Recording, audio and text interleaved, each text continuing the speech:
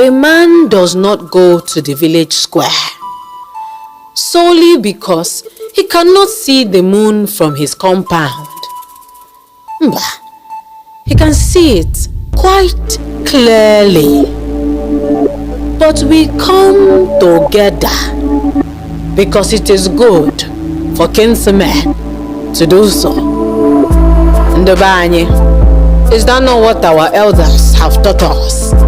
That the warmth of brothers is a different kind of fire. The kind of warmth that is good for our bodies and our soul.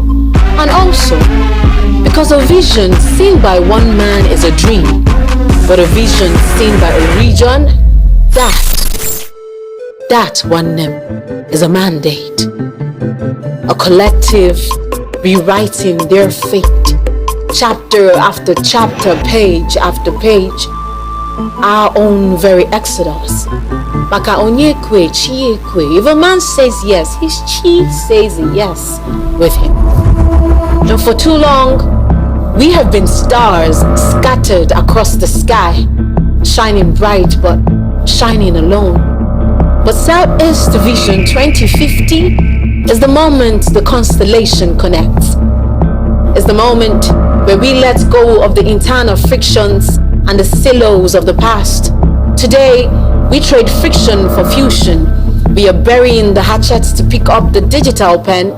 This is the era of regional reintegration. We are weaving a seamless economic fabric where when one state breathes, the whole region pulses. Our governors are the lead architects, by the way. 5 visionaries building one fortress. Look at the blueprints they are laying down. In Abia, we are tapping into the industrial heartbeat of Aba, turning it into a manufacturing powerhouse. Call it China of Africa. Anambra, we are championing the development of new cities to redefine the industrial landscape in the region. What about Ebonyi? Ebonyi, the salt of the nation, is becoming the bedrock of agriculture and infrastructure, feeding the vision from the soil up. In Enugu, the coal city is reigniting.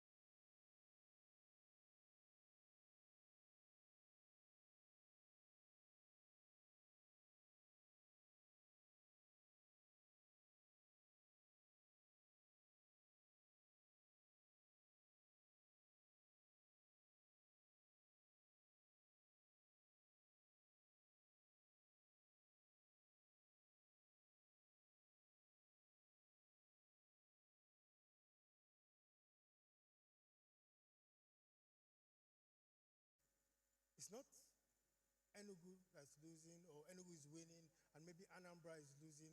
It's actually the Southeast that is losing. Because if the ease of doing business, right, the business environment is consistent across the 5 states, ultimately the region itself becomes more competitive, both locally and nationally. The other point I did want to make is that why we're here is it's not just to envision a prosperous Southeast that will only serve the people of Southeast. If we do that, again, we're shooting ourselves in the foot, because you're really playing and focusing on building this El Dorado for only 22 million people, $40 billion GDP. There's a wider market of Nigerians of 250 million. There's Africa almost at 1 billion, and then there's the rest of the world at 7 billion. So we want to, our view and where we want, in terms of shaping our direction, is that we want Southeast to be a preferred investment destination, not just for Igbos, but for every Nigerian and for every international investor. Because that's the only way our hotels get full, our airlines get full, the regional, the concession that the Enugu State Governor has gotten by taking over the international terminal and the entire airport in Enugu. To hit 3 million visitors, which is the target of the state, you need 80 to 90 flights arriving every day. If you build an economy that is just for Ndi Enugu or just for Ndi Igbo in the Southeast, you can't even get up to 15 flights. So it's about opening up, expanding our horizons, working closely with our partners and our brothers and sisters across the divide to build a competitive economy. So on that note, I want to say thank you for the attendance, thank you for the participation, but we're only at 50%. We have 2 more days to go. The agenda is excellent today. We can't wait to get and listen to the next speaker who's coming up. I'm sure the MC will do the introduction, but really just to say thank you all. Get ready to contribute those pragmatic ideas that give us a sense for what the people truly want. Last point I want to make is the easiest thing for SCDC to have done is to hire a consultant and say, nah, just go into my office and write this thing and bring it out after 1 week or 2 weeks, and we launch it as the plan. But therein lies the problem that we have been facing as a nation, as a country, as a continent. We tried to, as much as possible, democratize development planning. Opened up the emails so that anybody who feels they have something to contribute can sign up, get their registration details, come here, and we have rapporteurs, 6 in this room, that are recording every single inch of what you're saying. Same thing in the other room. So that the plan that eventually comes out for validation in 6 to 8 weeks is a plan that represents the aspiration of the people of the Southeast. That's the way we can get that plan to be implemented. So on that note, I want to say thank you all for being here, for joining us. The last 2 days have been great, but let's drink some more coffee, drink some tea, and get ready for the show. Thank you very much.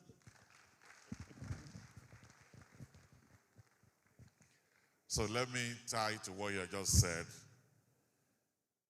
Because we need to do this for the Southeast, one point is very clear. Systems matter. And the man that will be telling us why systems matter is a professor of economics, former chief economic advisor to the president, professor of economics at UNN, and one of Nigeria's finest brains in economics, globally recognized. It's therefore my pleasure and honor to tell us why systems matter, to welcome here Professor Osita Omu, OON.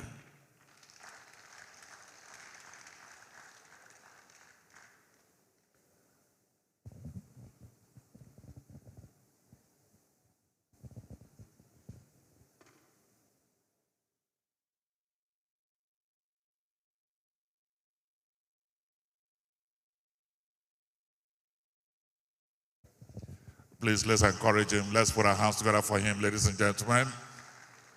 so that his friends and colleagues in Washington and Milan will know he's delivering a paper here. I welcome him.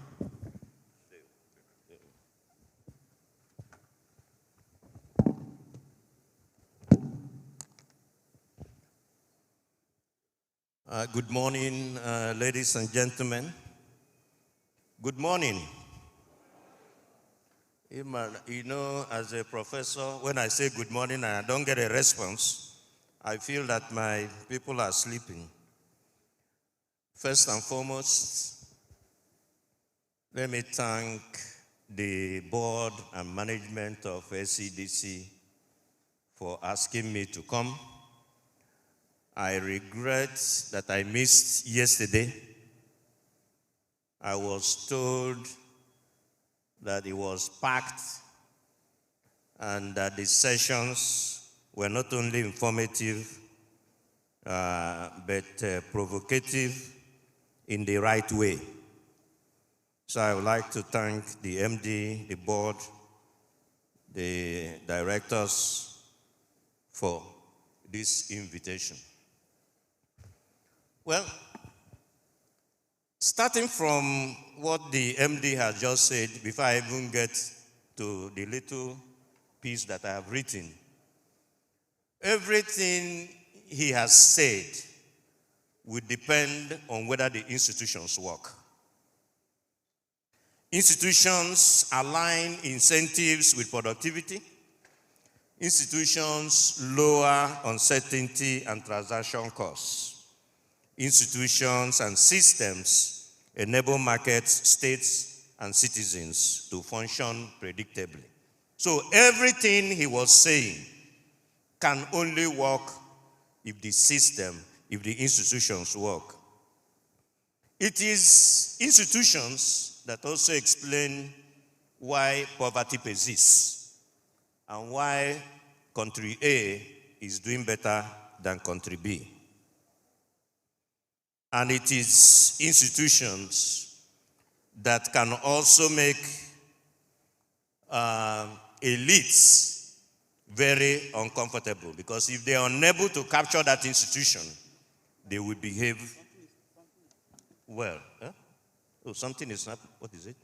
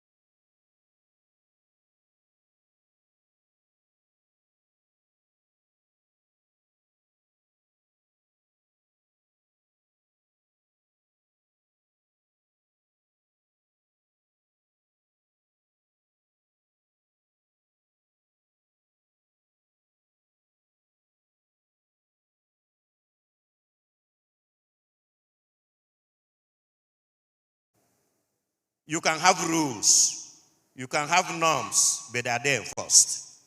And we know in this country, the bridging of this enforcement is at the heart of the matter. In the context of infrastructure,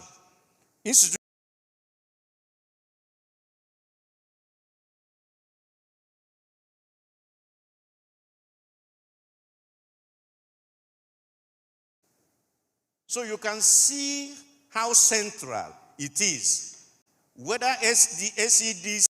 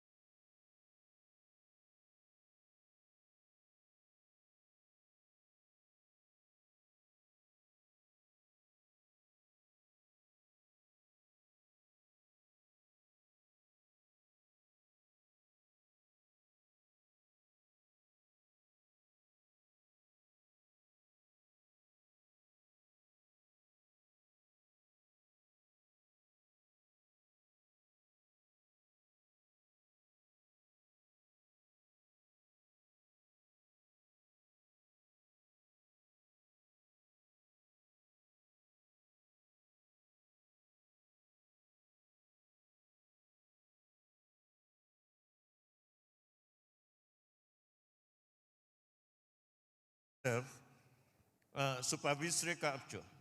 Many of us may not know that when a federal government awards a road contract, it is the contractor that pays for the officials of the ministry to come and supervise the road. And then you begin to imagine, what are they supervising?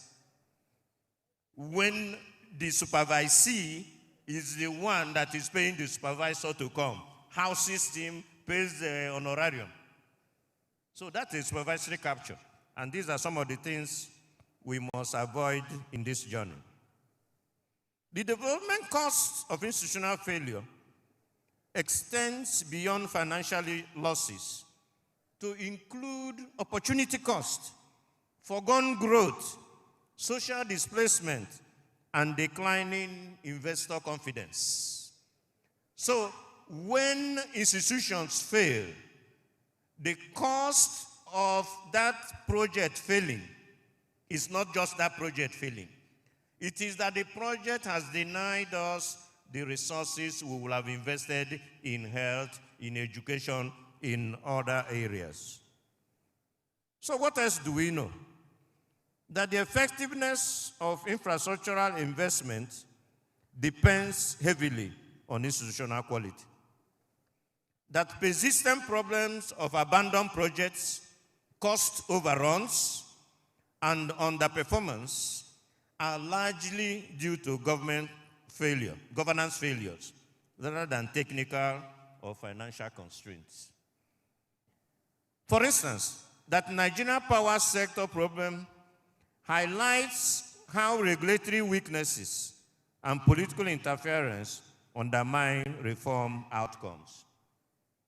If SEDC is going to function the way we think they have envisioned, they must be protected from political interference. Political interference creates elite capture, and that will undermine the effectiveness of the institution. Let's look at a few examples.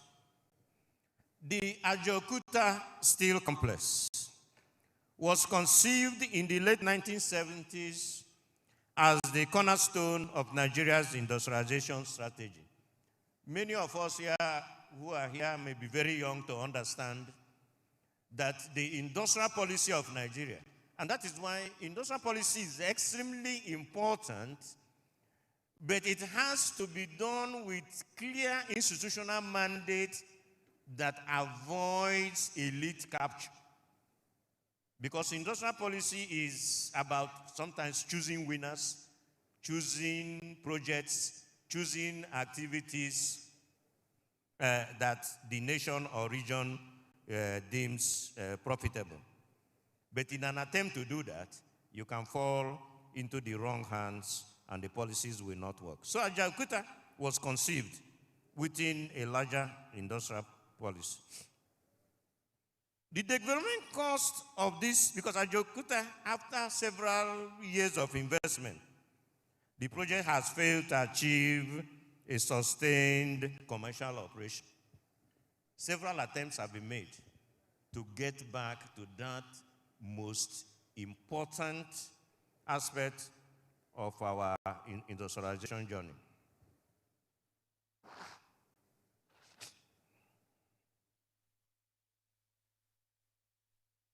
The development cost of this failure is multifaceted. Financially, Nigeria incurred substantial soft costs and later paid compensation following failed concession arrangement. Why did the concession arrangement fail? Institutional failure. Economically, the absence of domestic steel production constrained industrial growth and increased reliance on imports. Institutional factors including policy inconsistency, weak contract management, and inadequate complementary infrastructure played a central role in the project failure.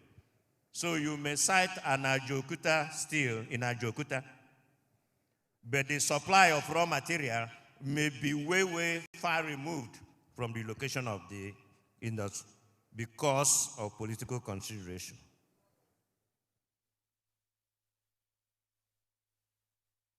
If you go to road, dams, and abandoned projects, and I have a few things to say about this.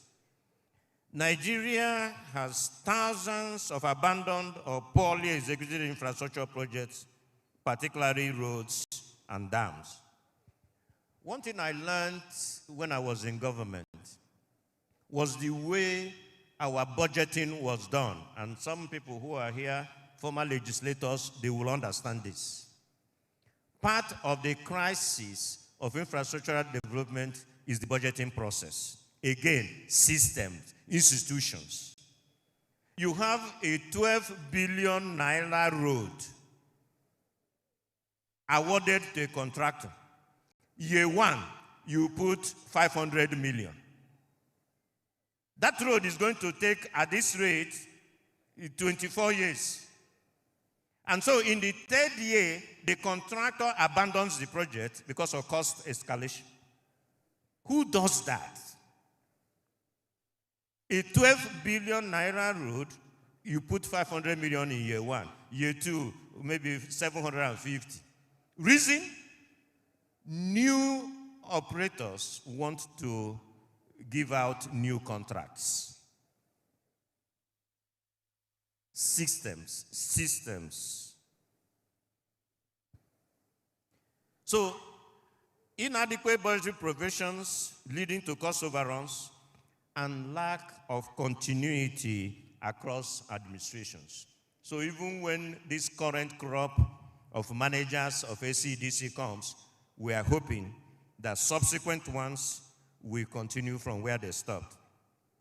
The development costs includes wasted public funds, reduced connectivity, higher transportation costs, and social displacements, especially in rural areas, where, for instance, these projects, maybe whether they are roads, whether they are dams, are because they have been abandoned.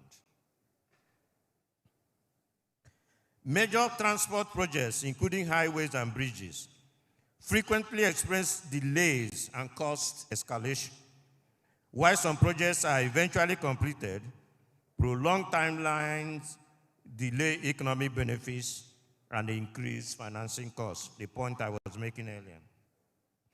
Institutional weaknesses in contract administration and interagency contribution contribute significantly to these outcomes.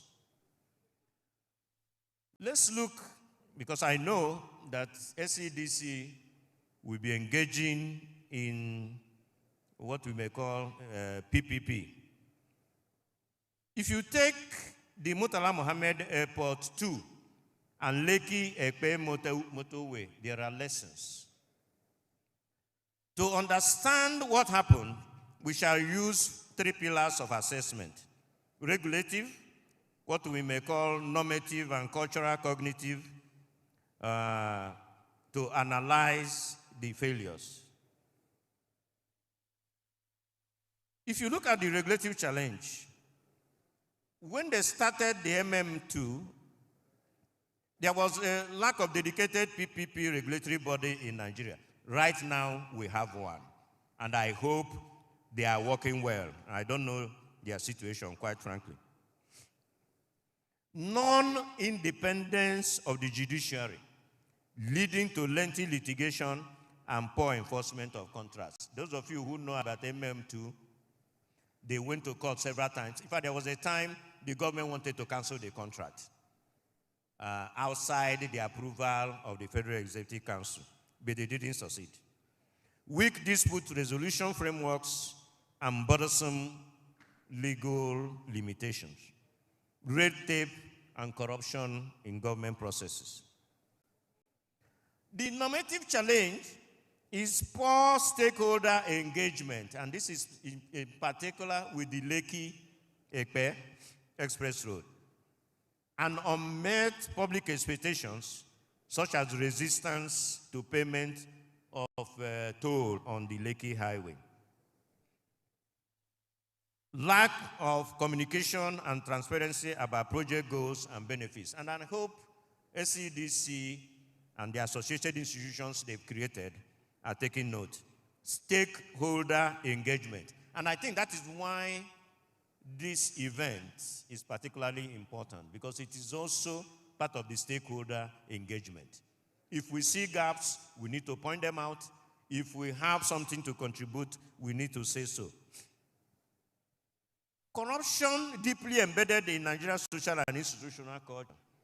You know, yesterday we were discussing the two publics, and I was saying that the two publics has even collapsed. The two publics were that before now, we used to observe that people were ethical when they managed local resources. If you made someone a PG of town, they were very careful with the resources. But if you make that person a permanent secretary in a federal ministry, they treated that republic differently. So there were two republics. The way we act in Republic A, the one that is home, is different from the way we act in Republic B. But even that is beginning to collapse, because even PGs and people who govern at the local level are beginning to misbehave. Individuals and political interference in project procurement and execution. Limited local skills and knowledge of PPP. In MM2, the issues were funding delays, government non-compliance with contracts, and disputes over concession terms. You have signed an agreement. A new regime comes, wants to revoke that agreement. In Lekki-Epe motorway, the problem included lack of transparency, stakeholder opposition to tolling, and political interference in the bidding process. These are the stand posts that we must walk and watch against. Economic and social costs of institutional failure. If you look at the economic costs, institutional failure raises the cost of doing business and constrains economic growth. High logistics and energy costs reduce productivity and discourage investment. Public resources absorbed by inefficient infrastructure projects constricts the fiscal space, limiting spending on social services and human capital development. There's a great deal of expectation as to what we expect from a regional body like SEDC. I was told that yesterday this was made very clear. A lot of us in the Southeast are looking at this institution to champion regional integration, to champion the creation of one market, to champion the creation of one labor market, and so on and so forth. But in order to do that, they first of all have to have their acts together, have good governance structures, good systems, And that system is not limited to internal system. The system is also about how they observe the rules of the game, whether set by them or set outside. Social costs include displacements without adequate compensation. They are going to be doing rail, you are going to be doing regional road, unequal access to services, and declining quality of life. Weak infrastructure as a result of weak institution exacerbates regional inequalities and undermines social cohesion. This is a very sensitive issue for some of us because high inequality undermines citizens' rights and responsibility and erodes the solidarity required for nationhood. If I may say so, we don't create institutions for institution's sake. We create institutions in order to deal with issues of inequality, poverty eradication, and social welfare. That is why you cannot celebrate reform as an outcome. Reform is not an outcome. What you measure is the result of the reform. What we will measure SEDC against is how they have transformed Southeast. The indicators. In fact, I will advise them to have a baseline right now, so that we can say in 4 years' time, as a result of the emergence of SEDC, properly run, respect institutional norms, we have achieved A, B, C, D. Almost what you may call before and after. What was there before? We have introduced you. You have gotten this amount of money. What did we get? Did the lives, the welfare, the prosperity of our people improve as a result of these activities of this institution? That is at the crux of the matter. Because sometimes I hear our people celebrate, we have done this, we have done this. What are the consequences of what you have done? How do we measure the outcomes? Extremely important. Why institutional failure persists? Institutional failure persists due to weak accountability. This is a word that we must, etch in our minds. Accountability is at the heart of the problem of this country. Actions do not have consequences. You do things, you get away with it. We are hoping that with the operation of SEDC, accountability will be the watch. In fact, it is not weak accountability that we have now. In fact, we have the absence of accountability. Entrenched corruption, that's why institutions fail. Political interference, over-centralization, limited technical capacity. In Nigeria, it is not weak accountability. It is a pervasive no accountability ecosystem. Somebody is simply removed from office for having embezzled money, no other consequences. No one is held responsible for failure. This no accountability syndrome creates incentive for what I call anyhowness, inefficiency, and reduced pressure on public servants to perform. I have a few strategic recommendations for SEDC. They may take it, they may not. I want to suggest that Mark Okoya and his team should take stock of all federal government abandoned projects in the Southeast, both physical and social infrastructure, and classify them intelligently to show cost effectiveness and expected impact on completion. Take stock of all federal government abandoned projects in the Southeast. seek the mandate of the federal government MDAs to take over the viable projects and complete them as SCDC projects. Appoint a small group of technical advisors, a mix of engineers, finance experts, economists, lawyers, quantity surveyors, to advise and monitor project planning, implementation, and evaluation on an ongoing basis. This is also part of stakeholder engagement. The Secretariat of SCDC cannot be all-knowing. Do projects that have regional integration implication with the attendant economies of scale. That they already know.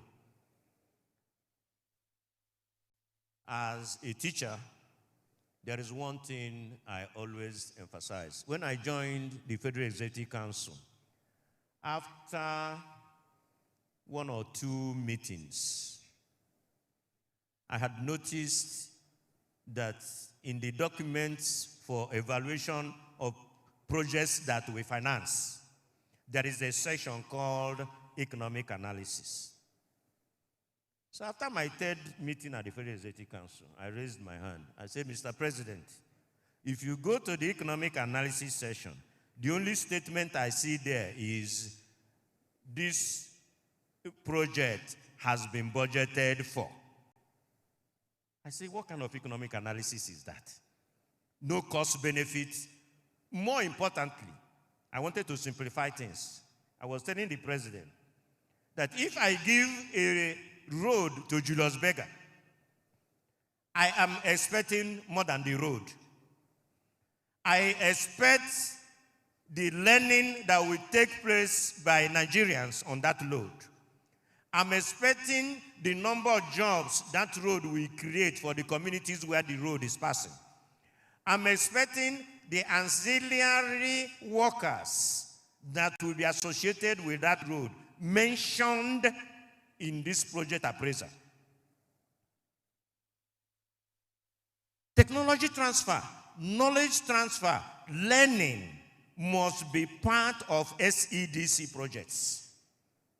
We can't build a rail line that we cannot maintain after 10 years. So learning must be embedded as part of, it's not incidental, it is not an afterthought, it is a requirement of project appraisal that knowledge transfer, technology acquisition becomes part of the business. If you study China, and some of us have been studying, you know, when China wanted to acquire the speed rail technology, they tried on their own and failed several times. They said, well, Japan has it, Germany has it, France has it, let's invite one of them. And I think they invited France. And they said, we need 60 trains. First 10 trains, you will bring them completely assembled from France. The second 20, you will bring into China and assemble them here with our own engineers. The balance you will produce from scratch in China. Well, you guys know the result. By the time you will finish assembling the trains in China, they have acquired the knowledge and they can build speed trains. So part of what SEDC must also do, well, China is able to do this because fundamentally they have also built skills. So I want to put on the table, SEDC is not simply a physical infrastructure agency. It is also a social infrastructure agency. Because the word is Southeast development. And development is not simply physical infrastructure. There's also social infrastructure in education, in health. I have told Nigerians we have not even a single world-class engineering faculty. So how do you hope to advance this country without one world-class engineering faculty? So learning, technology transfer, capacity building, explicitly stated and monitored as outcomes of the projects that we are going to be working. That's how systems function. That's how you benefit from systems that work very well. Finally, I want to encourage this institution to strengthen their governance and transparency in infrastructure procurement, improve institutional capacity for project appraisal and monitoring, ensure continuity, regulatory independence, and expand credible public-private partnership frameworks. If we do this, I think we'll be on a path not only of recovery, but on a path of a new dawn that will set us apart from other regions. Thank you very much.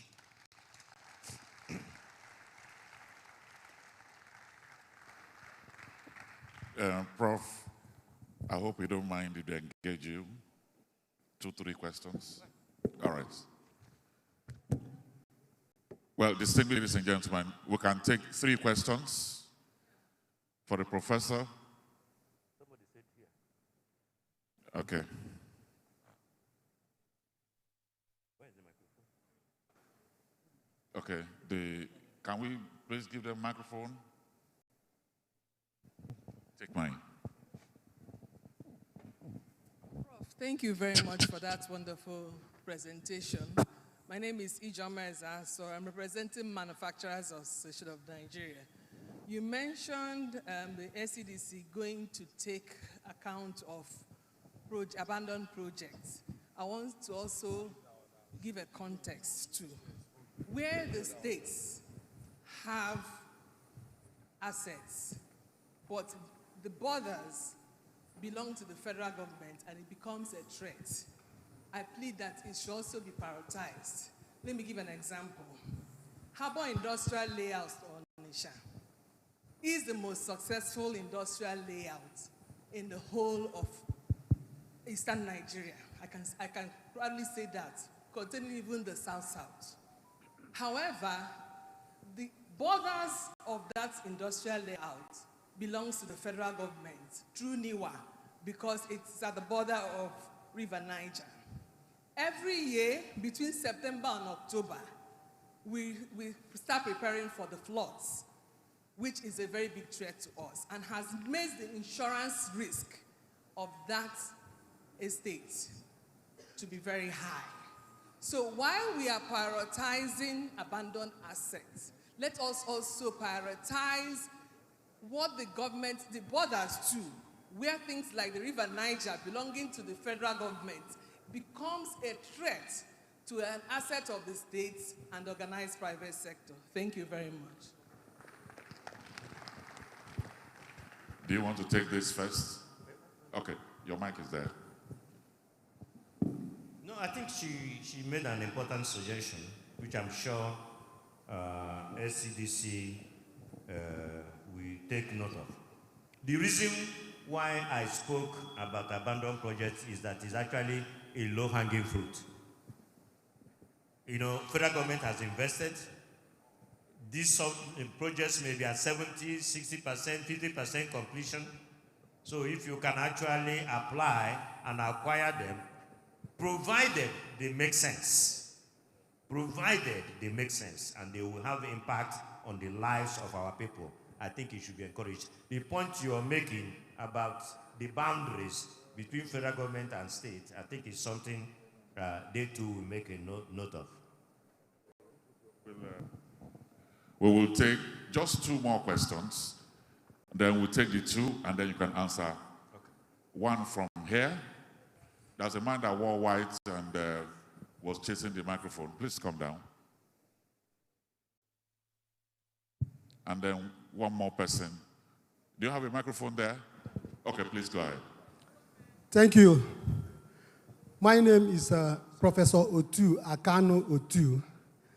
I also want to make a comment, not actually a question. A comment still on the issue of taking over abandoned projects. I want to believe that it will not be necessary for SEDC to take over abandoned projects by successive governments. My reason is that we are talking about measurability. Don't forget that the speaker, the last speaker, or the resource person told us that at the end of the day, SEDC should be able to tell us where we were and where we will be or where we are now when they finish their work.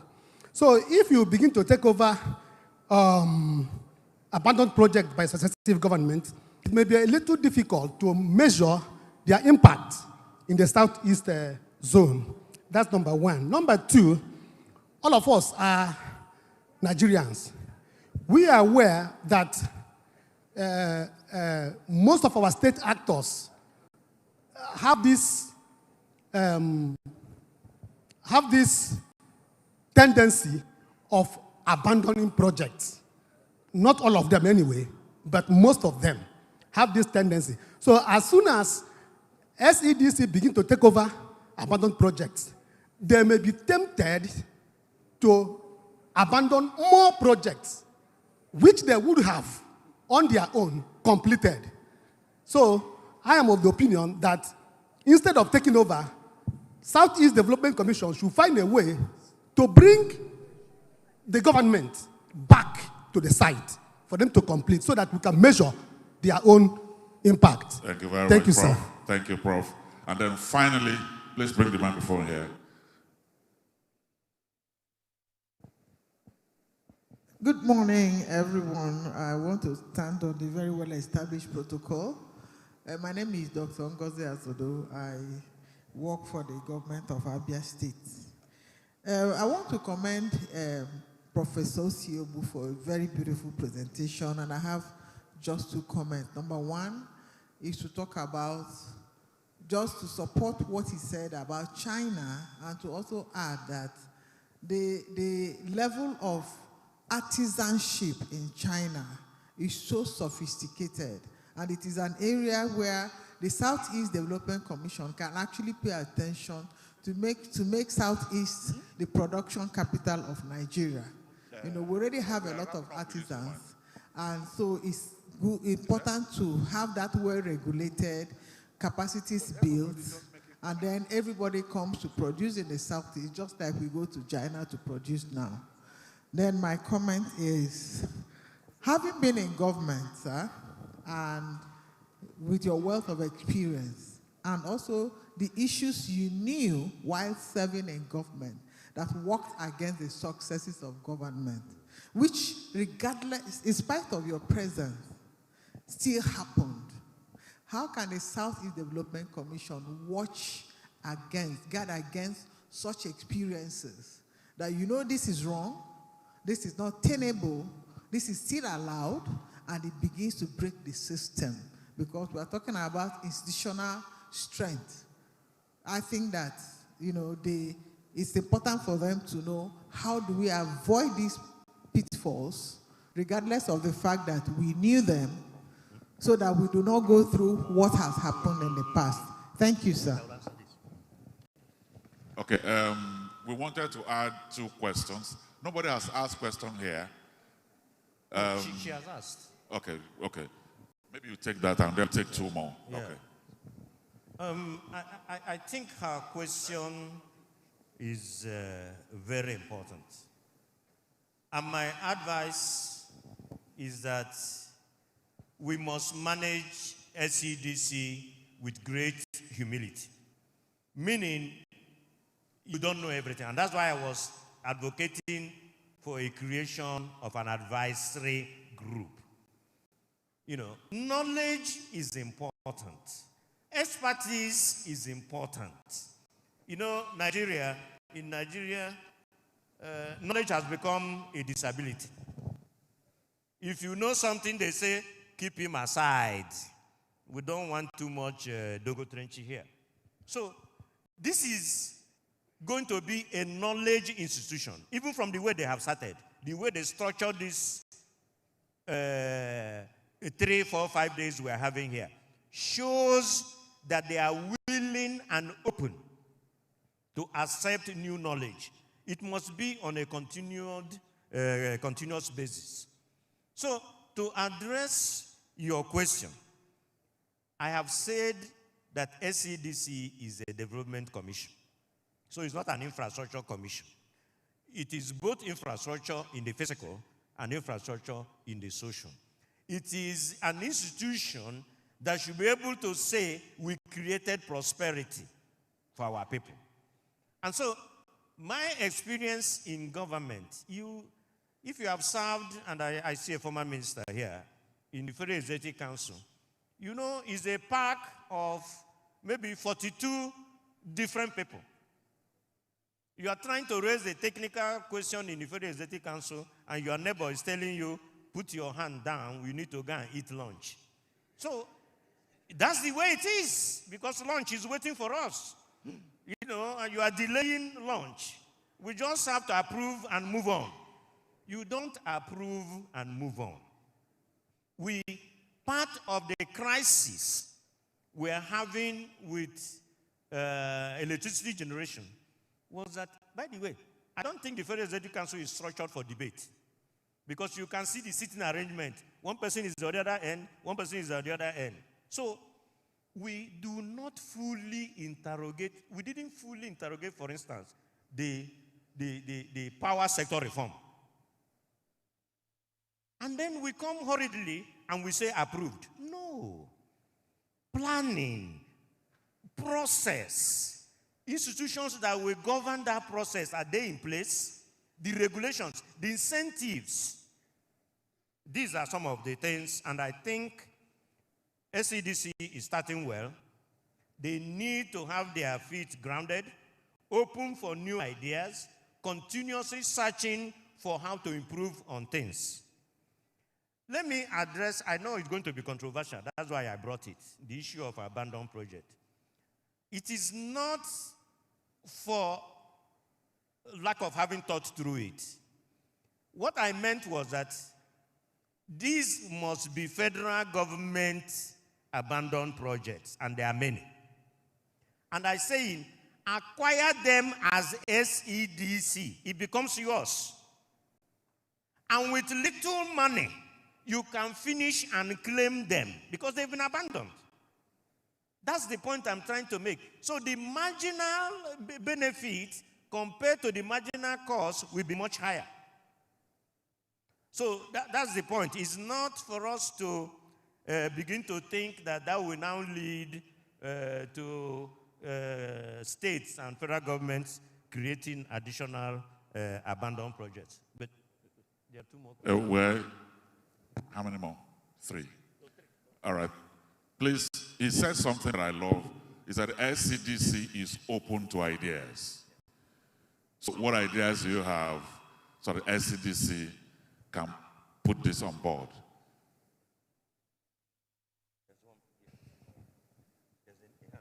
Okay, so anywhere you point to, I will take it.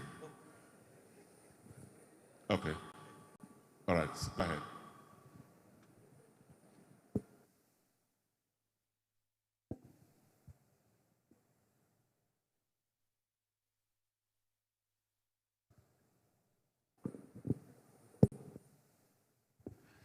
Thank you, Prof, for this beautiful presentation. My name is Sylvester Uzoama.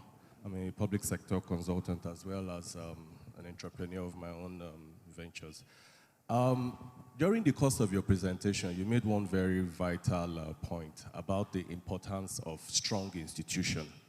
And we know that in Nigeria, strong institution is more like an aberration because almost every institution has a substantial amount of political interference that goes with it. We're lucky to have a very fantastic team in SCDC today with a tenure of about 4 to 5 years. But we both agree that there might be no guarantee of this in 5 years' time. So my question, and probably a suggestion to you, is how do we ensure that the strength of the institution is maintained beyond the visionary team of today, in ensuring that 15 years from now, or SCDC target of 2050, we will still be able to say we have an institution that is accountable to the people and still very cogent. That's number one. Number two, as a region, we already have some level of communal and cultural ways we keep ourselves accountable. We all have town unions, Umunna, and the rest of it. At least once a year, there's a level of report feedback that the leadership must give to the people in a way to ensure that the people see them as competent to continue doing what they've been selected or elected to do. So my question / suggestion is, how can we collaborate with SCDC at this early stage to ensure that some kind of feedback report mechanism that makes it impossible for even an incompetent next batch of leadership to not rise to the occasion, because the people will have some regular feedback mechanism from them that will hold them accountable to the standards and trajectory that we've set to achieve. How do we ensure that the people can have an impact in their activities and their performance evaluation periodically? If it is put in the initial stages of SCDC, it will remain a culture that can ensure that we can hold them accountable. And that is one of the ways that institutions become strong. Thank you. Thank you very much. Prof, we'll take 2 more, and then you can... yeah. Okay.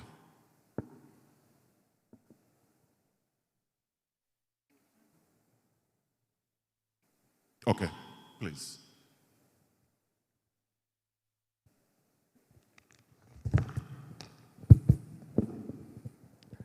Thank you, Prof, for your presentation. My name is Tobi Okechukwu. I work with the SCDC.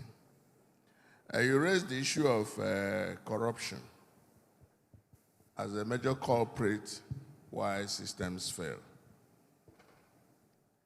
Then there is also the issue of planning. I would like you to compare the two. Planlessness and corruption, which one is the major culprit? Because I know when you plan, you ensure that there are some guardrails for corruption. How does that interact when stakeholders push? Instead of planning, taking time to plan, how does that interact with ad hoc arrangements?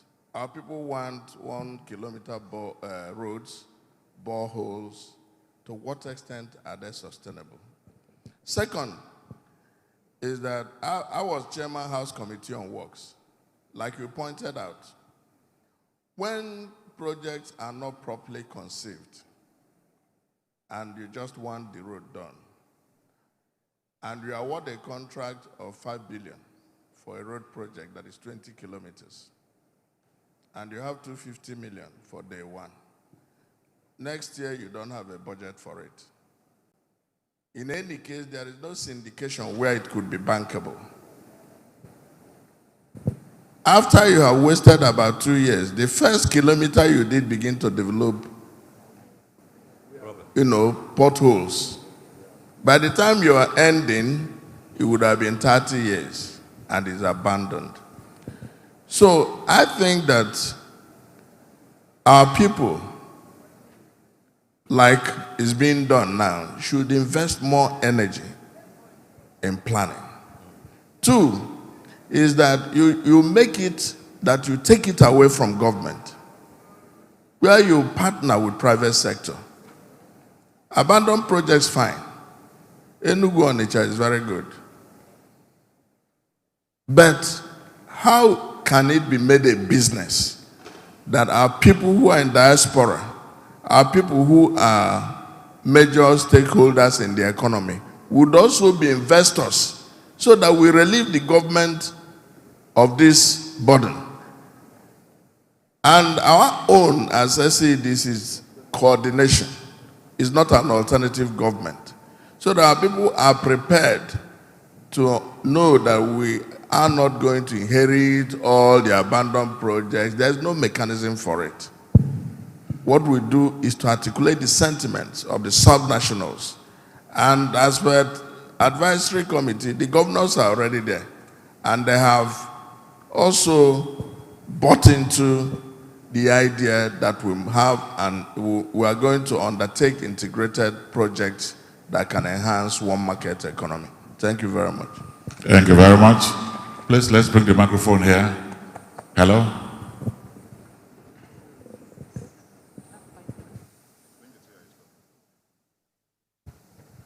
Good afternoon, everyone. Yes. My name is Ganiru Okoro.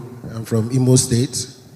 And I spent the last 10 years drawing up my own Vision 2050 for the Southeast. I spent the 10 years before studying the United Arab Emirates and seeing how they did what they did. Now, my questions are, in a country like the United Arab Emirates, which is very similar to the Southeast, it's built and they behave regionally. The regions are interrelated. Dubai is like Imo State, Anambra is like Abu Dhabi, Ras Al Khaimah is like Enugu. How do we set our goals and expectations where the abandoned projects are not sustainable to continue because we need to operate on a new operating system? How do we grade ourselves on our achievements where we have to spend more than 10 years reorienting the population and teaching them on what we need to do without visible results? How do we grade ourselves? How do we keep the population moving? And then how do we rate it? In Dubai, when I got there in 2005, they were halfway planning for Expo 2020. And they were in full force as if it was going to happen in 2006. So what milestones do we set for ourselves to know how close we are to our goals? And how do we keep us going when it looks like we are not achieving the goals in the short term? Okay, so what we'll do, I'm sure that has captured what is in your mind. So we'll come here. Microphone this way, and that'll be the final one. Yeah, good morning, Prof. My name is Nana Ude. You have clearly exhausted the topic on institutional failure and its consequences, and you gave examples of incidences of institutional failure. Are there any success stories in Nigeria you can share with us so that if it is possible for SEDC to copy shamelessly, they can copy such success stories? Because you spent a lot of time depressing us with the examples of failures. But I believe that there should be one or two success stories in your research as a professor that you can share with us. Thank you very much.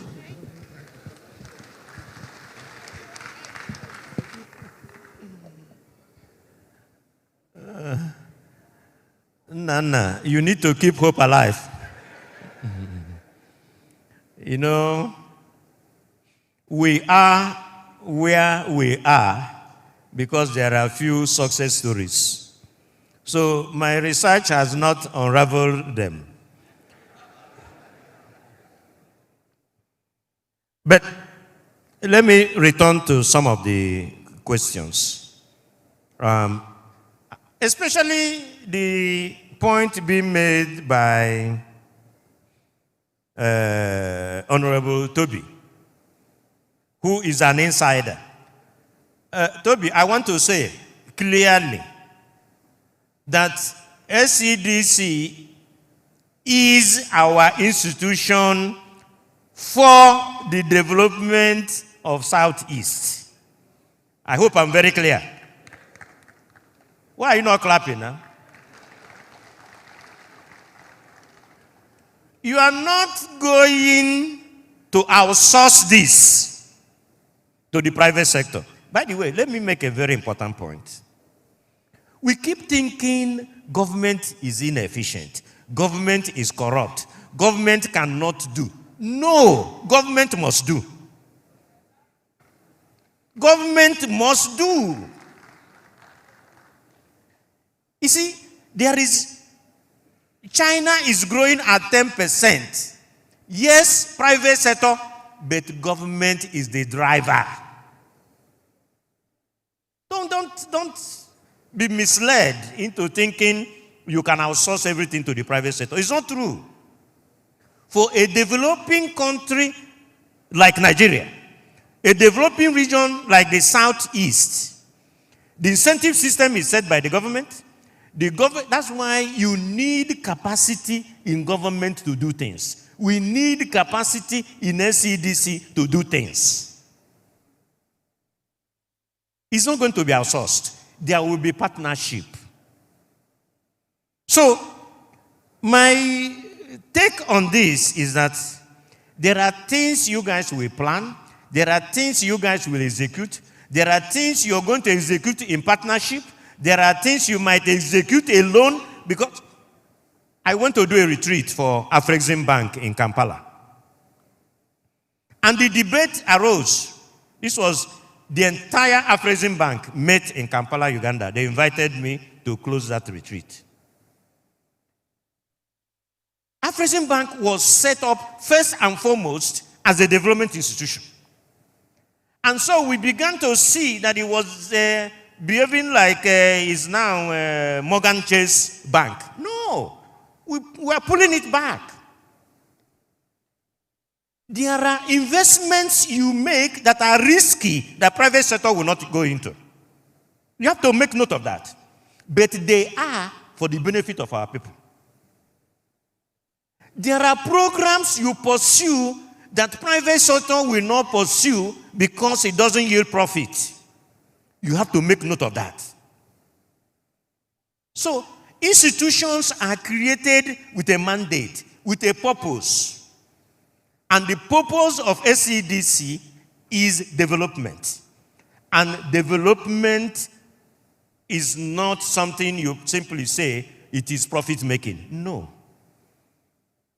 To create prosperity, to build capacity, to improve welfare will require deep thinking, resources, both within and outside the institution, in able to achieve them. So I want to make that point that states are critical. State agencies are very critical, just like SCDC. Planning or corruption. It is not planning or. You must plan diligently too. And planning answers the question somebody spoke about milestone. In the planning, you then institute milestones, feedback, how you're going to measure the outcomes, the mistakes along the way, how you correct those mistakes and have a feedback loop. These things are critical in the planning phase.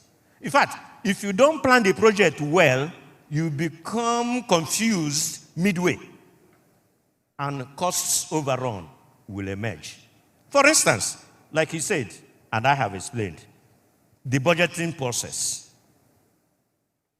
Why do you have a 12 billion project and you have only 250 million in year 1, year 2? When are you ever going to finish it? The reason is simple. Other people want to award projects and make money from it. So these things, the reason why you start early to put guardrails against corruption is that you're building the institution from scratch. You're setting the rules from scratch. You're setting the norms from scratch. You are holding every officer of the institution accountable. And there are punishments for not obeying the rules from day one. And so your manuals are going to be robust. The operating manuals, human resource manual, whatever manual as to how do we appraise projects, they have to be very robust. Corruption is a human failure. It is because of largely greed, this is why this institution is a bit different. Because part of the aspect of our national corruption is because there's no sense of nation. We are a country not even aspiring to be nation. And so everybody is going to their backyard, carrying budgets to their backyard, distorting things because you don't believe that this nation exists. But this one is our own. And so we are not going to allow those kinds of things to happen. Culture of continuity. I wish there is an insurance policy that SEDC can take, but there's no insurance policy. They have to do their best while they have the time and set the structures in such a way that no one can alter them. Set them in such a way. And by the way, the duty of this continuity lies on all of us as watchdogs, as those who are watching and monitoring and reinforcing the activities of this institution. So, first they have to build policies and manuals that give them that solid foundation that others can build on. If you bring bad operators, which is part of institution, they are going to mess things up. And we have examples all over of how these institutions have messed up. That is why I said at the beginning of the lecture, it is not the amount of money. It is the institutions that transform money into prosperity. If the institution is weak, no amount of money you will give them will transform anything. And we have example of NDDC with billions, with MDs being changed every 2 years or 1 year, and nothing has happened. So, milestones for our goals, different regimes coming in with different people, the foundation is critical. And all of us will serve as watchdog to make sure that that continuity continues. Let's appreciate this man. Thank you very much.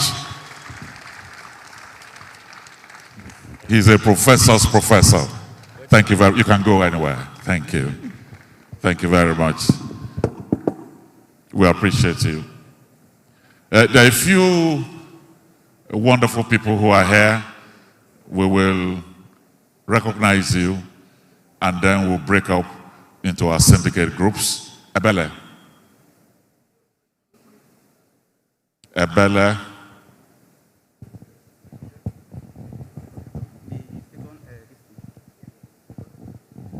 Thank you. We welcome you once again, ladies and gentlemen. At this juncture, we would like to take a few recognitions as we welcome the former First Lady of Ondo State who is here, ever so graceful, speaking of Her Excellency, Madam Betty Anyango Akeredolu. Good to have you with us, ma'am. Welcome indeed. I also know that we have the former Minister of Aviation and Aerospace Development of Nigeria. You all know him. He almost needs no introduction. You call him Ike Obosi, so I'll just call him Mr. Osita Chidoka. You are here. Good to have you with us. Welcome. It's been many days, many impactful days here.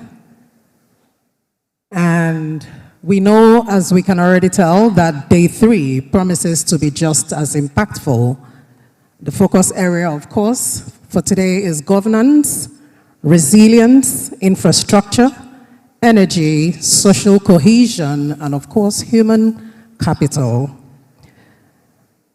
At this juncture, I would like to recognize the Executive Director, Lagos and Southwest Directorate of Fidelity Bank PLC, who is also the immediate past chairman of the Chartered Institute of Bankers of Nigeria. I know you are here, Dr. Ken Opar, you are in the house. We see you, we appreciate you. And you're not here alone. You are here with some very important people from your bank. I know the regional bank heads, as well as the regional or the senior managers of your bank. They're all here. We see you and we recognize you. Thank you for being here. I'm also told there's a goodwill message from the Managing Director of Fidelity Bank, Dr. Mrs. Nneka Onyealikpe. You will be delivering that. So with resounding applause, ladies and gentlemen, we now welcome Dr. Ken Opar to deliver that goodwill message. Keep the applause going. It would help him arrive the stage pretty quickly. Wherever you think is closer is fine. That's fine. Thank you for being here. And just as hinted, after his goodwill message, we shall go into the breakout sessions, which we'll hold here in the main hall and in the room just next to this one. Thank you. Good morning, ladies and gentlemen.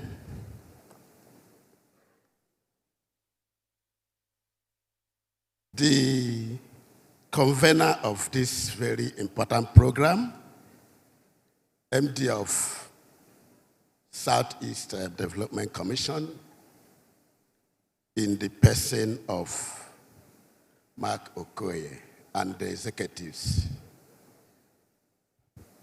The royal fathers that are here present, Your Excellencies, distinguished ladies and gentlemen, please permit me to observe the well laid out protocol, which already has been established.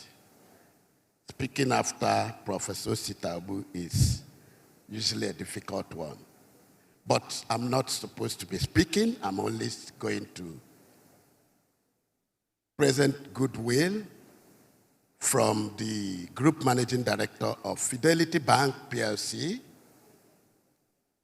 Dr. Nneka Onyealikpe, who is unavoidably absent. This program is very, very critical and key. That is something very dear to us as an institution, Fidelity Bank. And so you can see how excited we are to identify with this. Is also to congratulate the Southeast Development Commission for all they have done over the period since the inception, and also for making this event a reality. And I think they deserve a round of applause.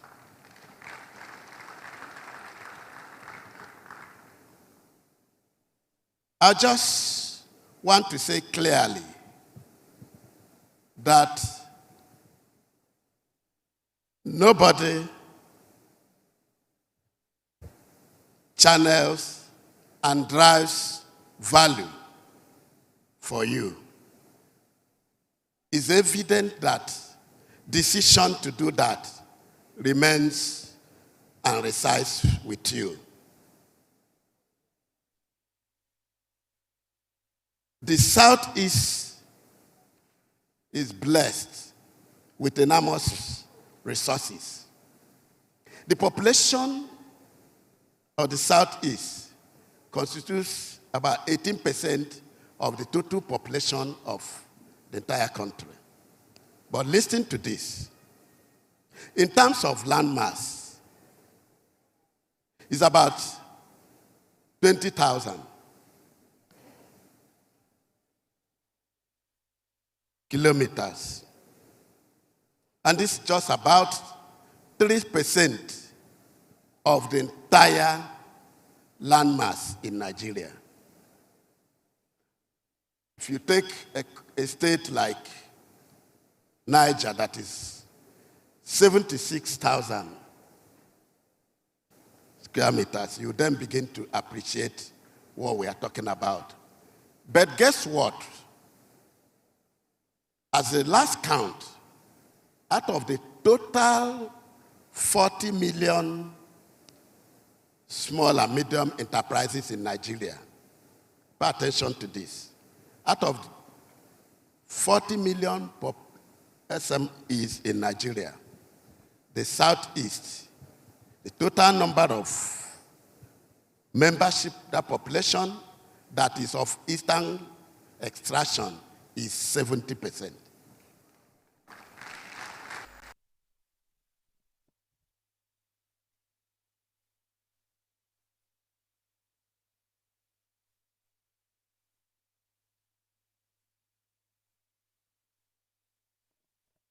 Put 80% of the population, of the employment generation of this country.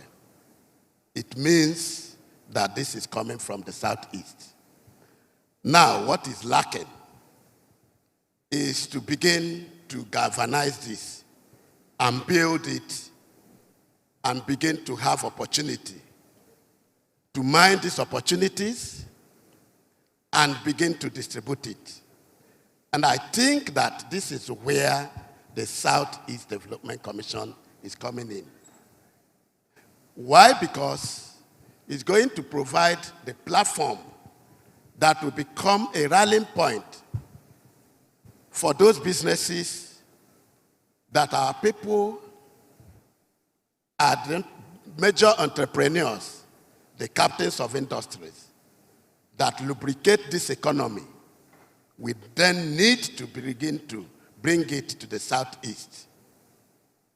And so if you pick, for instance, the industrial hub in Nigeria, Lagos, you look at the critical areas that drive the commerce of that state. You look at the Computer Village, the Balogu Business Association area, that's Panda, the Trade Fair Complex. You begin to see that the major contributors of that are the Southeast extraction. That again tells you clearly that going from this vision, we then be looking at how do we connect and listen to what the governors have said, but time has now come for us to begin to build and avoid and break silos. And one of the areas I think we need to pay attention, which of course SEDC will begin to drive, is to help to create what we call industrial cluster. And Professor Sitobu talked about the fact that in China, in India, and let me tell you something. In China and in India, 10 years ago, 60% of their GDP came from small and medium scale enterprises. But 10 years down the line, that number has dropped. Not because we didn't have small businesses, but basically because those ones have grown and has become big corporates. And so, if you look at the opportunities that are available in the Southeast area, agriculture, industrialization, and other areas, you begin to see that there's need to begin to work in clusters. And so when you get to places like Aba, where you have the leather and shoe clusters, small businesses that are operating in those areas may not have the resources to own the equipment, but we can do something. Create, under the industrial park, common facility centers where they can now utilize it and grow their businesses. And that, again, can generate employment, help to deal with security issues, and of course, also, as much as possible, grow the GDP. And then, of course, the other areas you ask yourself, what has happened to some of the facilities that are jointly owned by Southeast people? The cement factory at Nkalagu. If you get to the banks, for instance, the African Continental Bank, check back in the Southwest, where we had Wema Bank, as old as, and that is yet there. So we need to begin to build up cooperation and integration that will help us to begin to mine opportunities.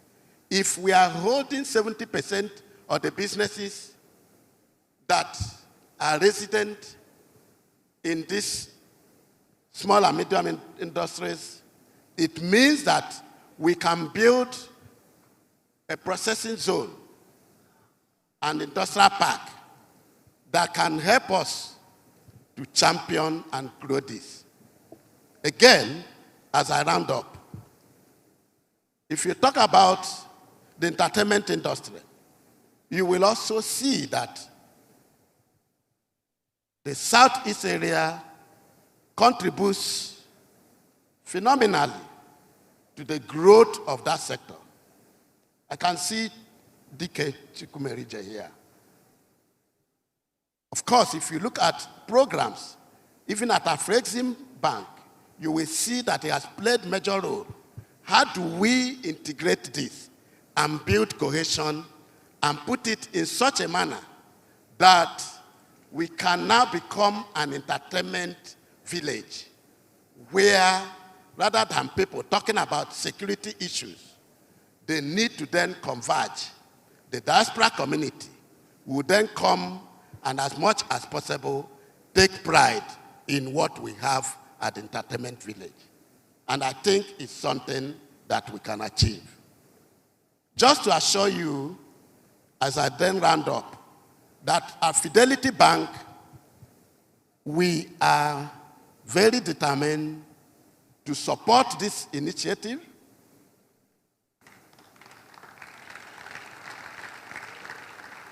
We provide advisory services because that is very important.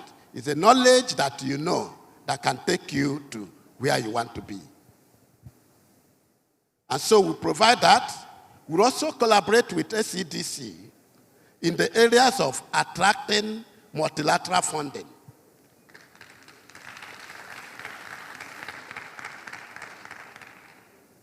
This is a critical region that cannot be ignored. And that is why it is said that anywhere you go, any part of the world, and you don't see our people, it definitely means that there's nothing in terms of trade that is thriving in that area. So I challenge all of us that we should no longer be just a talk show. Let us roll down our sleeves. Let's integrate. If you have 29,000 or thereabout, it means that we can have a common rail that moves from Aba to Enugu. And of course, as much as possible, the farmers can now move their goods.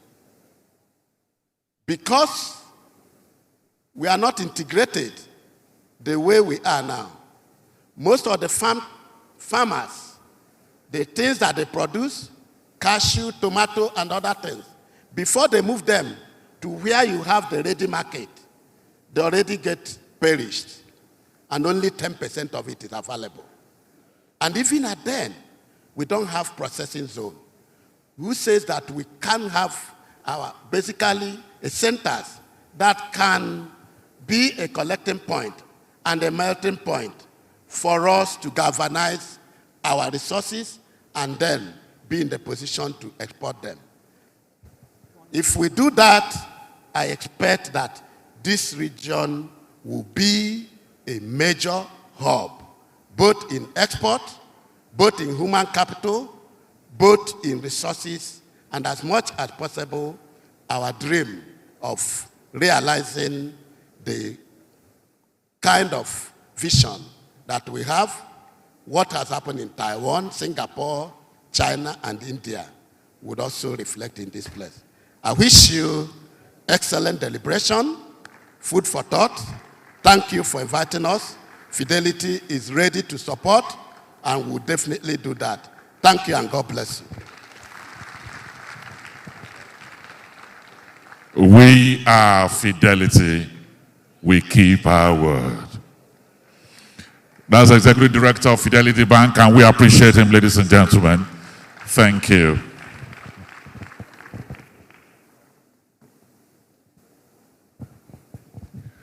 Let me quickly appreciate the presence here of Obaro Marvel Osa, Divisional Head, Bank of Industry, representing the Managing Director.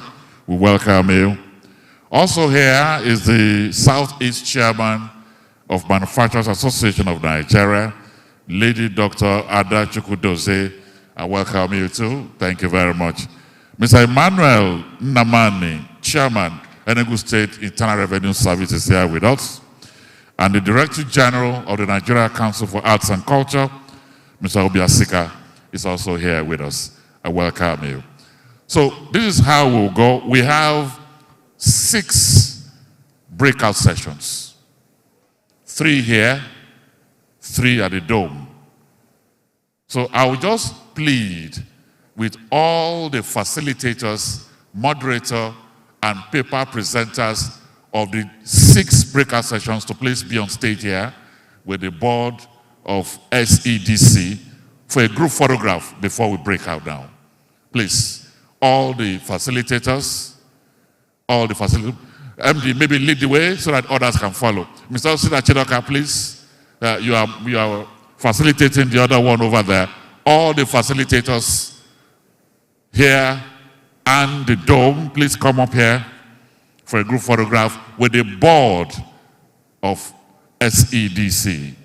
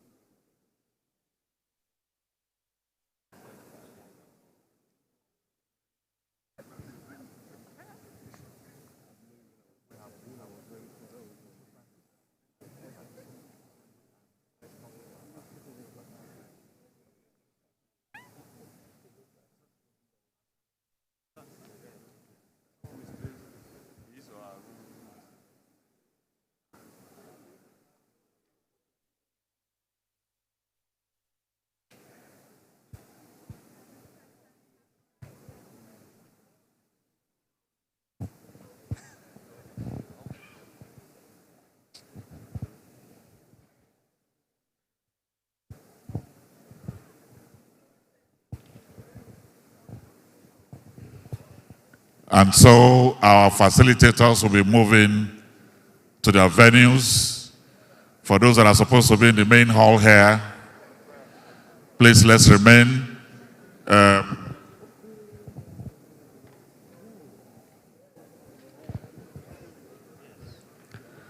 The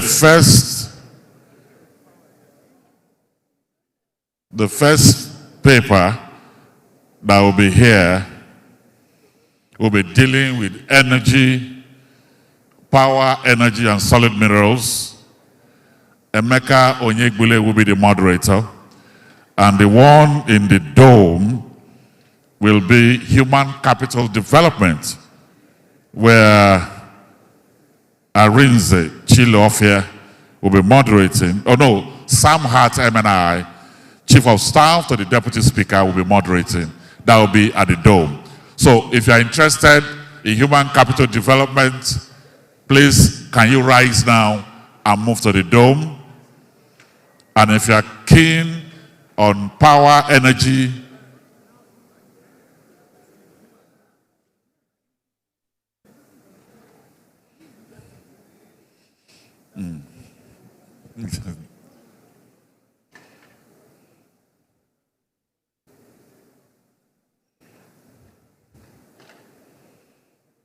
so for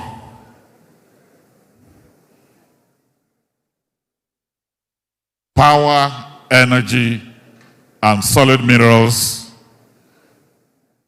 Executive Chairman Ismail Ahmad, Franklin Edochie, these are the presenters here.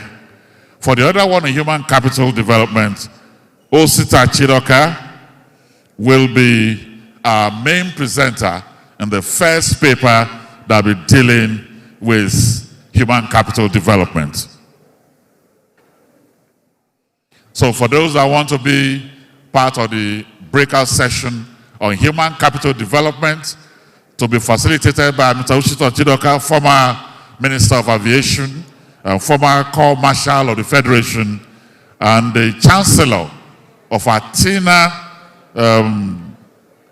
Center for Policy and Leadership, please go to the dome. Human capital development, the dome. If you're interested in power, energy, and solid minerals, please remain here.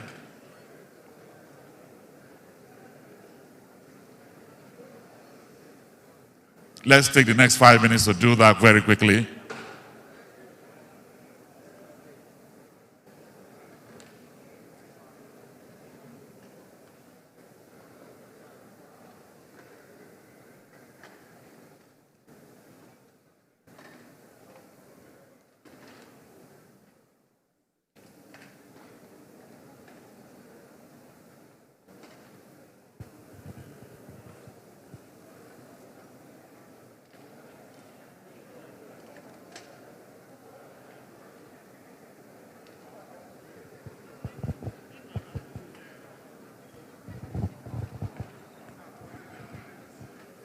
And there's a room key here.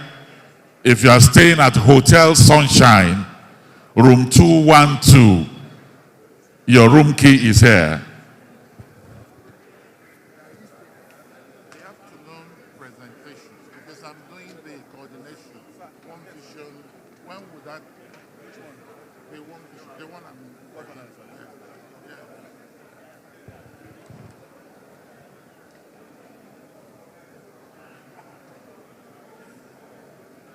Hmm?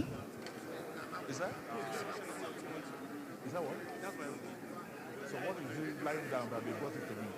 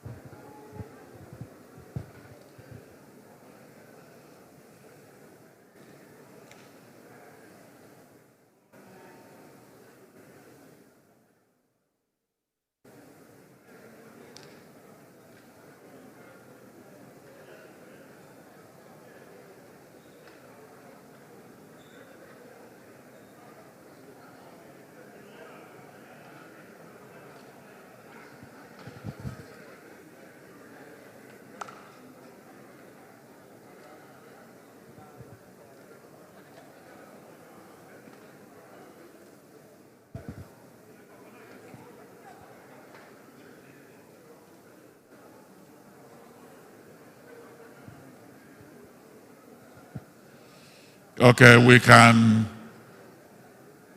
Let's start to settle down now, please. Let's settle down. This place is for power, energy, and solid minerals. But if you're for human capital development, let's quickly move to the dome. Let's quickly move to the dome.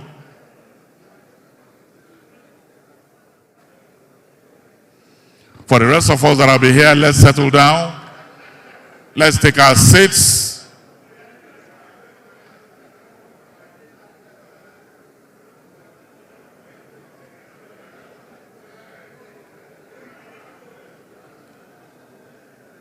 Let's take our seats, please.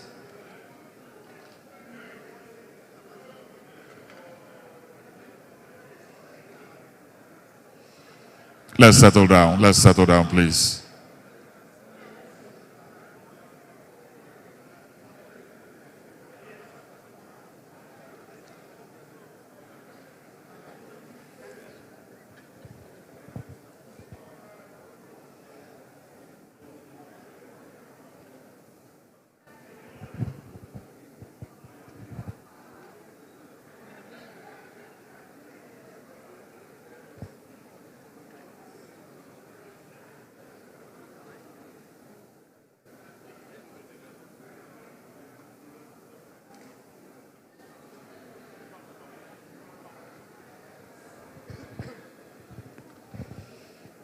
Thank you very much. Let's settle down.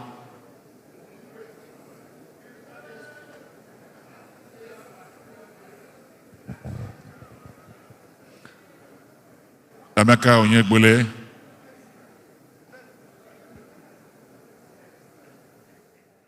We have done that. They have moved. They have moved.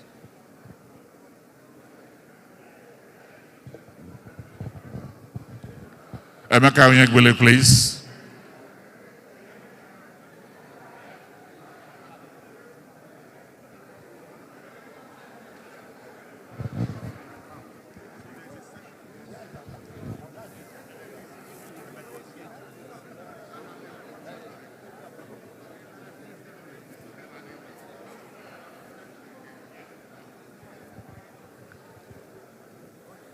Thank you very much. Those that are going to the dome, let's do that very quickly.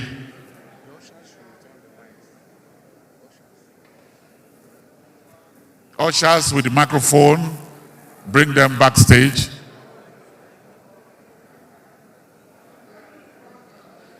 For the rest of us that are here, let's settle down now. Let's settle down, please.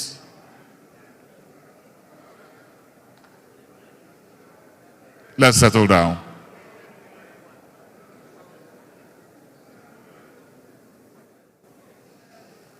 Thank you. Thank you. If you are going to stay in the room here, let's take our seats.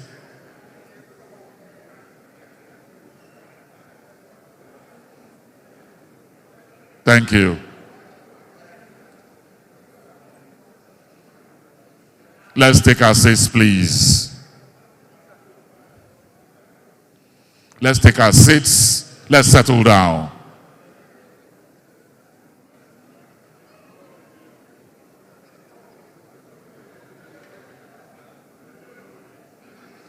Thank you. Thank you.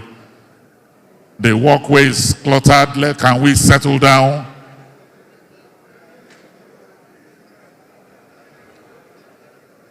Thank you very much. Thank you. Thank you.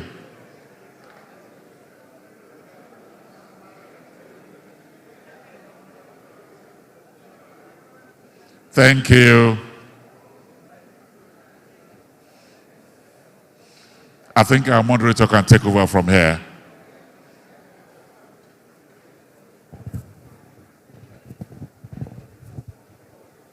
Thank you. Thank you, sir. Please, can we start?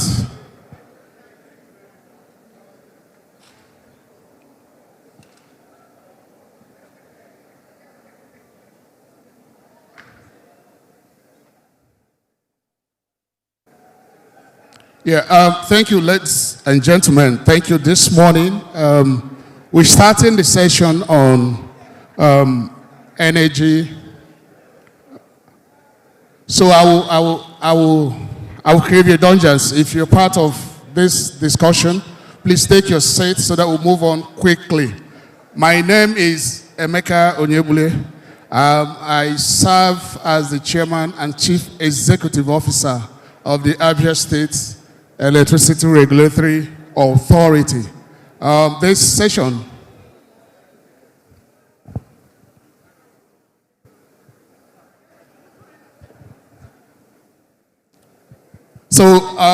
in this session, we'll be carefully looking at our energy-related issues, such a way to find some insight into the issues that are very salient and that have bedeviled our energy sector. Let me just start by setting you in the mood, just so you understand the magnitude of the energy problem we have. From the statistics from the Nigerian Electricity Regulatory Commission, in 2024, the Southeast averaged 300 megawatts per day. What that means is, out of the 25 million people inhabiting the Southeast states, we only enjoyed 300 megawatts per day. You can imagine juxtaposing this with our aspirations of industrialization. And it tells you that we are so far away from the starting point. With a population of 25 million having 300 megawatts on a daily basis, that explains the reason why we always have blackouts all over the place. The loss levels in the 5 East states is around the region of 38%. What that means, for every 1 kilowatt hour that we put on the grid, we lose 38% of it. Electricity asset in our Southeast is 62%, which means we have a significant portion of our people that are not using electricity. The transmission network is very weak. The distribution network also very weak. The distribution companies haven't been able to do a lot in terms of investment. You have very long distribution lines, almost 400 kilometers moving around. That explains why we can't get electricity to our rural communities. The metering in the market is a very serious challenge. And we know that a lot of people today do not have meters in the Southeast states. But what is important is it's a state that has been endowed, that have been renowned to have several resources that can address some of these concerns. So today we'll be looking at also what are the sources of energy we have in the Southeast states. How can we harness them to be able to power our industrial revolution, which we so much desire to have. In that space, we'll be talking about the conventional gas. There is gas everywhere, but just like water, there is none to drink. How can we ensure that we exploit the gas resources in our zone and in our region to be able to translate that into our dreams of building a very resilient economy for the Southeast states? We'll also be talking about alternative energy. A lot of things are going on in that space right now. How can Southeast states benefit from ongoing initiative at the national level, and also some other initiatives that the Southeastern states and their investors can actually bring to board. We will also be looking at other mineral resources that can also become a transformative agent in our journey to achieving sustainable, available, and reliable electricity. So on this bit, I have a team that will be working with me this morning. And I would like to introduce the presenter. He is the past immediate managing director of Acela, and he's currently the group CEO of Sales Energy Group. This man has over 30 years experience doing gas business in Nigeria, connecting communities and distributing gas all over the country. And I'm talking of no other person than Mr. Bolaji Osusonya. Please join me in welcoming Mr. Osusonya to the podium. as the presenter for this session. Thank you. A round of applause for him as he makes his way to the top. Also joining us this morning to dissect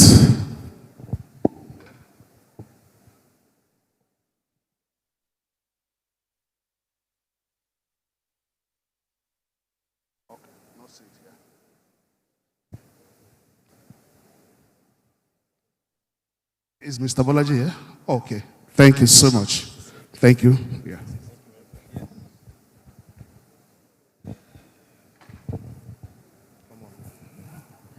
Start from the beginning. Is this yours? Yes, this is mine.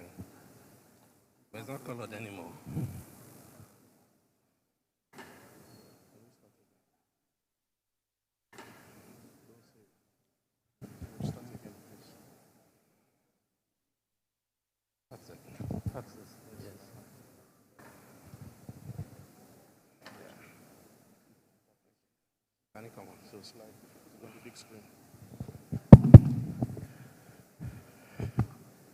Good afternoon.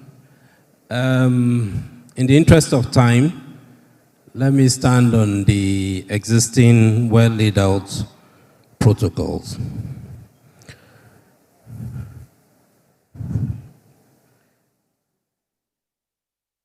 Let me start by saying how pleased and honored I feel to stand in front of you to speak to the theme of the day, which is charting a shared path to sustainable prosperity for the Southeast.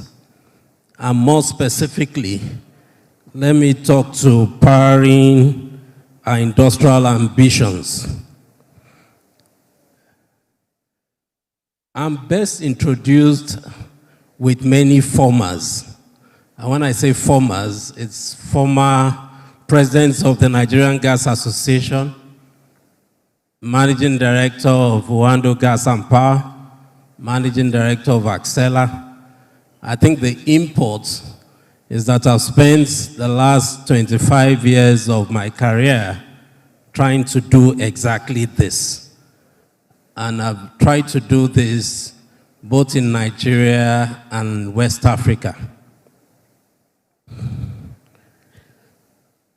The outline today was as if I had seen the session that preceded this, because I would not only speak to the context of gas as an enabler, but I will properly define the problem, create case studies in other regions, and then zero in on the imperatives for the Southwest with very clear pathways, or if you like, a roadmap to doing it.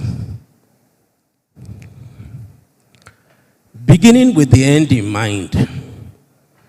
And I think when the professor earlier in the day talked about what is the end game and how developmental is it, I think the summary is that we're trying to create an infrastructure out of the significant resource endowment of Nigeria and the region.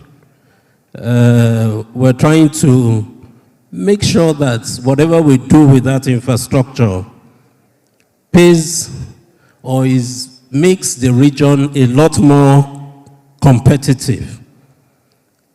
And the fix, if you like, is a regional connection that just ensures that the whole market is connected.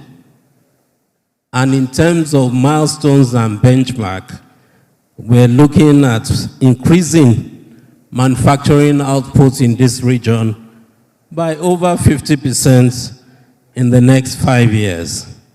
And if you are on the social side, easily creating at least 600,000 jobs in that same period.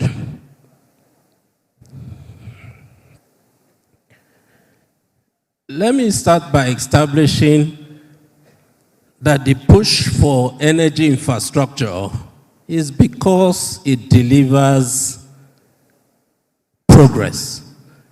And in whatever way you measure progress, it's clear that the high-income economies consume several multiples of energy in developing their industrial productivity.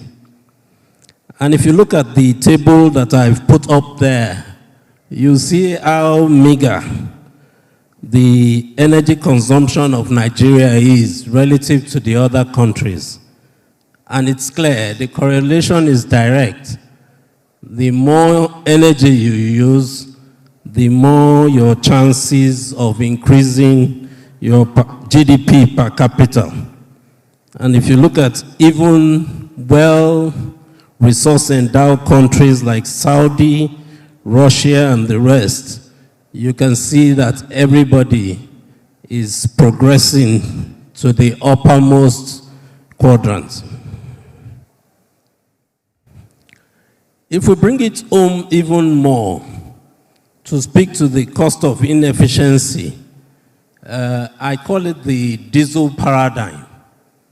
The fact that if we put ourselves against the other countries of the world, you see that over 40% of our cost of doing business is attributable to energy. And if you see the scale of that relativity, it just means if we attack that and start to bring it down closer to South Africa or indeed India, we would have created significant value for the region. So reducing energy cost intensity is certainly critical to restoring competitiveness and unlocking industrial expansion, which I think is the reason we're here. Speaking more to that cost of inefficiency, I put this table up so that you can see the relative attractiveness of each of the fuel sources. So whether you're calling it for power, for process, for furnaces, whatever the industrial application, you will see clearly that on equivalent terms, everything gas is atop this graph. Better than kerosene, better than diesel, better than LPG. The 4 or 5 various other ways or combinations that you can get natural gas cost less. And in some instances, pipeline gas, which is around $8.64 per 1,000 scoff, is easily 4 times cheaper than kero or 3 times cheaper than diesel.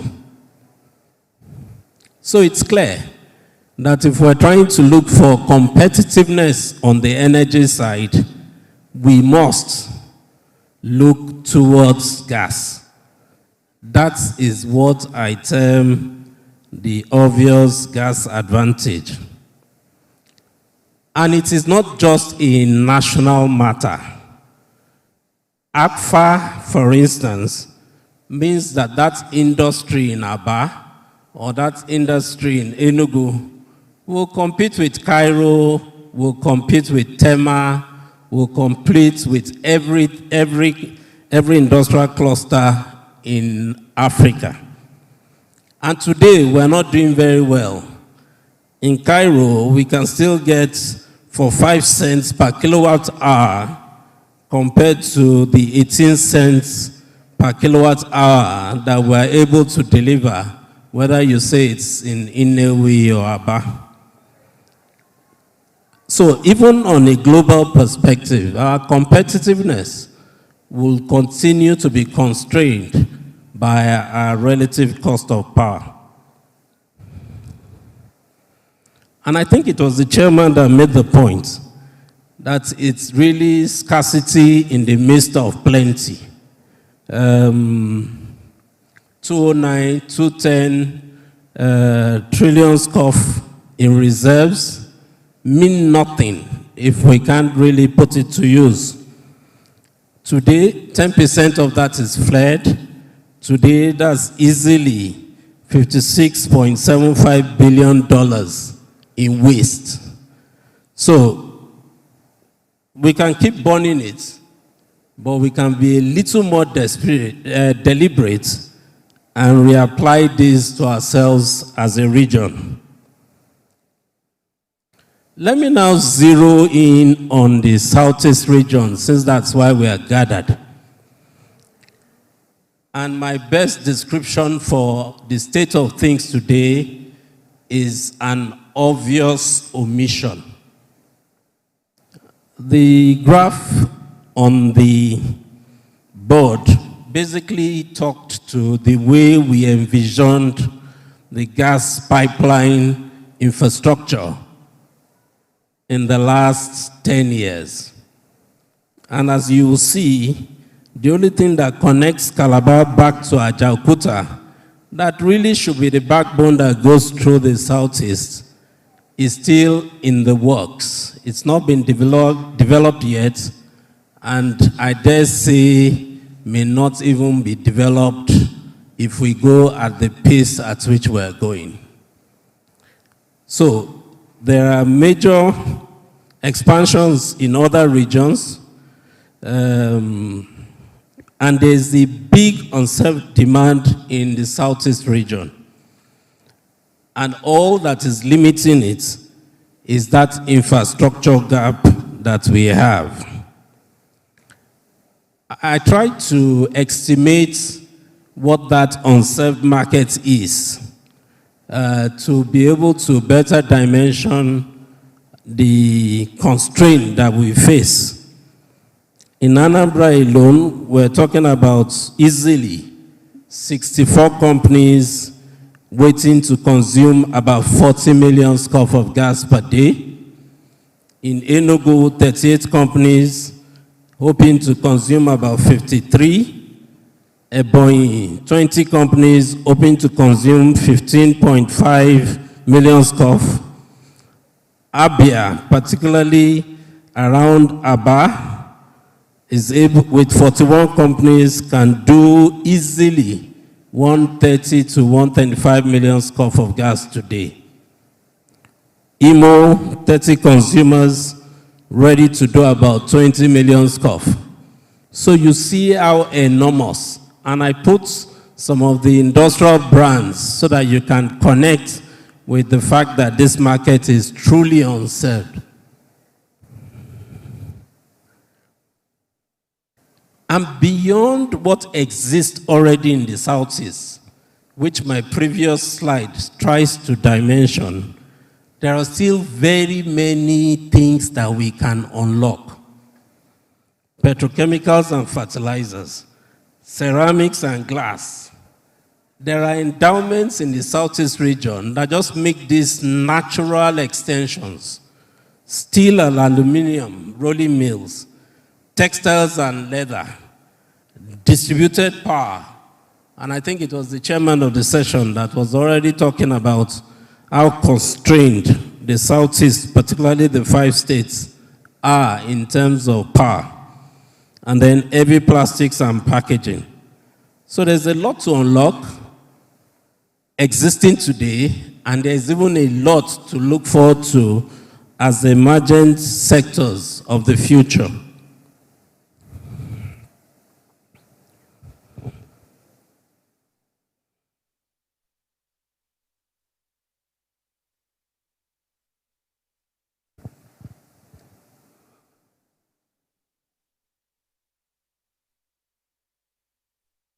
I'm sorry. I think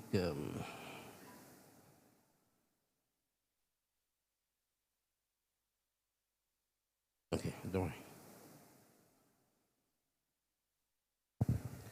So that takes me to what the problem is.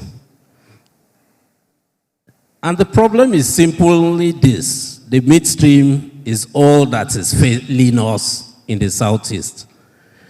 There are upstream resources, both in the Southeast and around it, and there's the big and growing market. So where value is destroyed is that connection, and that connection that links both the extraction of the resource to demand is the midstream. Let me speak to some case studies such that it doesn't look like a postulation. Let's take India. There's an area in India called Gujarat.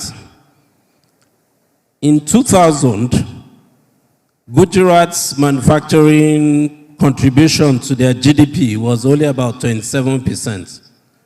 But by the singular act that they built 2,700 kilometers of integrated pipeline in that region, 20 years down the line, manufacturing had already grown to about 47% of that sector. From that infrastructure, Gujarat in India created Gujarat as the petrochemical capital of India. And I say this to bring to the fore what is possible if we do this too. They attracted all the majors into the region, and that whole area became very competitive. Bringing it closer home, the experience in Lagos. For those who know the Greater Lagos Pipeline, that is a joint venture of GasLink and the Nigerian Gas Marketing Company. That is already in 20 years a 360-kilometer infrastructure connecting over 200 industrial customers. Some of these customers that I spoke about in the Southeast are already using this gas in other parts of the country. So it already tells you that if we put it in the Southeast, it will be a seamless transition. People are just going to move from whatever fuels they're using now and move because they are accustomed and they're used to it. But we must learn what has enabled this to happen in Lagos is that they've been able to find a creative way of doing public-private partnerships. That way, government helps with access, private capital comes in, and the development is seamless. That Lagos experience is also not different from the South-South experience. For those who know the South-South region, connecting Akwa Ibom to Cross River was done by the East Horizon Gas Pipeline, currently owned by Savannah Energy. And since that infrastructure was put in place, that whole cement industrial cluster in Mafonsing in Cross River has opened up. A lot has started to happen on that flow, and from a very meager 22 million scoff of gas per day is fast growing closer to the 100. So I say this to show that it's been happening outside here, it's been happening in Nigeria for the last almost 30 years, and more recently, even in the last 6 years in our neighboring region. So I think we have our direction fully cut out. What are the imperatives for the Southeast, therefore?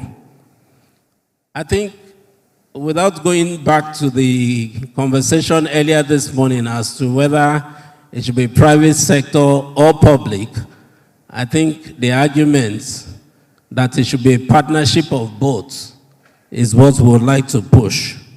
But I dare say that it should be private sector led with well-researched planning, investment cases, and certainly the base equity capital. I think it's also an imperative that whatever we do we work with the people who are the controllers of most of the resources. NNPC today, either directly or through their subsidiaries, own between 55 to 60% of national resource. And even when they don't own it, they superintend it. So I think involving them in whatever we design and come up with will be prudent. I already talked about the ready commercial and industrial demand. That can easily be substituted, and indeed, the same participants already know about that substitution. I think for the future, if this infrastructure is in place, there would emerge a major energy-intensive sectors. I see a lot more happening in the industrial cement. I see a lot more happening in ceramics. I see a lot more happening in intensive sectors such as these. And of course, whatever we do should also have a blend of government in it.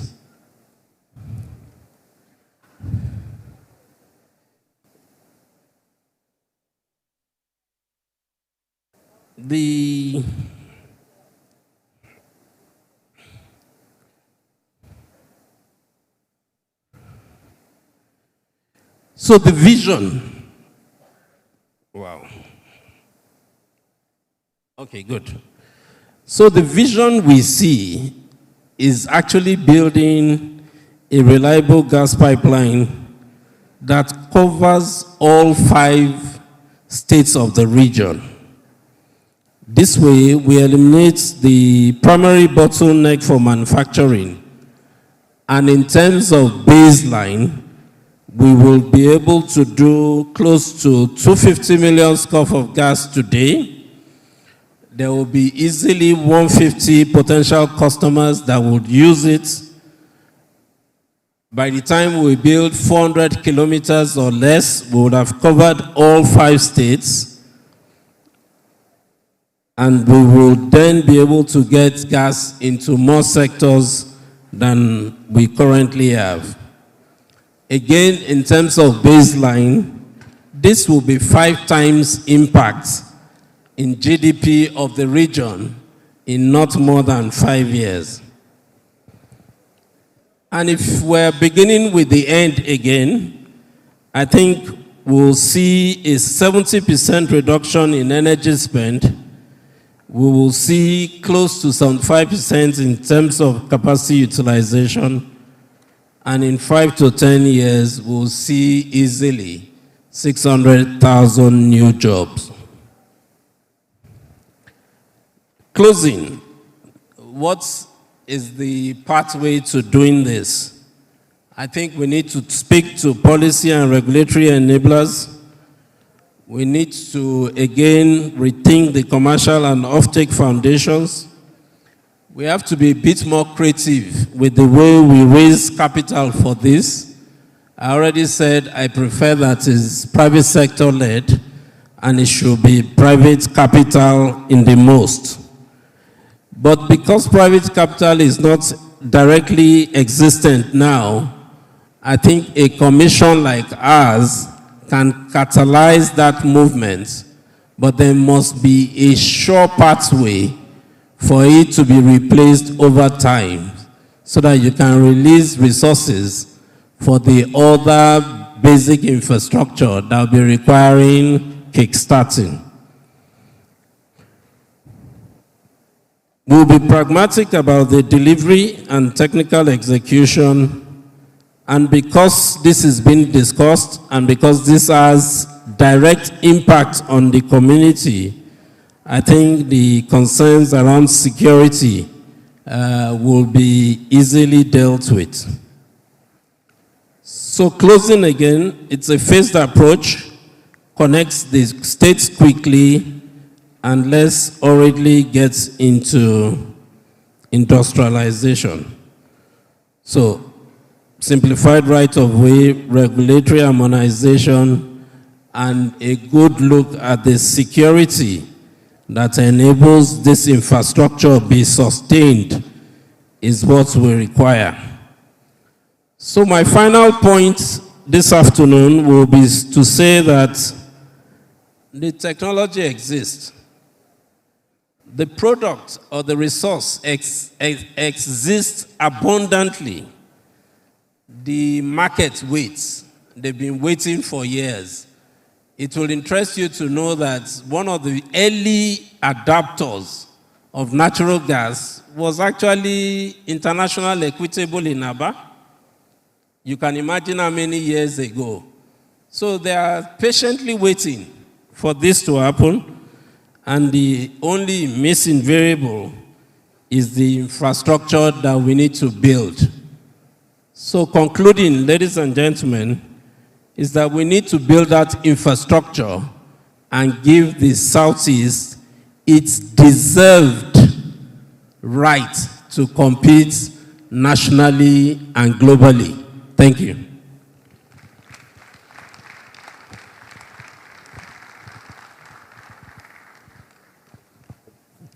Please, another round of applause for Mr. Bolaji Asen.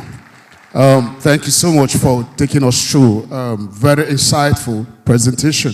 What he has done here is to dissect what the real issues are and to present to us what are policy alternatives that we can use to achieve this objective of having energy, especially gas, available to power our industrial clusters, Enugu, Onitsha, Newi, and Aba. And also to say that he has identified the major challenge we have in this space as infrastructural deficit. And that sets the tone for our conversation this morning. You also heard that something has been done in Lagos by private sector people, which means it's possible if we put our acts together to do that which is needful. But the important thing in conclusion is that for us to make a giant and huge step in addressing the energy deficiency problem, that we need to be focused through regulation, through creating policies that can improve and enhance right of way. The southeastern states are probably very difficult place to do right of way issues. In relation to electricity, it is difficult for you to run a transmission line without communities coming. If that is something that inhibits progress, the Southeast should come together and find a solution to it. Another issue he raised is financing, which is key in everything we do in the energy space. For you to make this investment, the financiers must be convinced of cost recovery and very good side and predictability of flow of income. And that is where the rubber hits the ground. How can we structure finances that can support private sector to achieve the objective that we want to in Southeast states? Before I go forward, Mr. Bolaji, you're still standing here with me. I think we're arranging seats for you. You can actually sit down. You can sit down. A round of applause for Mr. Bolaji, please. Thank you very much. Thank you, Mr. Bolaji, for that very insightful presentation. Now, I would like to invite, in the national space, there are lots going on apart from the prescriptions that Mr. Bolaji has presented on the table. One of them is the presidential initiative on CNG, compressed natural gas. It is a topical today.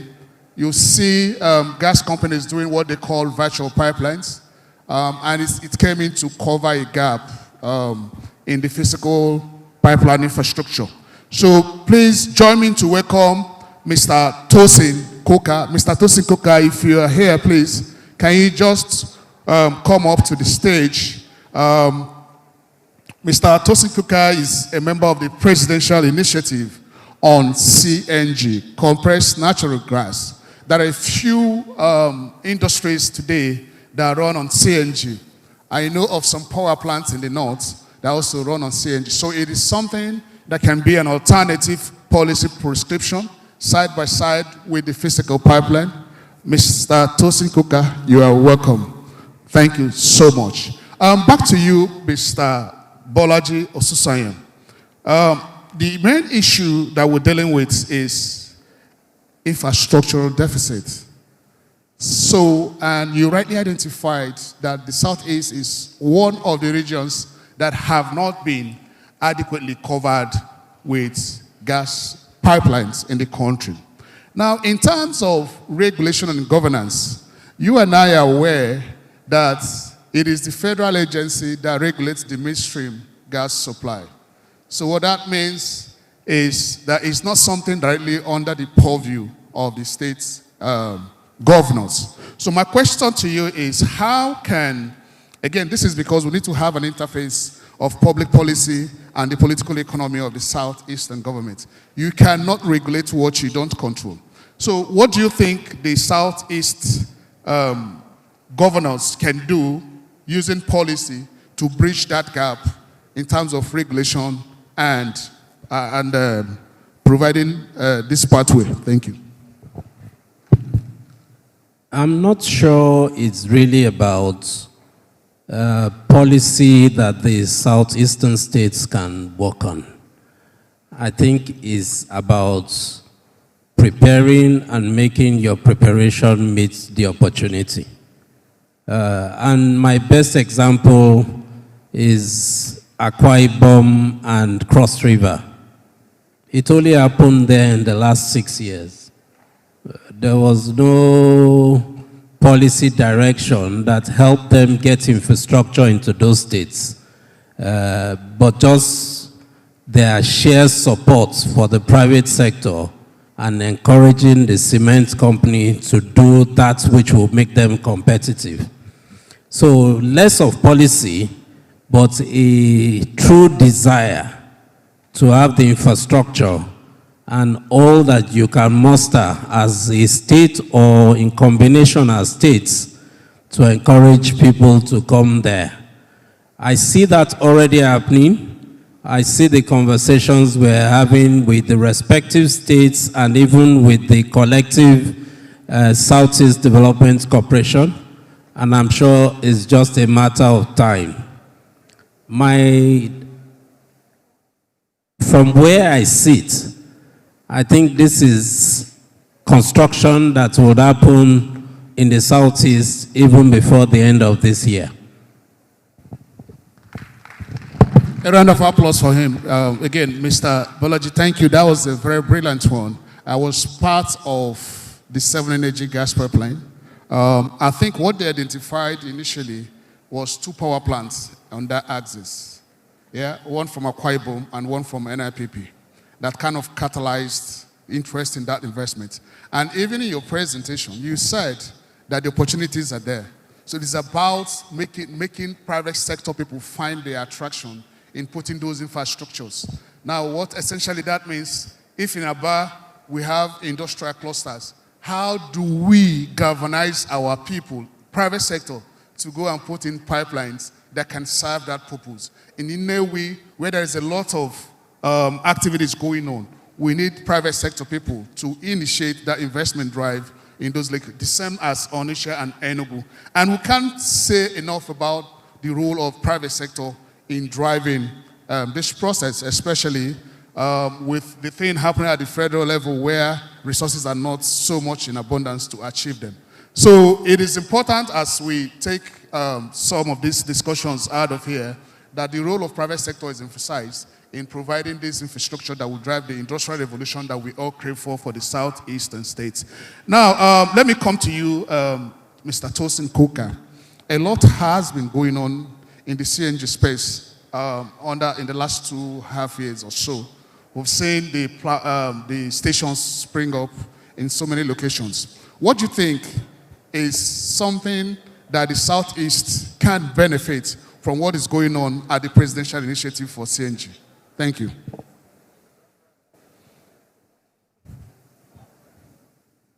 Thank you very much, and good afternoon, everybody. The Southeast is, as we all say, is very much the engine room of this nation. And in terms of developing, as Mr. Ashosoya presented earlier, industries their cost of their OPEX. 40 to 50% of their OPEX is in power or is in cost of energy, which is predominantly diesel. What natural gas brings is a significantly cheaper source, and you can probably reduce your cost of operations by about 40 to 50%. So just imagine the immense opportunities there for industry. Now, in the CNG space, in the compressed natural gas initiative space, we're focusing primarily at the moment on transportation, because since the removal of subsidies on petrol, Mr. President saw it fit that we should leverage our abundant resources. So what we have been doing is to catalyze the industry and encourage the adoption of CNG as an alternative fuel for the transportation sector, particularly for mass transit. So where the Southeast can come, we have a large and very dynamic population that traverses the country. So using the transportation sector where we can convert vehicles or move vehicles from using petrol or diesel to CNG, reducing their cost, that has a knock-on effect on everyone's bottom line, whether it is moving of persons or moving of goods as well. So the Southeast can partner with us or partner with private sector and public sector partnerships to invest in the downstream sector, invest in setting up gas stations, conversions of vehicles, trucks, buses, cars, and training, particularly training of conversion technicians and the likes, and operators. So we're very keen to partner with states, because we're already talking to individuals, but I think the state governments can key into this and help us move at scale. And that's a very quick and easy way to get involved. Thank you, Mr. Cooker. Please, a round of applause for Mr. Cooker. Like I said, I have seen these stations, especially in Abuja and around the environs. And I know it's an alternative and cheaper source compared to diesel. It's also environmentally benign. It's something that the United Nations supports so that we can reduce our footprint on pollution. So, but again, like you said, when they started, I recall some people were coming from Ghana to come and do the job because the skills were lacking. So it's also an opportunity for our people to be employed in that space. And it's something that is worth thinking about, even if it means, I rode on a CNG bus yesterday and this morning, and I tell you, it's not different from the diesel alternative. But the important thing, we're trying to harness every opportunity that is available in our system to push forward our energy achievements in Southeast State. So I would like us to move away from a bit gas and talk about other alternatives. The renewable energy space, a lot is happening. There are so much solar going on, rooftop solar, connected solar, mini grids all over the place. This resource is in abundance also in the Southeast. So I would like to ask Mr. Ifai Orajeka, who is also a frontliner in distributed energy, how can the renewable energy space serve the Southeast region? How can we explore opportunities in that segment? Because everybody wants to go to solar now. Tell us what is happening and what we can get. Thank you.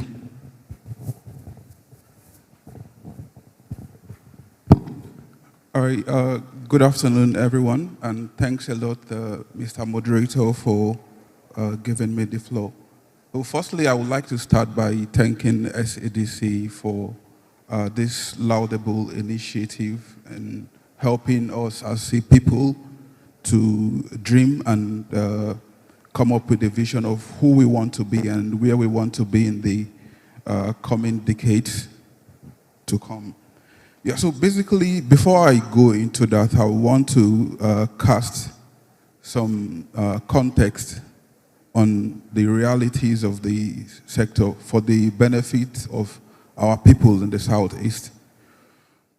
So firstly, one of the biggest challenges facing Nigeria is issue of transmission. We have very weak transmission infrastructure. And that means with a lot of inefficiencies, even though we generate all we can generate through multiple sources, it means it would be very difficult, if not impossible, to get that across to where those power is needed. And that comes to bear the need for quick wins to get us where we need to be and where we aspire to be through distributed renewable energy sources. Last week, or over the past couple of weeks, the country have experienced, I think, about 2 system failures, and we have been celebrating the fact that Aba, which is a city in the southeast, wasn't affected by that. And that was because they were able to tap into the distributed renewable energy, infrastructure and system, and providing power to the people of Aba and the likes. And in the same vein, for us in GVE Projects Limited, it wasn't news to us because it's something we've been living over the past 13 years, where we'll have communities, economic clusters scattered around different parts of the country who have been experiencing very reliable energy supply, mostly from solar, including some communities in Anambra State in the southeast. And in a forum like this, it's also important because it's a visioning session. It's also important to point out some of the quick wins and some of the things that can be done to leapfrog the region into the development arena we all aspire to be.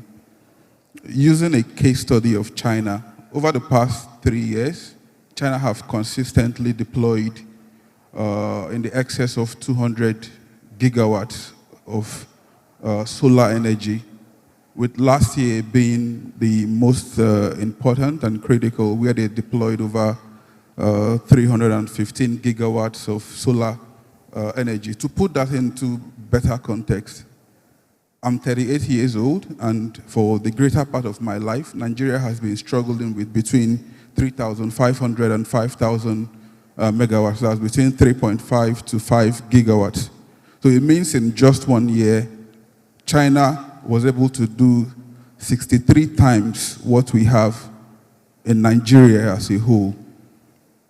And that is helping them reposition their energy stability, energy security, and likes of some of the global issues happening that we are all aware of in Venezuela and several other regions of the world.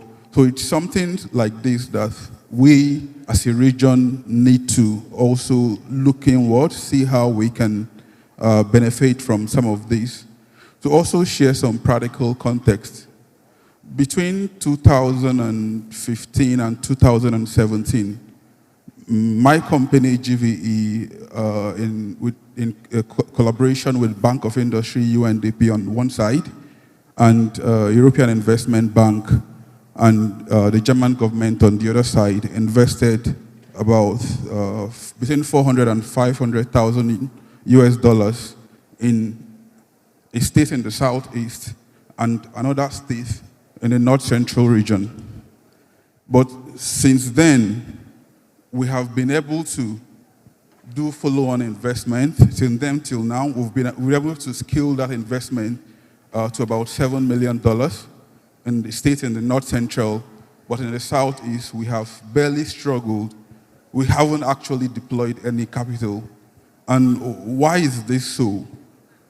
We didn't require any of the states to put up capital, right? We're going to put on our own capital.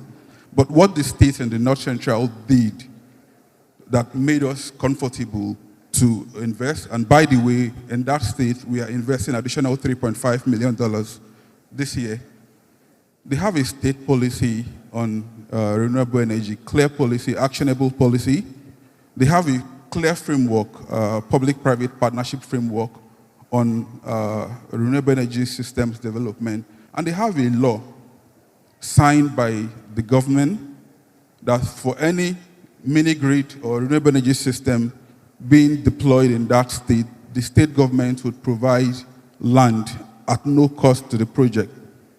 And because of that, we are still currently at about, from an impact perspective, about 5,000 people being served and about 50 businesses thereabout in the state and the southeast, whereas we are currently serving over 75,000 people and over 5,000 businesses in the state and the north central. So I believe this visioning session gives us the opportunity good enough. We have some very unique wins that we can tap into, such as the fact that the region is being served by only one distribution company as opposed to what is obtainable in various other regions of the country.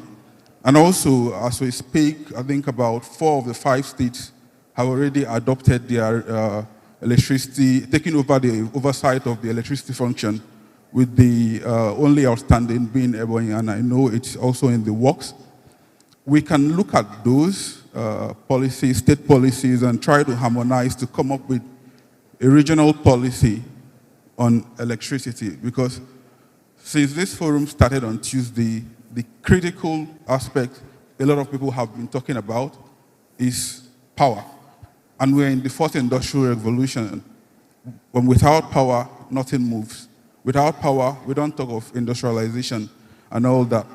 So secondly, after developing that policy, a framework, PPP framework, similar PPP framework, to guide and actionable to guide private sector investment and support private sector investment, improvement in our land administration process. And when all these are done, it would lead to significant investment flow. A $550 million World Bank program just finished. And over the course of that program, I can attest that less than 5% of that capital deployed by World Bank and African Development Bank was attracted to the Southeast. But you and I are going to pay back for that because it's a development loan by the World Bank in Nigeria. And our people are very enterprising. All we need is the enabling environment and policies to actually make things happen. And secondly, aside the investment, also things like industrialization will begin to thrive, and with distributed energy sources for residential economic clusters. By the way, we are powering one of the biggest economic cluster in Abuja, Wuse Market, in collaboration with AEDC. But the sad part is that we actually envisioned that initiative to start from the southeast, but because of the barriers as regards collaborating with the DISCO at the time, it made us to move that to Abuja. And AEDC is reaping that benefit, and they are even excited, based on the success of that, they're looking at doing several more. And also, things around with the advent of AI. AI is driven majorly by energy to power the data centers and every other things. If the Southeast has energy sufficiency, nothing stops us from hosting data centers in the Southeast, creating jobs for our people, as opposed to Elon Musk, as he said during the last Davos, taking data centers to the space. So I think I would stop with my famous quote from Eleanor Roosevelt, who says, "The future belongs to those who believe in the beauty of their dreams." We are all here to dream about what the Southeast can be, and we thank SEDC for championing this cause. Today, we can begin to live our future. Thank you.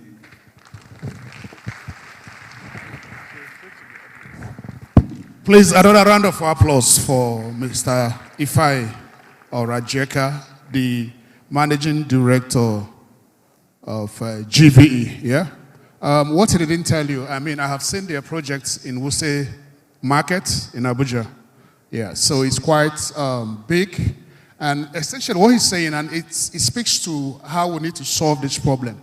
He said, even though other parts of the country are benefiting from their funds to build power plants, unfortunately, they have not been able, the company has not been able to close on any transaction in the Southeast.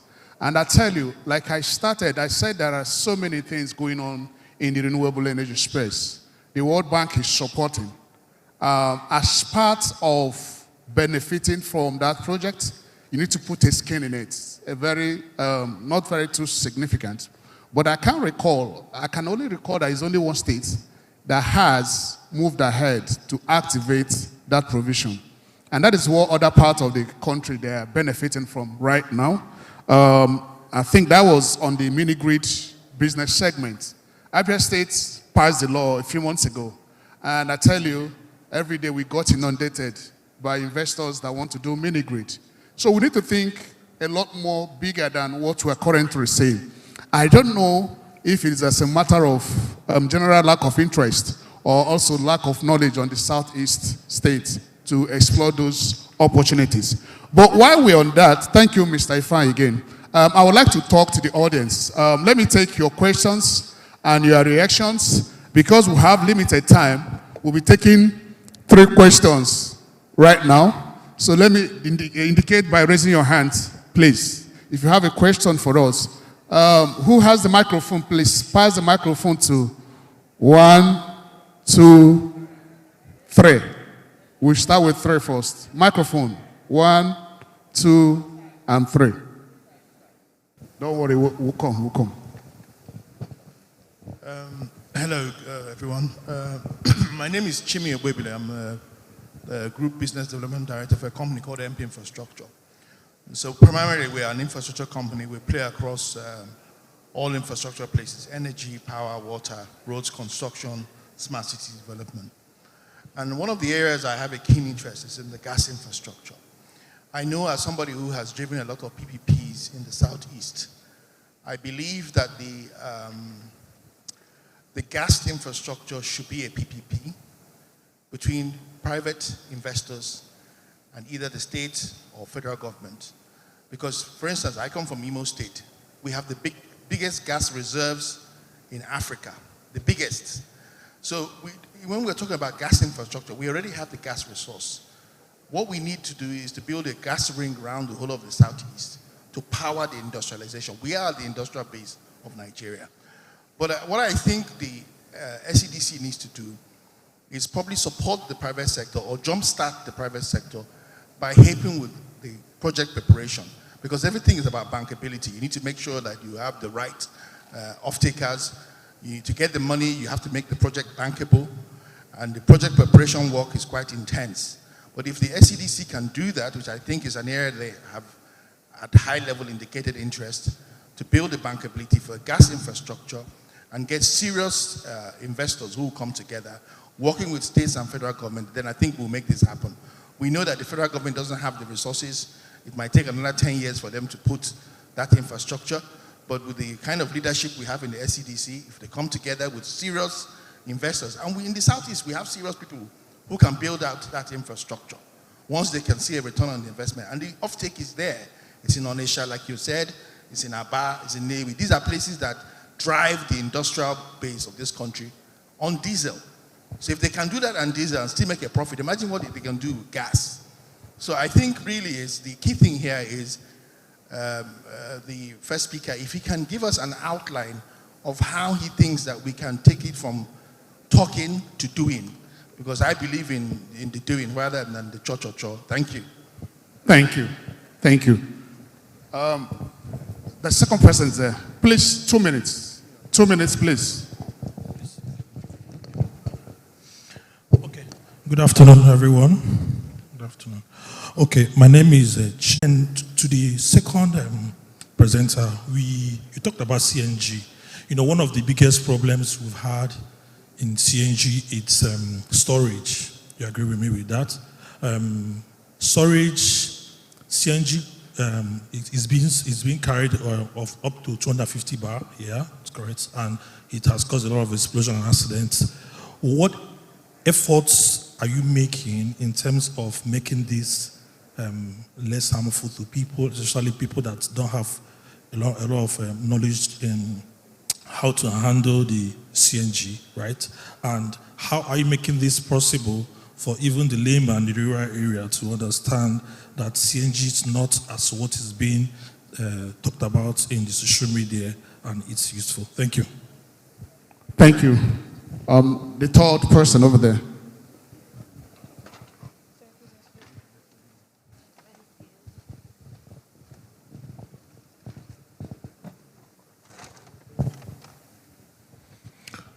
Good afternoon, everybody. So it's like an opinion I want to make.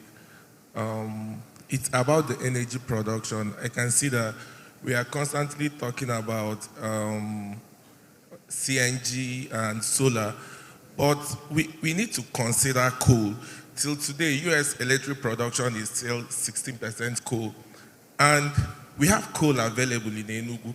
So if we are discussing energy in Enugu and we are not talking about coal, then we are making a very big mistake, a very serious one, to be very honest. We should be talking about coal here. It should be the bedrock of our conversation, because, I mean, the global powers are talking about the investment in energy and all that. But remember, during Tinubu's campaign, he said something very important. And people laughed about it. He said, they are telling us to stop cooking with firewood and they don't want to give us money. It's about the same thing. They're telling us to stop using coal. Are they going to fund us to start using all the things they want us to start using so the earth will survive? So I think hydrocarbon is already a mistake of our civilization, but they cannot stay in the West and be telling us the energy and the energy not to use when they are not going to fund it.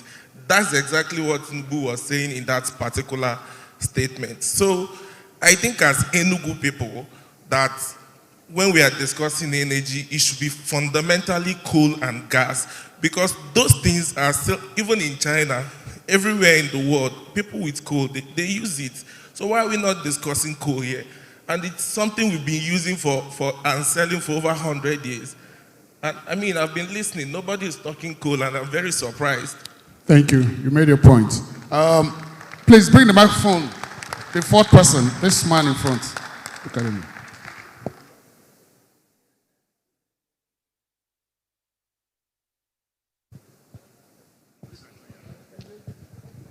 Thank you so much. Thank you so much. My name is Uzo Chuma. I run an Data and Energy Co. Excellent presentation from the panelists. But we spoke about pipeline gas.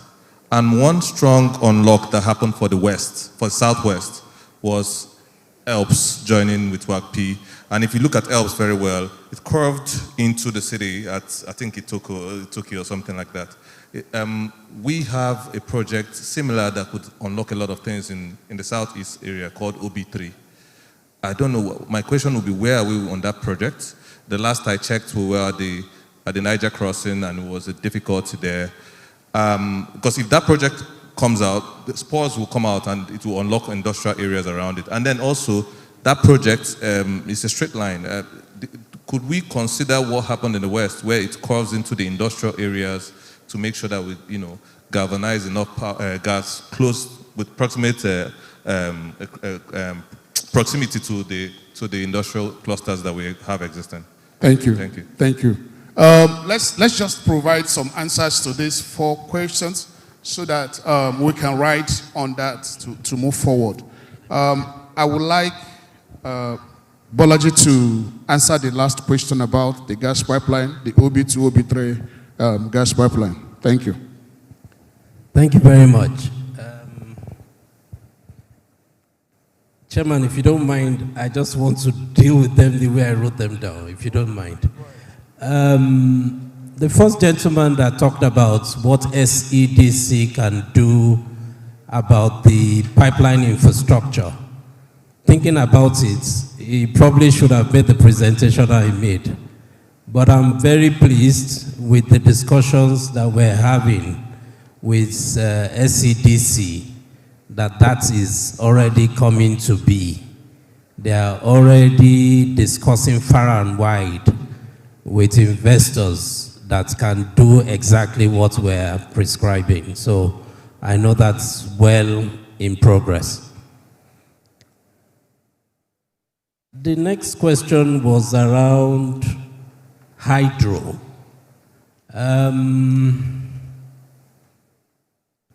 I think my first point here is that energy is a mix and everything is in that overall equation.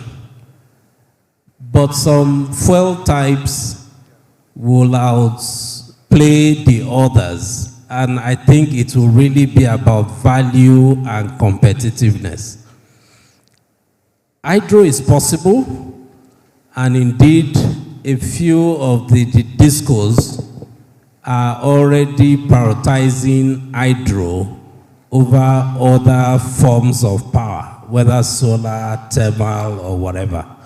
So people are looking at hydro and they are prioritizing it in the pecking order. Unfortunately, it's not like we have that many hydro capacity. We had done a study at a time to look at all the river basin authorities and their hydro potential. Not a lot came from those studies, and they were either not at the scale that hydro was relevant, or they were too insignificant to be pursued. So you're right, hydro must be looked at, but we have to weigh our investment case each time we're looking at it. So that's hydro. For coal, again, coal is part of the mix. There are people who are already looking at coal. You'll be surprised that all the cement plants in Nigeria have different times exploited coal as an energy source, whether you call it Dangote, Boa, flour mills, even more recently Mangal. So they've all looked at it. The coal deposits, enormous as they are, is not of the quality that outperforms gas. And I'm trying to be very careful how I say that. The coal deposits, as enormous as they are, is still not on a competitive basis outperforming gas. So yes, people are indeed looking at it, and I know they will continue to, but again, it's a pecking order. You choose, you prioritize the most competitive before you get to the not so competitive. OB3, you're right, there's a major river crossing that has been problematic. I think they've made good progress now, and the last information I have is that in the next 2 quarters, that OB3 will be complete. But just to make it complete, it is not the OB3 itself that creates the spores. We're going again to the design philosophy of the grid that we're envisioning. We will start with the markets, populate or enumerate where those markets are, and then we would, like you do in the line of best fit, put up a design.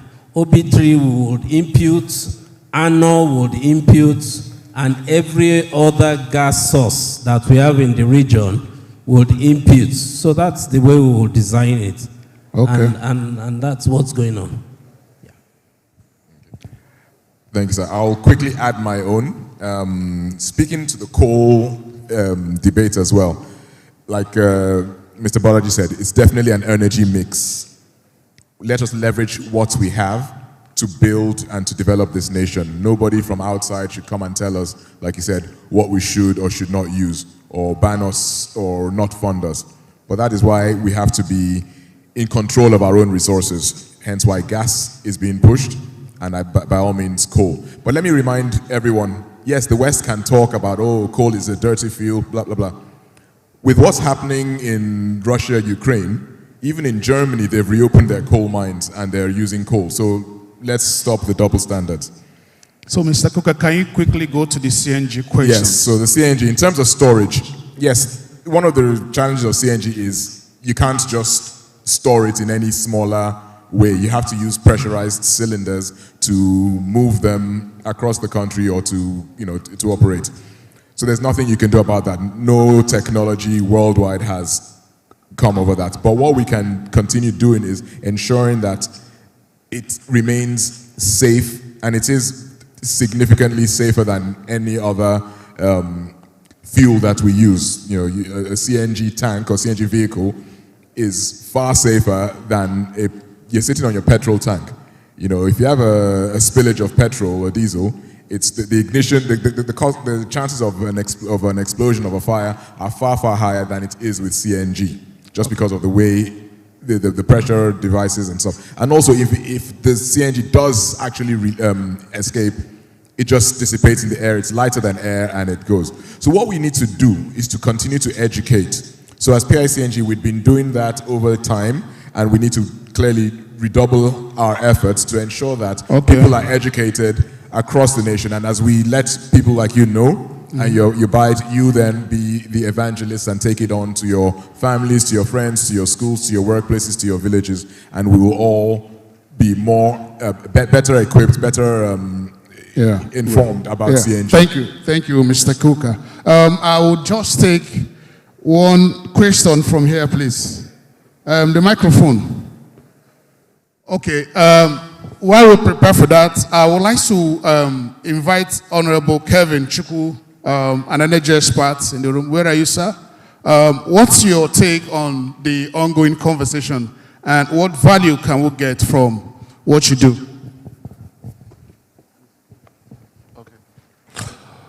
Thank you very much. My name is Honorable Kevin Chukwu. I represent the EWEVA, that is the East-West Africa Electric Vehicle Alliance. Today we are talking about energy, we're talking about sustainability, and unlocking Southeast's industrial future through electric vehicles. We in the EWVA would want to go into a sort of strategic partnership with the SEDC to create a transportation industry, not just for making profit, but to make it an industry. We already know the knowledge that is here in the Southeast, the human capital that is here, can make Southeast the industrial hub of Nigeria. However, having electric buses running transportation is one thing, which is of course the future. Another thing is how to power them.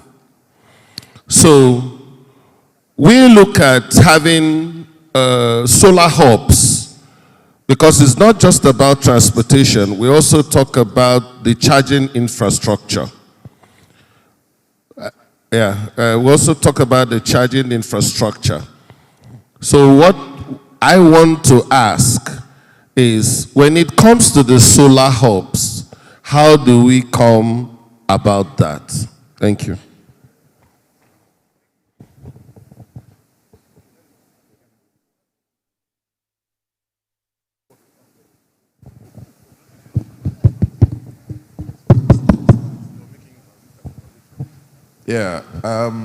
Thank you for all your contributions and interventions, but I would request that we round up, and then if there is any other contribution or interventions that anyone will want to make, you will have all our social media platforms.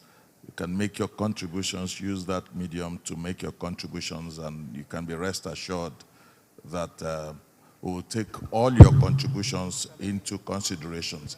But however, permit me to ask the permanent secretary here to make use 1 or 2 minutes to submit his interventions before we round up. Thank you.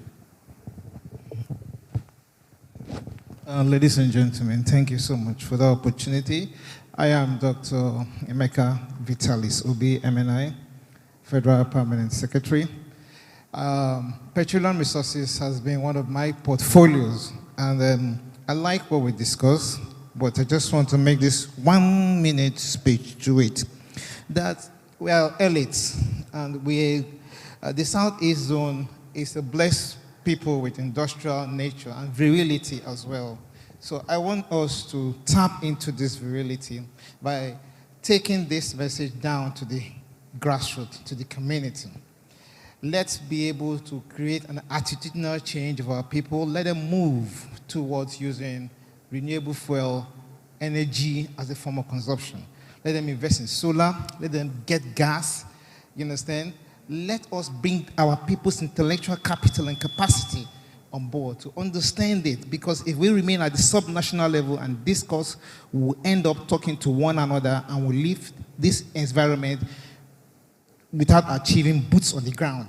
So the SEDC has brought us together, the 5 southeastern states, the geographical landmass itself. It's a drop in the sand in the landmass of DR Congo. So that means we are already closely linked. We don't have rivers separating us. The borders between Anambra, Enugu, Imo, it's already non-existent. It's an advantage. So the infrastructural roadmap I see, laying the gas pipeline, are quite an easy thing for the 5 state governors to handle via investing deeply into this. So SEDC has this role of midwifing and getting the 5 eastern state governors to be able to marshal out and invest it, because this drives for greater investment. But the most important part of it all is getting our citizens from the 5 southeastern states to understand it, get them on board. Go to the local grassroots community, the village, and speak them. I think we speak one language. We're not a multilingual area of the country. One Igbo language, we will drive it down from the cradle of knowledge, the primary school, down to the tertiary, on why our people will now need to embrace these renewable energy options. Drive their own local economy in their homes and enterprises, the businesses using that. That would cause, that would somebody said jumpstart. Yes, that would jumpstart the private industry at the small and micro medium scale, and then bring it up to subnational, and I think the rest will be very good for the Southeast. Thank you so much. Thank you, sir. I agree wholeheartedly with you. Before I round up, I don't want to be biased. I saw a female hand up here, so it would be good to have a gender balance. Give her the microphone. Thank you.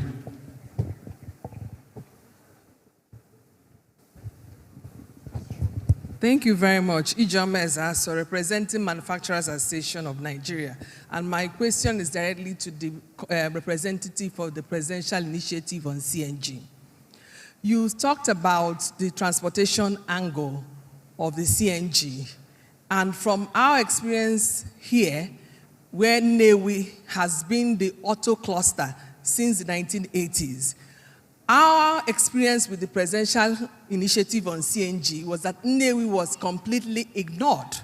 When it comes to anything concerning automotive, the part of the CNG is a replacement part.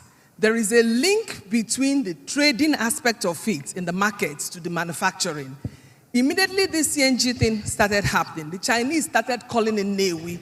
Where will they play the role in this CNG? Apart from us not having the gas infrastructure, we should have played a bigger role if the government has seen this CNG initiative as part of improving manufacturing and also expanding the auto line. It's not too late now, but there is a need for the CNG Presidential Initiative to understand that the kits are replacement kits, and they must work with already existing clusters in the automobile industry to move it forward. Thank you very much. Thank you, Joma. That's a very good landing for us. I think, distinguished ladies and gentlemen, because of our time, I would suggest you send us messages on the platform so that we can address some of the issues and concerns that you have. But just to summarize, everything we've spoken about in this session centers around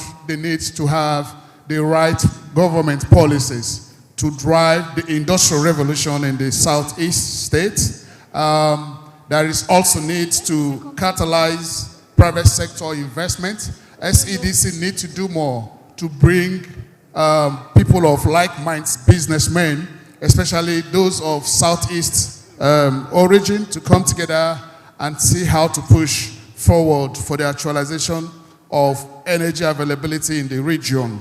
There is also need for us to emphasize on policies in the states that promotes private sector engagement and investment in terms of, for example, they spoke about the problem with right of weight, in terms of the fact that also, even though there is a lot going on in the renewable energy space, the Southeast states governors and the government haven't taken advantage of having policies that can promote renewable energy in the region.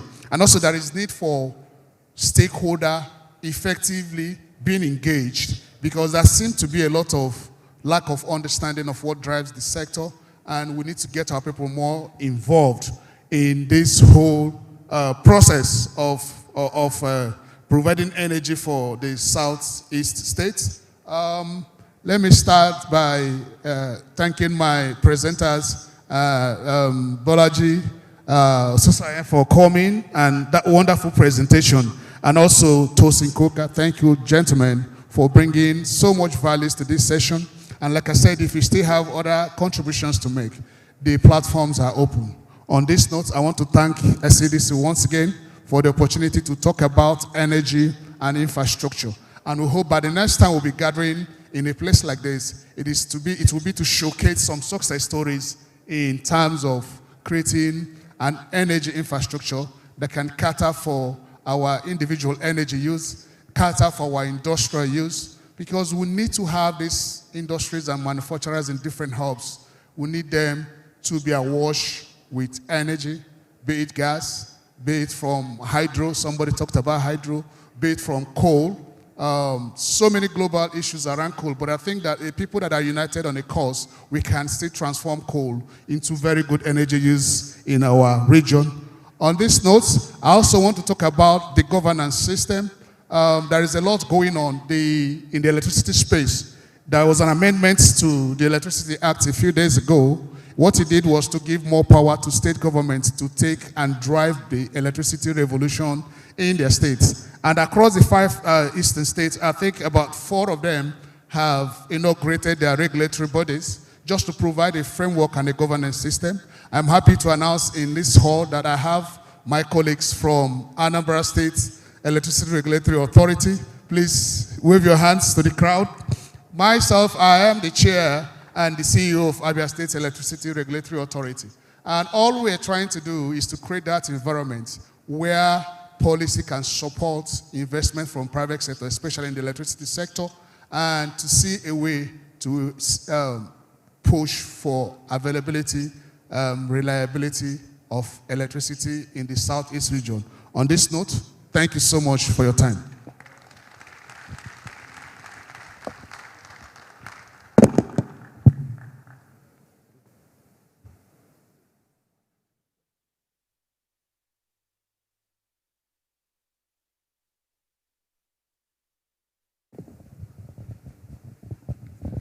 Do we have photographers in the room for this panel?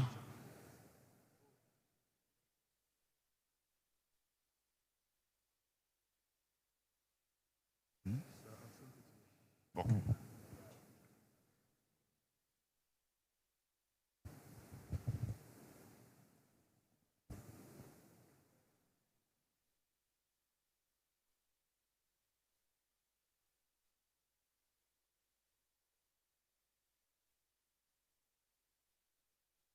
Thank you very much. Let's appreciate this panel as a step down now. Thank you. Thank you. We'll be moving straight to the next panel.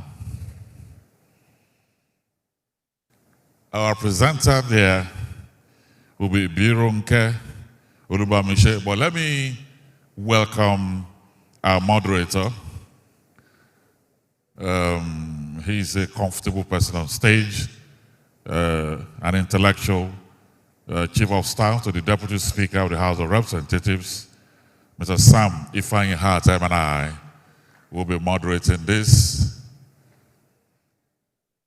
Let's appreciate him, or else he might turn back.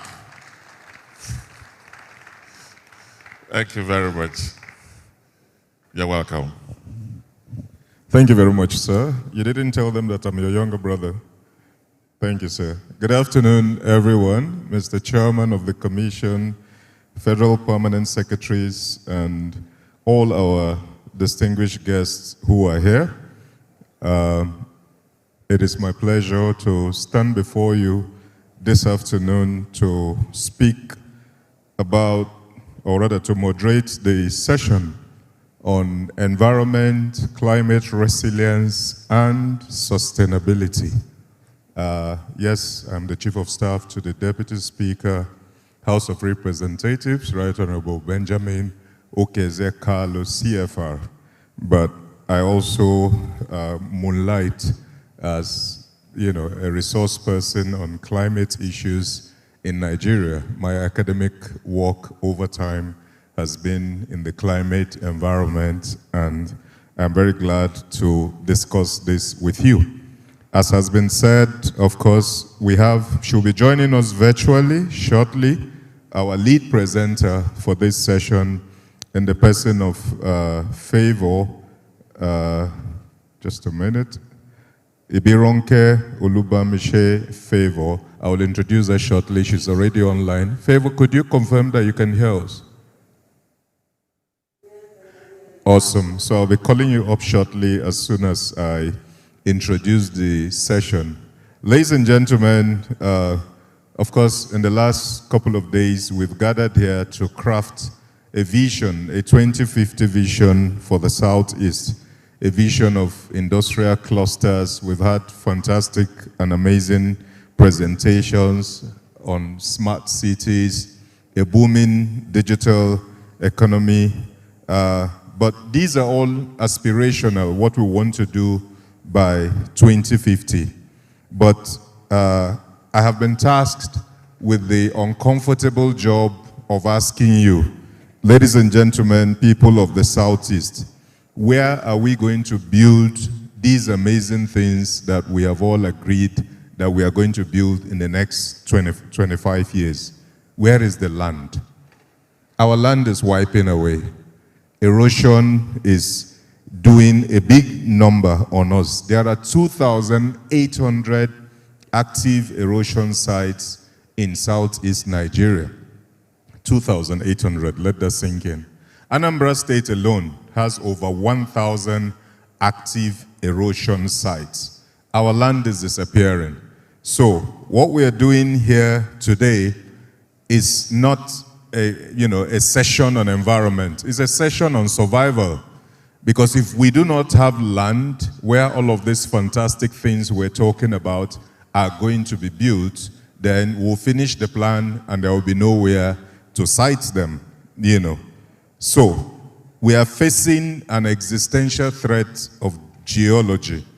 We're the most densely populated region in Nigeria after Lagos. People have gone through all the statistics, so in the interest of time, I probably wouldn't be going through all of that again. But it's key to note, if you think of Lagos and how densely populated it is, the Southeast as a region as a whole comes second. We've been told we're 25 million people here, and we're squeezed into a narrow space. Our land is precious. So the one we have, it is imperative, ladies and gentlemen, that we preserve it, that we sustain it, and that we ensure that we do not lose it. So, what is the paradox of development? We crave industrialization. Ijoma is very passionate about Nnewi. We want factories in Nnewi. I am, of course, passionate about Aba. We want more markets in Aba. But our current model of urbanization is the worst enemy of our environment. That is the honest truth. When we, pave our roads and build our roads and we do not put drainages, when we block our natural waterways with plastic that come out of our markets, we are not developing. We are creating the enabling environment for disaster. That is the honest truth that we must tell ourselves. The floods that have been happening in recent times, they are not accidents. They were bound to happen because of our lifestyle and the things that we do. They were receipts for the environmental debts that we have incurred over decades. We cannot continue like this. We must change our ways. And there is a cause for inaction. We often treat the environment like it is an afterthought. Let's make money first, or let's survive first. When we finish making money, we start discussing climate change and all of that. Ladies and gentlemen, it is not an afterthought. It's not something you discuss afterwards. The environment is the economy. It is the environment that you build all of these amazing things on. Every hectare of farmland washed away is food security lost. Every road cut off by gully is access to communities that have been lost. Every city submerged by flooding is economic opportunities completely lost. So, as we are discussing Vision 2050, please let us be clear. This is a regional survival session. Without a sustainable environment, there is no Vision 2050. If we do not save our environment, there will be nowhere to build all of these things that we are planning to build. So at this point, to help us navigate these complex factors, I'll be bringing in, like I said earlier on, she's already online, our lead presenter, Dr. Favor Ibironke Olubamiche. She's a conservation and environmental management expert with over 30 years of experience. She's currently serving as a pioneer national coordinator of the United Nations Development Project Global Environmental Facility Small Grants Program in Nigeria, where she oversees one of the largest country programs globally. She has led capacity building for over 150 civil society organizations and supported more than 220 environmental projects across 240 communities in 30 states. And she previously headed the technical program at the Nigerian Conservation Foundation. She is a Chevening Scholar of the British Foreign and Commonwealth Office, and also an alumnus of both the, just like I am, hi Favor, of the United States International Visitor Leadership Program, IVLP, and of course also the Sustainability Challenge Foundation of the Netherlands. Ronke has worked to drive a paradigm shift, taking responsibility for the sustainable management of our environment and natural resources. Distinguished ladies and gentlemen, if you put your hands together for Favor Ibironke Oluwabamiche, she will be able to speak to us. Favor, please. Thank you. Let's have your presentation. Thank you. Thank you very much. Loud and clear, loud and clear. Thank you so much. I just want to share my.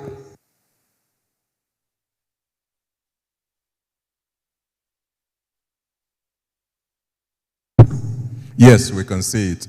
If you can put it in full screen mode. Okay. All right.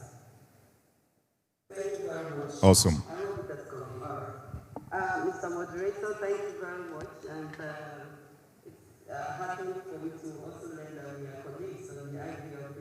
Thank you very much. The Honorable Chair of the SEC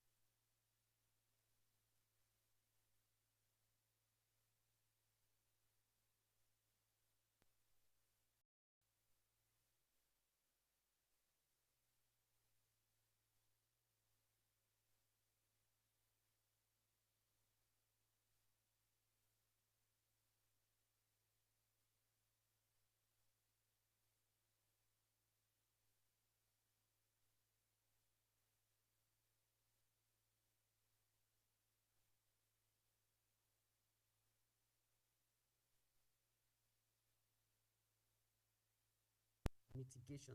But now it is adaptation because it is all already on us. It is not something we are preventing now, but it is something we have to adapt to. So we're talking of climate-proofed roads, flood-resilient drainage systems, and bridges, and even buildings, houses, and all that, including agricultural practices. Then nature-based solutions, including watershed management and catchment restoration, agroforestry for slope stabilization, wetland and riparian buffer restoration to reduce flood peaks.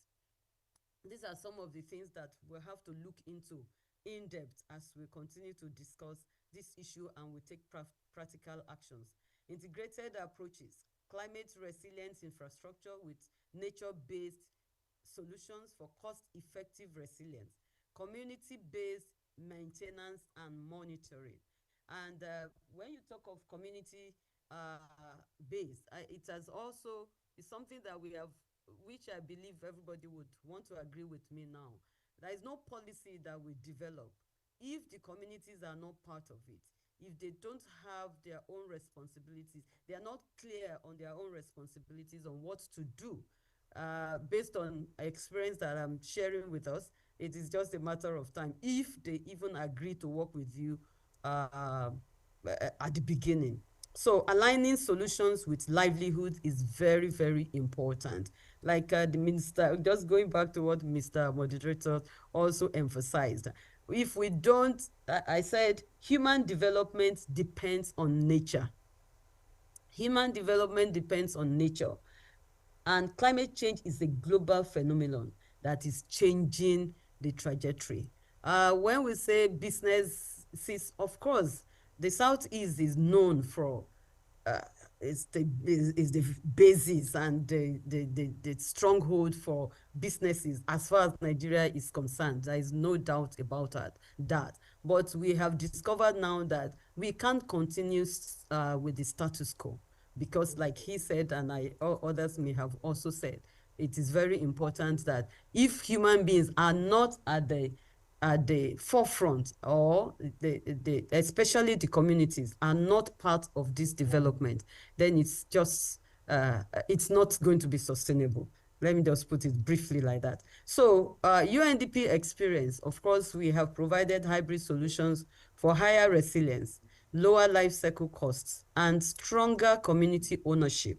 Because when there's community ownership, most of us that are devising the solutions for these communities, they don't live, we don't live in the communities. So it is important that community ownership is anchored. I mean, whatever development solutions we are preferring, stronger community ownership is very important. Then, of course, there is need for, which is also based on our experience, comprehensive risk assessment, critical for project bankability. If we're going to look for, start what is called bond, I will talk a little bit about that later, then whatever solution we are preferring must be what, of course, businesses and environmentalists and all of us that are concerned with environment, because we studied it, because now everybody is supposed to be an environmentalist.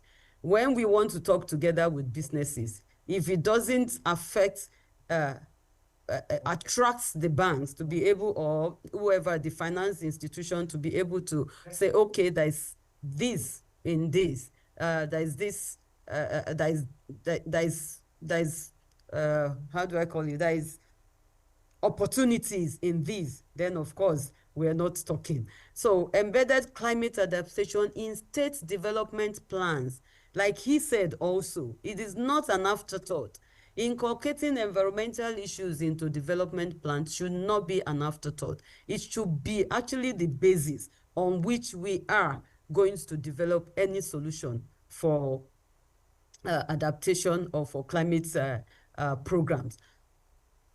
Is also very, very important between environment, the ministries that are dealing directly with natural resources, land and water and all that. So we need strong coordination between the environment ministries, the works, finance, and all the planning ministries. It's very, very essential.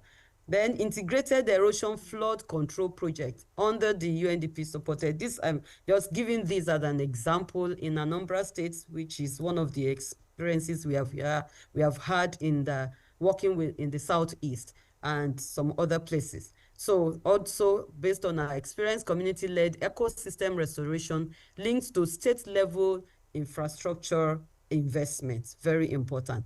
And also capacity building for all the MDAs is very important. If you don't train them, you don't blame them, like they say. So what are the roadmaps that we have tried to come up with? Translating policies into projects is very, very important. Also based on experience, like I've mentioned before, you will develop policies and the people who are going to implement the policies, most of the time, now things are changing and I'm happy about that. Most of the time, they are not even aware of policies that are being developed that will affect their own lifestyles. So it's very important. We have to find ways to turn policies to investment-ready projects concept. Then use climate risk screening and cost benefits analysis early, just like we have emphasized earlier. Early, not later. We have to do it, incorporate it from the beginning. And then, of course, we come up with structure bankable projects that can have clear revenue on savings or savings logic, avoided losses, as well as service fees and co-benefits. So phased implementation, of course, these problems are so gigantic that at times it's like, so where do we start from?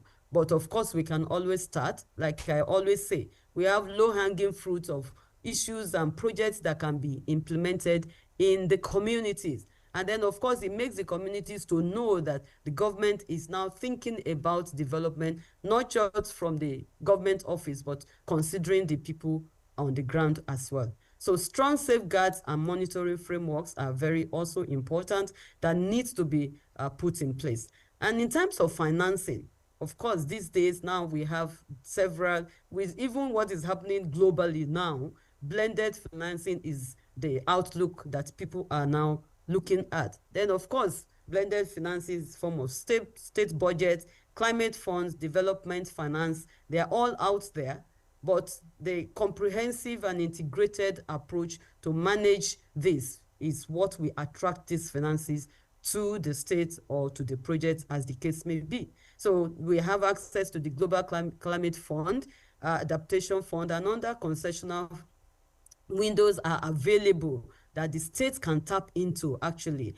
And then, of course, we have the PPP, the public-private partnership, and resort-based financing where viable. All these are opportunities that are available for us to explore. So in terms of our own role as UNDP, of course, which many will agree with, technical assistance and project preparation is one area that we can pride ourselves that we can support states and whether the SEDC as a whole or states as individuals. Then connecting states to global climate finance and partnership, like the ones that I mentioned earlier under financing, is also something that is possible that the UNDP can assist the SEDC or the states to access based on proper preparation. So with UNDP support, Southeast can turn climate risks into resilience, financiable, and development opportunities. So I will stop here and then I will still be online so that we can discuss this further as necessary. Thank you very much for having me to share these ideas with you. I'm here. Thank you very much. Thank you so very much, Ms. Favor Ibironke Olubamiche. Could you kindly make the applause louder for her? That way she feels warm and appreciated. Thank you very much. So at this point, we are going to go into the audience participation in this segment. So what I would like us to do is not necessarily maybe to ask questions and all of that, but we have rapporteurs who are taking notes. This is a knowledge session, and then we are extracting best practices that will be embedded in the document that will come out of this program. Again, climate is a critical component of whatever we are planning, because we have to still be here for every of these developmental plans to work out. So we would like you to kindly put on your thinking cap and let the contributions be, recommendations of what you think can be done to solve some of this problem. But before we go into that, we will just look at what is already in existence. That way it assists us to know what recommendations that we can make, because we are going from where we are to where we want to be. Where are we? We have NEWMAP, the Nigerian Erosion and Watershed Management Program, in every state. It actually originated from the Southeast. Newsflash, NEWMAP was created for Abia State, but again it was expanded to other states and it was moved nationwide, as is always the case. We also have the ecological funds. We are all aware of that. The Permanent Secretary, Special Duties and Intergovernmental Affairs is here, Dr. Madoka Onwusoro, and that's part of what they deal with. We also have, of course, the Permanent Secretary, Petroleum here. We have the ecological funds, yet these problems still persist. So is our problem a lack of funds or a lack of coordination? The question we should now be answering is, how does Southeast Vision 2050 fix the governance problem in our ecological challenge, bearing in mind all these layers that we already have? If we have waste experts in the room, we would like to hear your recommendations. Aba and Onitsha, and Co., we generate thousands of tons of waste daily. Waste is a menace. So how do we realistically, ladies and gentlemen, mind the word, how do we realistically convert our waste into energy required to power the industrial revolution that we speak? I emphasize this because we have this fantastic idea of what we should be doing with our waste to energy. But it is very important that we also be mindful of the kind of waste we generate in our region. The waste that they convert to energy in the developed countries that we like to quote, those are, paper, those are plastic, those are recyclable waste. What kind of waste do we generate in the Southeast? It's organic waste, it's compost, it's ogo and poto and all of that mixed together. How are we realistically able to convert that into energy? And of course, our building and our construction, how do we future-proof them? How do we ensure that our spatial development is not harming our environment? In 2012, Denmark, Copenhagen, they had what they called cloud burst. You can Google that, cloud burst. And it was sustained rainfall for 3 days, and it led to ankle-length flooding in Copenhagen. Don't laugh. So the Danish government, sent for 14 global experts to come to Copenhagen and dissect the situation and make recommendations. I was lucky, well, not lucky, I had studied for it. So I was one of those that were selected from Nigeria to come to Denmark and, be part of the research process. And we did. And we made recommendations which they later published into the Danish cloud burst implementation strategy. And they've implemented it ahead of any other future such event, and they've never had any other flooding from 2012 till date. Why? Because they had plans, they implemented them. What did they plan? They removed, concrete, tars in their major roads and had deliberate greening so that when the rain falls, there is outlet for water to percolate and sink into the sand and not run on an empty road. We've had people come here to make presentations about the housing estates that they are going to build. Please, can we ensure that our housing estates have green areas and not allocate every available plot of land that we see and we start building shops and we start building sheds? We are market people, agreed. But SEDC, as we plan for the future, can we deliberately ensure that we are mapping out green areas that will ensure that we do not develop everywhere and not have green areas. Proper stormwater evacuation. As part of our plan, can we ensure that every road that is being built has drainages so that water can be properly evacuated and taken to where it should be? So of course, if I come on stage, as a rule, I'm also an inclusion and accessibility champion. So I know that it should be somewhere in one of the subgroups that are planned, MDSA and all the SCDC people. Please, part of the report of this program that we are doing, let there be a deliberate inclusivity plan so that our underserved society, people with disabilities, can say that in the Southeast plan, we can also plan that this region by 2050 will be one of the most inclusivity-friendly regions in the whole, in fact, the most inclusivity-friendly region in the whole Nigeria by 2050. Can we do that? Because we've had, if you want to clap, please clap so that it sounds like I'm making sense. Aha, thank you.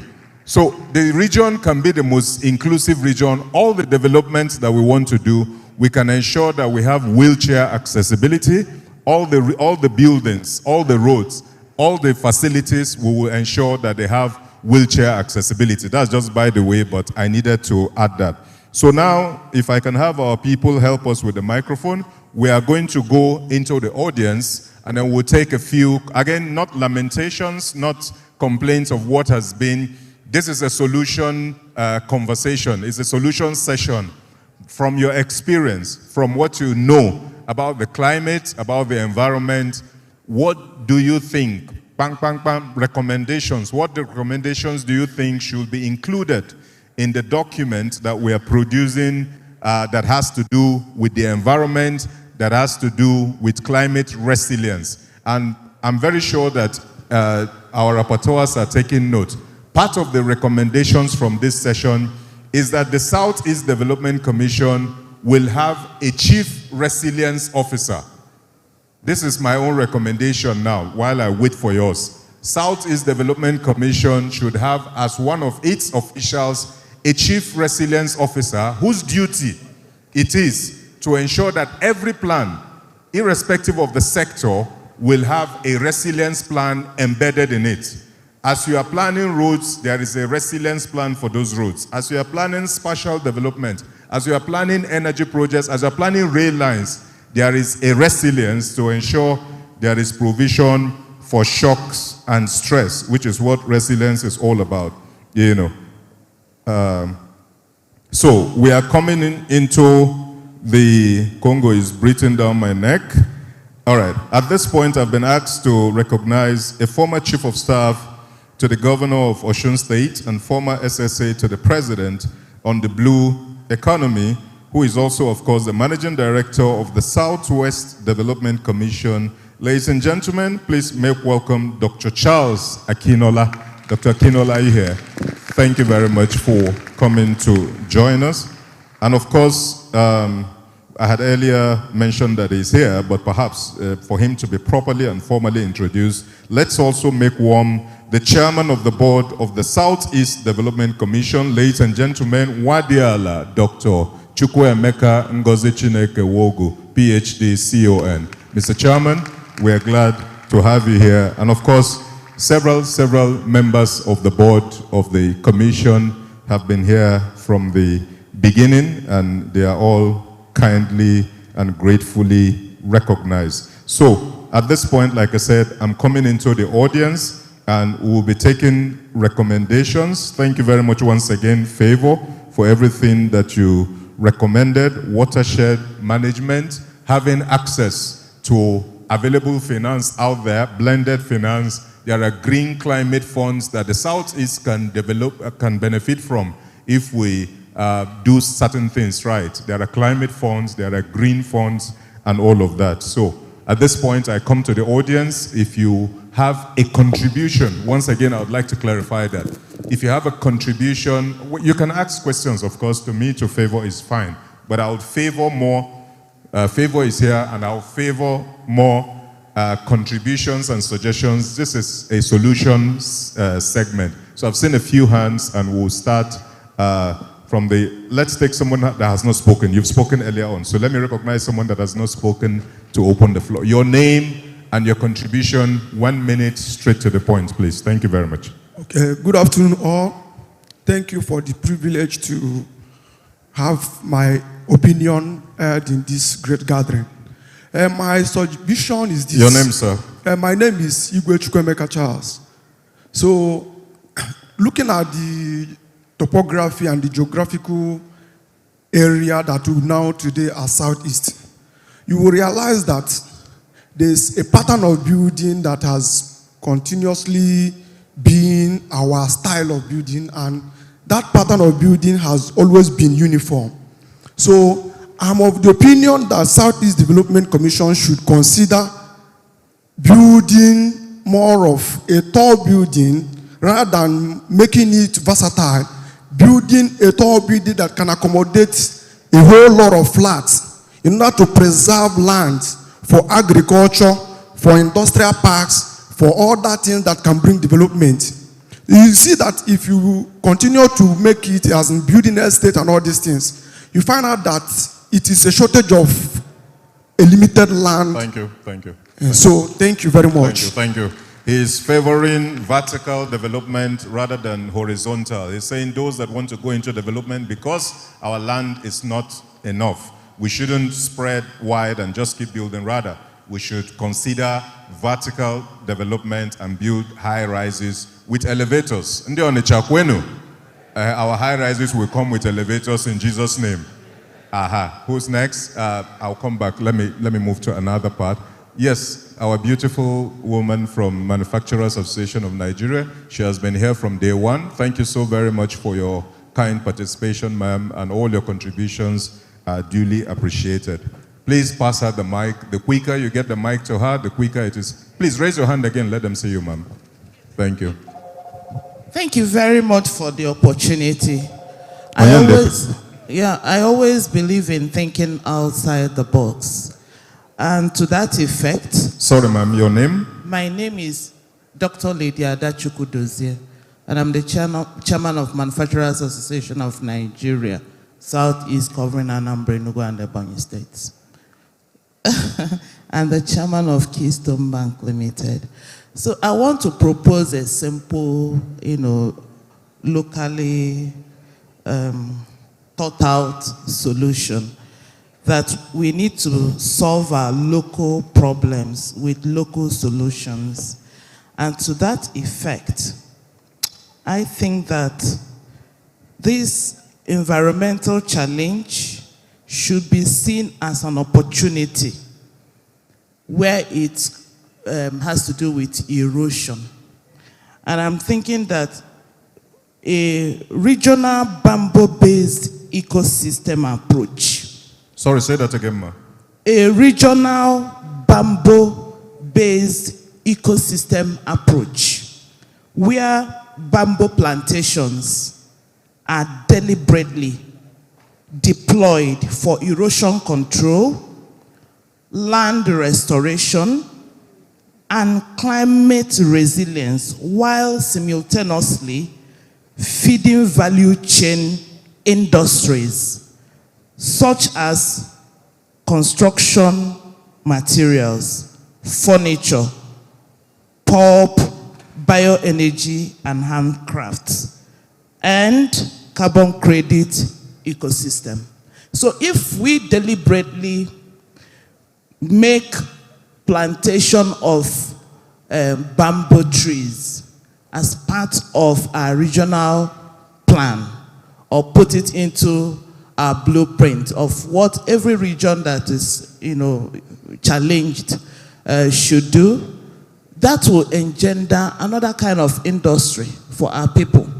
So the bamboo trees will help even the region to earn carbon credits, whereas we'll also be solving the natural problems. Thank you, other industries can erupt from that. Thank you. Thank you very much, ma. That was very enlightened. A bamboo, locally thought out solution, regional bamboo ecosystem. Plantations, they have the advantage of helping us with our climate resilience, and then we can also benefit from green funds for that innovation. Please keep Favor online. She will give us her closing thoughts after she has put together all the thoughts that have come from the audience. As an expert, you'll be able to give a quick closing thought on that. But I come back to the audience. I'd like to take row by row. I've taken this row. Anybody on that row? Yes. Who has our microphone? The young lady is doing very well. Can we put our hands together for her? But if I have another gentleman on the other side, it reduces her journey and traffic. I've seen a lot of volunteers, so I'm sure we can have another one on the other side. That makes it faster. Thank you. Good morning, everybody. Good morning, sir. Your name, sir? Okay, my name is Opigwe Chukwebuka Nwadike. I came in from Okigwe this morning. Thank you. Part of my contribution on the climate change, particularly this year, if we observe, there wasn't hammer time this year. I don't know if it was so in Enugu. And I'm concerned because if I can remember my secondary school biology, I was told that wind is one of the agents of pollination. So this means that this year we are probably going to have high cost of fruits. Now that's by the way. My contribution is we used to have an agent practice of whenever a baby is born, we plant a tree. That is, we give a palm tree to the newborn baby. So can we restore that practice now that we have urbanization, we're building houses, and then that means we are cutting down trees. So can we have a way of replenishing what we deprive the earth of? Now that is one. And thank you. Thank you very much. Thank you very much. All right, thank you. We'll take that. His recommendation was that we go back to the old practice where we plant a tree for every baby that is born. Why not? We can absolutely do that. I will expand that thought by saying that we should encourage deliberate reforestation and even preservation of our current forests. Please let the, as part of our plan and as part of our recommendation, let us incentivize cutting down of our trees for use as firewood. Most of our rural dwellers, firewood is still their major source of fire, so to speak. So we can, incentivize the use of other fire alternatives, clean cook stoves and those other things if we can penetrate. So those are the high programs that can have the wider effect of preserving our environment. De-incentivize cutting of trees, enforce deliberate reforestation for places where we have cut down our trees, and then deliberate greening practices. Yes, sir, you were the first to raise your hand. It would be unfair not to recognize you. Thank you, sir. Good afternoon, your name, sir? Everyone. My name is Ganiru Okoro. And Ganiru Okoro. Interesting from name. Imo State. So I'm going to go back a little to what the permanent secretary said, which is the foundation of the issues we have here. Most of us know what sustainability is all about, but the majority of the Southeast is not well informed. So even if we know what to do, how do we get these people in the hinterland to do it and believe in it?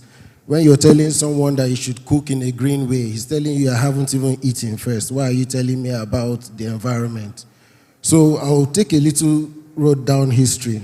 Over the past 5 years, I worked with Chief Iwayanwu when he was the president of Ohanese on a sustainability roadmap for the Southeast. And I did a number of events.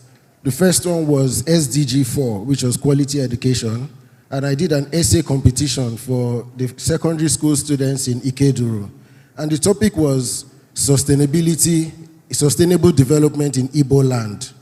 Now, about 150 students wrote this essay, and by the time I read the scripts, I got to realize that half of them don't even know what sustainability is. And that's the grassroots of where we're going to. How do we get these people to even know? But by the time they did research for this essay, they are talking to their parents about sustainability, they are talking to their younger ones about sustainability, so we're able to create a bridge between the older ones and the younger ones, SS3, SS2 students. That's on one side. On the other one is SDG 11, which is Sustainable Cities and Communities. Again, telling people to build in a sustainable manner. is easier said than done, but I embarked on a project over the past 5 years again called the Crunchies Tour. So every Crunchies building that you've seen from 2020 till now was designed by me, and Crunchies has gone on a green revolution, which is reducing the size of their buildings to reduce the size of their generators, reduce the impact on the environment. What we were able to do was educate the builders. This is why we are doing this. Even though you didn't go to school to learn this, we are putting plastic bottles to reduce the insulation and reduce the temperature of your building so that we can reduce the impact on the climate. So grassroots orientation is the way forward. Thank you. Thank you. Thank you very much. Yeah, you can clap for him. Ganiru Okoro, early education on sustainability and then grassroots education. And I like what you said. When you teach those pupils in school about sustainability, of course, they go back home and they also teach their parents. And then when they see their parents engaged in harmful environmental practices, they are able to say, Daddy, Mommy, this thing you are doing is not good. It will harm our environment. I think it will have an impact if we're able to do that. So we'll take 2 more because we have 10 minutes for this session to end. I didn't recognize you earlier on, I'm sorry. The Honorable Member representing Newi, Idemili Federal Constituency, Honorable Uche Ani Okonkwo, is of course the Deputy Chairman of the House Committee on Health, a very great guy and a friend of us. So he's one of us, he's here, he's raising his hand. Please, let's put our hands together for him, even as we give him the microphone. This way, the gentleman in white and red cap, Honorable Uche Ani Okonkwo, Member, House of Representatives. Thank you. Thank you very much for this opportunity to give my little input on this discussion. First of all, let me congratulate the Southeast Development Commission for this event. It is timely, and of course the conversations are to do with what we need to bring integration and bring prosperity to the Southeast. That being said, I'm on the committee on climate change in the House as well, and I just want to touch a little bit on what we have done within the past year. We have gone to several ministries to make sure and urge them to include a climate change desk across all their departments, across their agencies, in order for them to give us feedback on what exactly they're trying to do when it comes to climate change and climate change action, especially within Nigeria. It's very, very important to do that, because climate change or climate action doesn't just fall within erosions or that. There's so much in order to discuss on that. Now, that being said, I'm also part of the virtual parliamentary roundtable on climate action, whereby we have virtual meetings on a regular basis, bi-weekly. And what we have seen is that the advocate for funding towards climate action has been very, very low. There are so many international partnerships, especially even the Paris agreements that has been made, but there is still a low advocacy towards funding.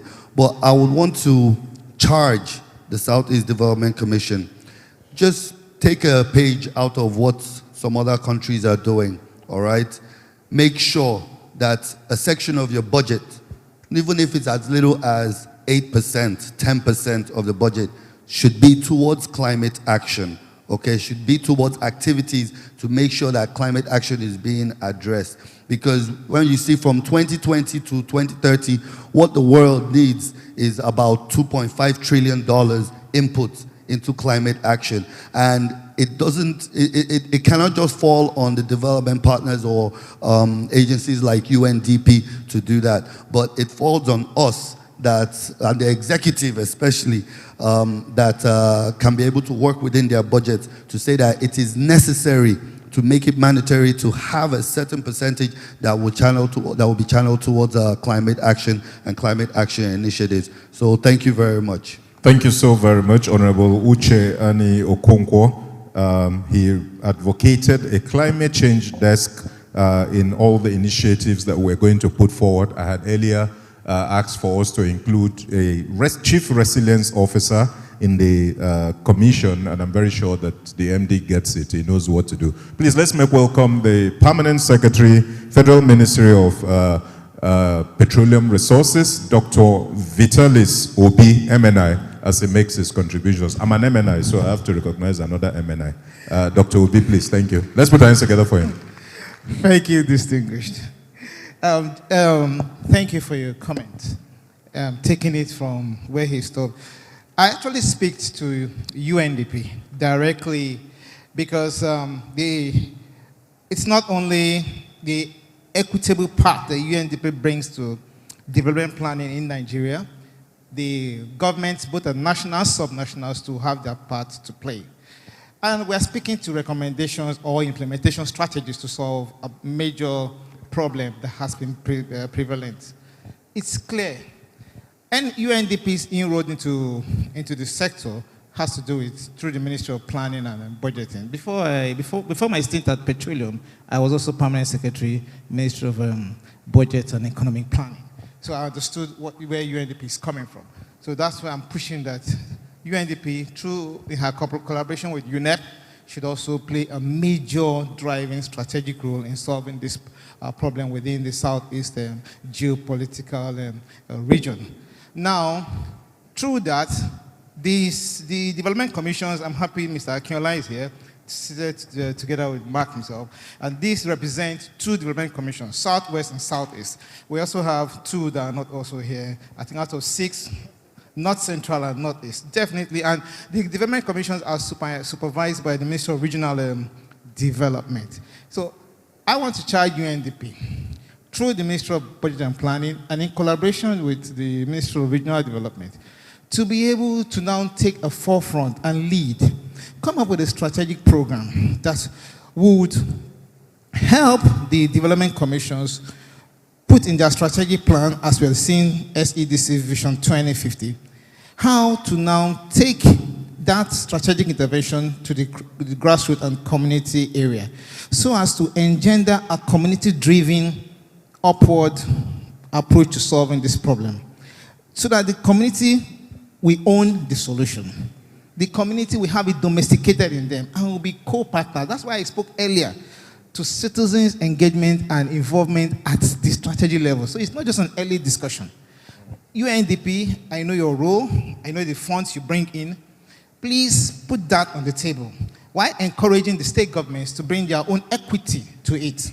Together, I know, and as the last speaker suggested, they should be able to bring solutions to it. And the solution that is practicable and implementable, if I use that word, is that the SEDC now, being my own commission, should midwife, together with the state government, in going down to the grassroots and drive the corrective solutions that will make the people now know, through the Department of Town Planning at the subnational, that they need to redesign, restructure the environmental program. Let the restructuring and remapping and redrawing environmental program guide the people to know where they need to site whatever structures they're doing. And if you are destroying properties and moving them or relocating them, adequate compensation should be given by the subnational government to the locals. But let locals to buy in into know that we don't need to build on waterways, we need to build on soccerways, we don't need to do this and do that. And then collaborate with the infrastructural development in driving the master plan in SEDC vision to now get us to where we are. It requires a will, political will. It requires the citizens buying too, and it requires the funding that she was mentioning about, the climate change funding, the green environment, to buy into what I said earlier. People should also move from using fossil fuel and other forms of fuel that are degenerative to the atmosphere and get green energy, cleaner energy for their safety and environment. But most important of all is the human capital development, to ensure that the people are trained from the cradle of knowledge to the tertiary knowledge, for them to have knowledge that will drive it. In that way, our citizens who are virile in entrepreneurship, who understand sustainability, will be able to now own that process, and the subnational government will be addressed. Thank you so much. Thank you so very much. Let's put hands together for the Permanent Secretary, Ministry of Petroleum, Dr. Vitalis Obi MNI. I'll just segue piggy on what you said about the political will, and I would like to make sure that we understand the significance of what happened here yesterday. 4 sitting governors of the Southeast were in the same room, and 1 was represented, 5 of them, and they were all here, and individually they made a pledge that they were going to be a part of whatever is going to come out of here. It's not ordinary, it's unprecedented, and I think we should put our hands together for the Southeast Development Commission, for the managing director, the chairman, the members of the board, for synthesizing that level of synergy amongst the political class. Already, this program is a success. The people, PAMSEC talked about political will, and the people that should bring the political will have signed up to, they've made a commitment to say that we are a part of this. So that tells me that whatever recommendation we come up with at the regional level, it will be cascaded down to the states, and then they will adopt it and implement it. Thank you very much, PAMSEC. We'll take one more. Our time is up. So one final one, I would favor a lady. One final one, if I see a female hand, I'll accept it. Oga, are you female? You are raising violently. A female hand. There is a lady with a purple scarf back there. Yes, she is the last one. Again, all further contributions, please, technical group, if we can have a projection of the email address or the channels through which people can make their contributions whenever it comes on board, that will help. There you go. All the handles are there. If you have suggestions, contributions, please. This is a collective conversation, and we are co-creating the solution. So it's not anybody's role, it's everybody's role. So let's give the lady the microphone, please. Your name and your contribution, please. Thank you. Thank you. Ms. Favor, we are coming to you shortly. In 1 minute, we will come to you for your closing thoughts, and then we'll wrap up. Please go ahead, ma'am. Thank you. I am Dr. Mrs. Kene Ajumobi. I want to thank the organization, the organizers of this program, and thank you for giving me this opportunity. I want to talk about, when we're talking about the environment, I expected you to say something about recycling, to encourage recycling. But go ahead. Yeah, because recycling will help us to reduce these cans, all these things that are using to flood the gutter, and it brings flood affecting our environment. So that is one. If government is trying to help the small-scale industries or help people to go into a manufacturing or anything industry, they can provide recycling machines to encourage people, more people to go into recycling. It will help us. Thank you. Thirdly, actually, but yeah, go okay, ahead. thirdly, thank you. My brother there from Okigwe said something about planting palm trees. And I want to remind us a song we used to hear when we were much younger. In the radio, they used to say, Jez onye nkwu, Jez onye nkwu, onye ọbụna Jez onye nkwu, zonye otu, zonye ọgụ, zonye rinne, aye mere ya na mbu. We should be clapping for her now. Thank you. Thank you so very much. That was a spirited contribution, and this is noted.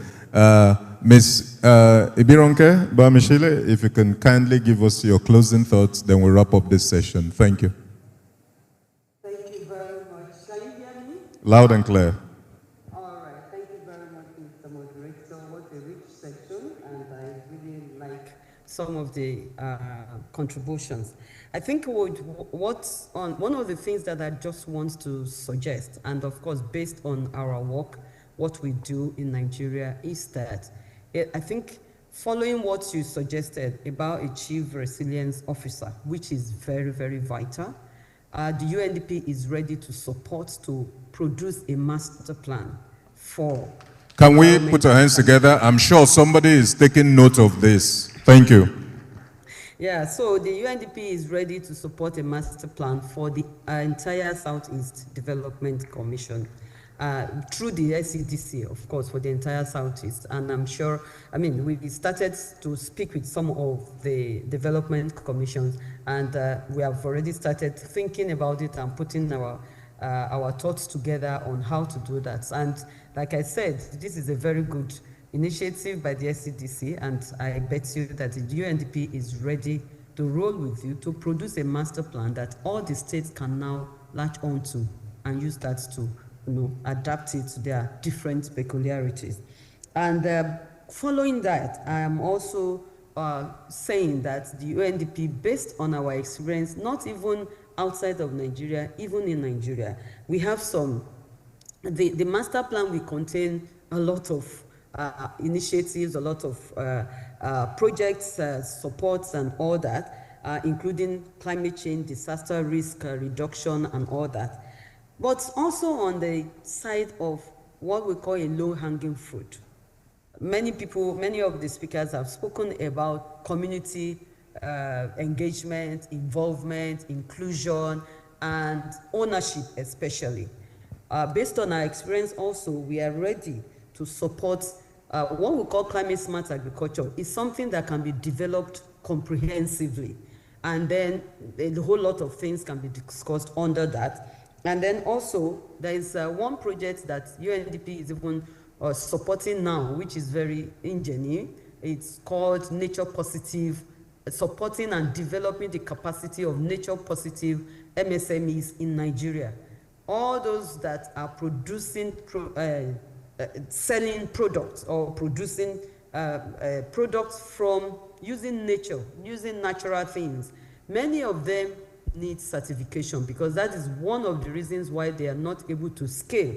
They need certification, they need access to funding, they need access to, they need access both to in Nigeria and internationally, certification to be able to scale. These things can all be done. The one, we had the one for Southeast in Abia last year, and we have gone all over the country. And I'm sure that this can also, I just like the way that the Southeast is carrying some of these things. So these are things that we can put together, in fact, immediately and take that to run with right away. Coastal communities, riverine areas development initiative is also an important area that can also be like a low-hanging fruit that we can do immediately to support some of the riverine areas. And then there is another program that we call the National Tree Crop Program, which we can also discuss and develop together with the SADC. And all these things will make the communities to know that now we are not just voting, we are not just voting people into power. We are voting people into power who are concerned. Children will not inherit a wealthy region that is uninhabitable. This is a pledge that we all make, and I'm very sure that everyone in this room will support that call. My name is Ifeanyi Hart, MNI, and I'm glad to have moderated this session. Have a good afternoon. Thank you. My elder brother. Always sweet as honey. Let's put our hands together for him, ladies and gentlemen. Thank you very much. Thank you.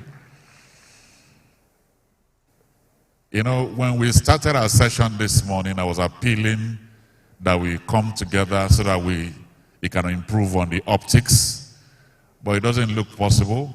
But if we can still adjust a little bit, so we can have our pictures a little bit prettier than it is now, we'll be very happy. But we move on to our next panel, which is on MSMEs, enterprise development, and the informal sector, which is actually what the South is known for. Our presenter is Professor Solo Chukwulubelu. He is the Secretary to the Government of Anambra State. But let me quickly welcome our moderator, Chima Christian, Executive Director, Boga School of Governance, and CEO of Teva Foods. Please appreciate him as he's coming. He's already walking like a soldier. I welcome you. Thank you, Chima.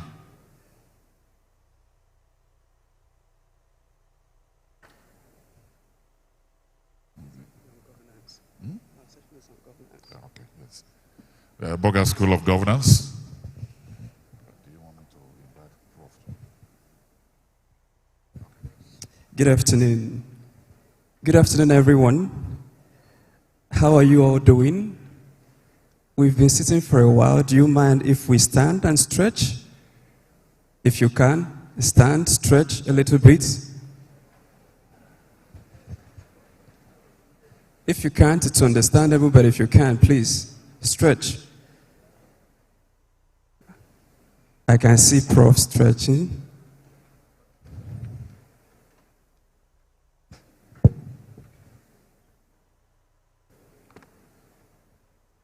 Yes, you could please now and take your seats.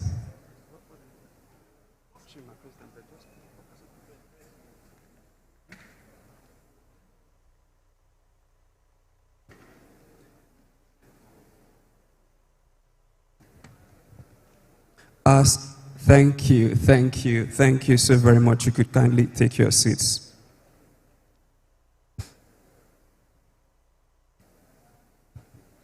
Our session is on governance, institutions, and regional coordination. 5 states, 1 vision. Our goal is to make a case for institutional coordination and policy alignment for regional development. I want to start by appreciating the Southeast Development Commission for the incredible event they've put together. From the protocol arrangements to security, to media, to technical, to facility management. I've used both the VIP toilet and the regular toilet, always well clean. And those are the tiny details that matter. And also for the impressive event yesterday. So if you could put your hands together for the Southeast Development Commission and their partners for putting this together. If you could also, Mr. Chairman and the MD CEO, I want to especially recognize my own mentor who has poured into us in the person of His Honor, Mr. Oseloka H. Obaze, a man without whose mentorship we will not be doing what we are doing here today. Apart from the impressive work he has done, I believe that one of his greatest gifts to Nigeria is the many young people he has unleashed on Nigeria. And I'm proud to be one of them. I celebrate you, sir, every day. There are many of us he's personally trained. He's personally trained a couple of young people and mentored us. I used to watch him do a lot of things around governance. Now it's my pleasure that this is the first time he's seated and he's going to watch his students do 1 or 2 things around governance. So thank you so very much, sir, and God bless you for the work you do. Our chief discussant is Professor Solo Chukwulobelu. Professor Solo Chukwulobelu is the secretary to the government of Anambra State. But he's beyond a public policy wonk. Professor Solo is a distinguished scholar in financial economics. He brings with him over 28 years of experience teaching and researching in UK universities. His core specialization is on capital markets. Professor Solo has also served as the Commissioner for Economic Planning and Budget, where he played a key role in shaping fiscal policy and development planning. Professor Solo combines deep academic insight with hands-on public sector experience in driving economic reform. And it's my pleasure to welcome Prof to come take a seat for the conversation. Could you please put your hands together as he comes?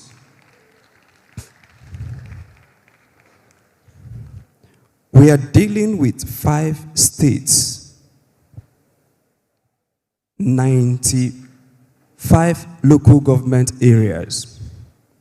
We have 43 Federal House of Representatives seats.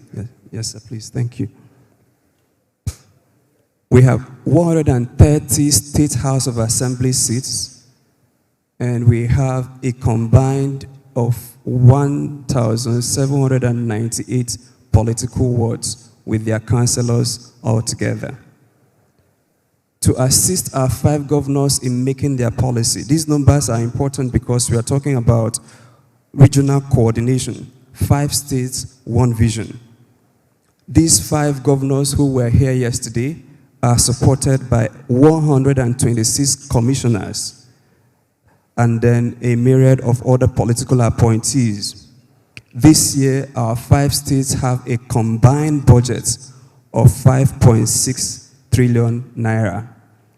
By 2050, which is what we are envisioning, it is expected that these 5 states, if our budgets grow at 12%, would have had a cumulative spend of around 425 trillion naira.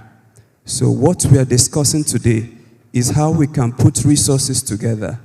These different lawmakers, I've mentioned that there are 43 House of Representatives, 9 senators, 126 commissioners, 130 State House of Assembly members, and then the list goes on.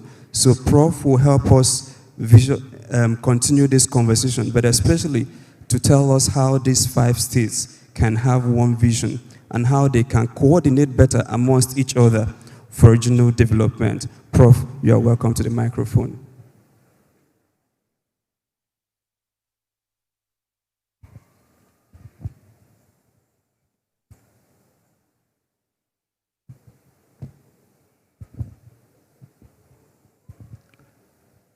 Good afternoon, everyone.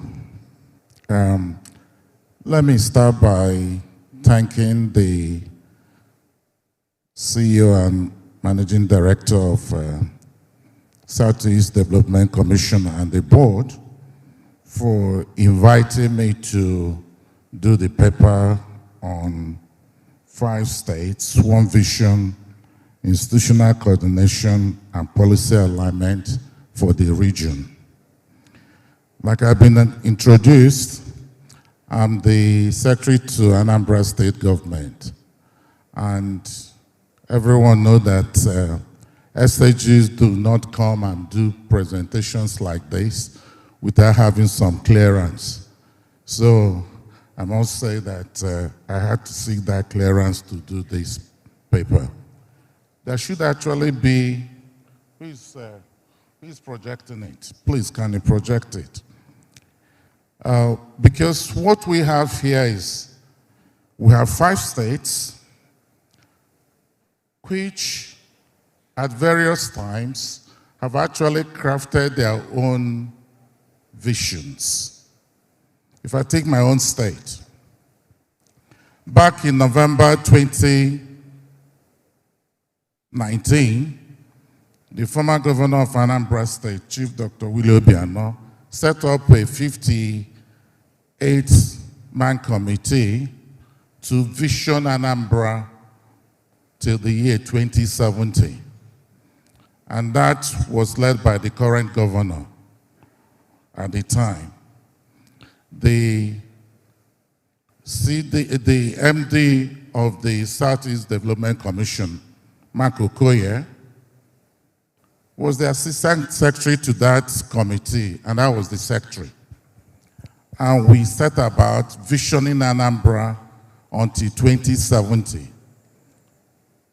Since then, there have been also other states, the other 5 states, the other 4 states have also visioned their own states far into the future. So here we are,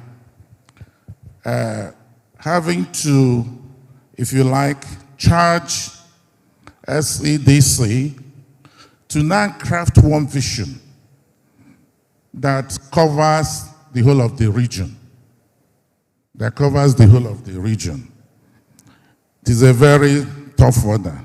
But what I've tried to do is to actually look at the development, if you like, visions of these 5 states and see whether they actually align or diverge. Because if they align, then we don't have a problem. If there are some convergence, we don't have a problem. But if they diverge substantially, then SCDC would have to try and get a vision that is bought in by the 5 states. And I think this is what we are doing here today. So, the case for, if you like, regional integration or coordination cannot be oversized. If you go through the literature, you find out the fine literature on why there should be policy coordination, there should be regional integration, and the rest of them. But having sat through most of the presentations today, I realized that the functions of SEDC must be such that they're either trying to coordinate and harmonize the various areas that the state governments are already doing.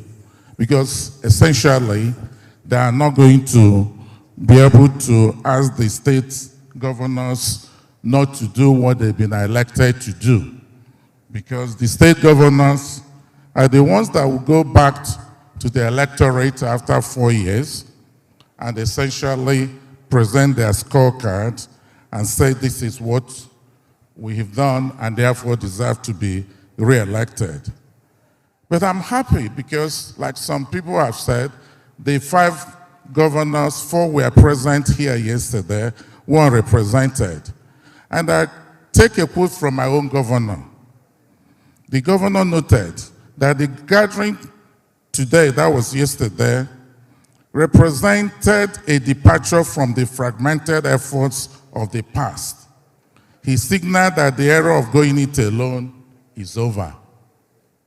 And he went further to say, today is history in the making. What we have yearned for decades is finally taking shape. I can say with confidence that the governors in the region are now more united than ever. And I think we need to clap for the 5 governors. But also note that my own governor also enjoined SEDC to keep it simple, to focus on a few areas. And I think he mentioned 3 places. Regional security with the funding challenges. If you like, the capital, the infrastructure, the heavy infrastructure areas, the highways and the rest of them, as well as the gas pipeline every person has talked about. But finally, he said the regional coordination, So essentially, what we therefore have to ask ourselves, what would be the areas of focus for SEDC in order to ensure that it does not begin to, if you like, supplant the 5 state governors? A lot of the discussions I've had today, whether it is on climate change, the last person that presented, or whether it was on human capital development that I had, or whether it's on SME and the rest of them. These are what every state government is actually pursuing. If you take every paper that has been presented here, go through the annual budget of the 5 state governments, go through their, if you like, 20, 25, 50-year development plan. You have them captured there. Is that true or not? True. So the challenge is, how do we begin to coordinate? The reasons for coordinations are not far-fetched. Why must we collaborate? Why must there be a need to ensure that there is no, if you like, misalignment of efforts? Regions are the unit of global competition these days. The scale, the economies of scale, most investors that want to invest, we talk about the power projects. The power projects, very often the viable ones are very large in scale. And consequently, it becomes necessary that there is a bit of, if you like, regional integrated markets. Previously, in the old eastern region, the Oji River power plant supplied the old eastern region. But now we are thinking about embedded powers. But the truth is that the commercially viable power projects need to go across state boundaries for them to be viable. There are also infrastructures that need to be transported across state boundaries. The energy grids and transportation corridors that must cut across, if you like, state boundaries. If we don't do this, there will be inefficiency, fragmentation, and the rest of them. But we also have a reason for having to, if you like, coordinate. Look at politics in the Southeast. We have, if you like, the challenge of asynchronous politics. Anambra and Imo have off-season governorship election. Anambra just finished its governorship election in November. The second tenure of my governor will be starting in March. Okay? And then there is the general election for the other states. But Imo State, its own election will be when? November next year, rather than February or March, as it were. And then they get inaugurated. The other three states will then join the general something. So what you have here is that if there is no policy coordination, then this misalignment in our political timelines may also affect some of the projects that SEDC may want to pursue. But in addition to that, you have one governor leaves, another one comes. If certain projects are not, if you like, jointly owned, the incoming one might abandon it, and so on and so forth. Then I think when I had the managing director speak in the morning, the issue of cost fragmentation and the ease of doing business. Now he cited the example of land acquisition taking probably a few weeks in one state and probably several months in the other state, or even different legal framework and the rest of them. And this is where, if you like, the commission should be trying to put effort in ensuring that there is all this policy alignment. Obviously, the politics of politics and policy making must be navigated very carefully. We in Anambra, we normally say that we cannot stay in Oka and decide what will happen probably in Idemili North or so. So at the same time, we must be very careful not to burden SEDC with those things that are best done by the state government. So it is very important, therefore, that SEDC begins to look at where it can essentially add value in terms of, if you like, regional development in order to unleash all the potentials that the region has. But very often when I sit down to reflect on some of these things, now we have 6 geopolitical zones in Nigeria. If you come to the southeast, because for me there has to begin to be a kind of a shift in mindset, a very important shift in mindset. If you ask someone from the west, the southwest, first and foremost he will say he's what? A Yoruba person. Before he even says, I'm from Lagos, or from Oyo, or from Oshu, many of them may not even know the state they come from. But ask someone from the southeast, what is the first answer, response? I'm from Imo, I'm from Anambra, and I'm from Abia. Is that not how we respond? Please, is that not how we respond? Do you not think that this creates a kind of mental blockage in what we're trying to even get SEDC to do? I'm asking this question because it's very important that we begin to shift from that. I look at some regional or some projects that maybe state governments are doing today. We may begin to ask the question, can some of them be regionalized? Can some of these projects be regionalized? Someone mentioned in the morning about I think it was Ijoma, the biggest industrial harbor in the southeast is at Onitsha.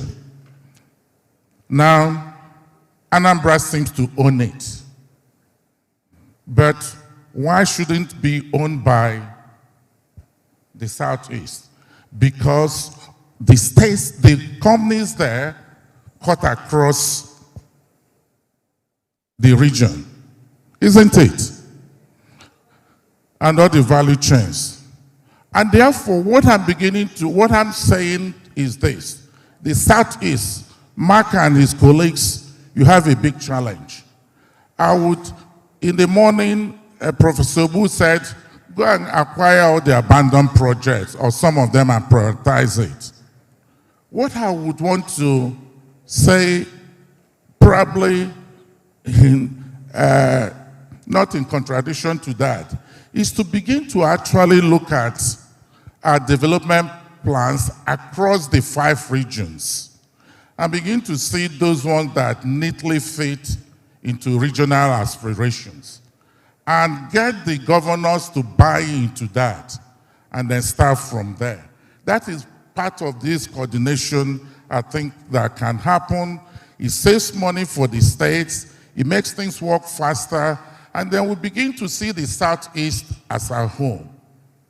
So, if I wanted to live initially I wanted to live in Enugu, but at some point I began to feel, I better go to Anambra and settle down when I came back from UK. But it's very important that we begin to recreate this Abmonibo, and that this region is part of us, is all of us. If we do that, then the coordination becomes easy to deal with. A lot of what I wanted to say, they're projecting it now. I'm happy they're projecting it, because I wanted to actually go through this so that you can see both the challenges of coordination and the rest of that. Can you go back from the beginning, please? Go back to the beginning. Now, this is where I wanted to start. Now, can you carry on? Now, the case for Southeast to have, what we have is the united, and we have one shared aspiration for a peaceful, secured, and globally competitive economy. Each state still retains its independence, and we have all crafted our visions. Can you carry on? Now, if this is what we actually want to do, our shared aspiration is a peaceful, secure, economically vibrant region. Because I've done a mapping of the visions of the various states, and I could see that there are common things. So we don't have conflicting, rather we have complementary visions. Carry on. Okay, so if you take Abia, Abia is emphasizing SMEs, manufacturing value chain, human capital development. If you take Anambra, we have actually recrafted our vision to build a prosperous, livable, smart mega city, a preferred destination to live, work, learn, invest, relax, and enjoy. But it's a vision driven by, if you like, private sector leadership, export competitiveness, and technology adoption. Can you move on? Move on. Now, what I've done is to skim through all the visions of the 5 states and see where we share common. Go very quickly. Now, that's the convergence. And that makes life easy for SCDC. Because of this convergence, every state wants economic prosperity. All are emphasizing governance reforms, inclusive growth, long-term orientation, and the rest of them. So there is a convergence here. But in that convergence, there has to also be a recognition that some of the states will still want to assert their own independence. So SCDC must tread to ensure, to discover where it's facing. Can you move on? Now, look at from competition to specialization. This is the metrics alignment. Now, Abia, innovation and SMEs. Anambra, I should have actually added commerce, industrialization, and export. But the vision of the state today is to move Anambra from importation to manufacturing to exportation. And that's why I've captured it in that way. Ebony obviously is agriculture and the rest of them. So you begin to ask yourself, where does SEDC come, given all these, if you like, vision alignment in terms of what each state wants to do? Regional innovation and manufacturing hub. That's what you must think. Regional industrial and export engine. Okay? Anambra is building AMIC, Anambra Mixed Use Industrial City. Sitting on about, is it 10 hectares or 10,000, 5,000 hectares of land. Is it going to just be for the Anambra? No. Everyone is invited. Come and take space there. Okay? Enugu has become our eternal capital. So the city is developing beautifully and the rest of them becomes a service hub. And the name of regional stability and governance anchor. So it's very important that in mapping out this, SCDC finds where it has the value, as it were. My friend, can you move fast? Yeah. So, I've already touched on this, why the need for regional cooperation. Move on. Let me just stop there because there's something I put there on climate resilience. We just had a presentation on climate issues. I've been in government now in Anambra for almost 12 years. And this has been a major, major problem. We have 960 active erosion sites. 960.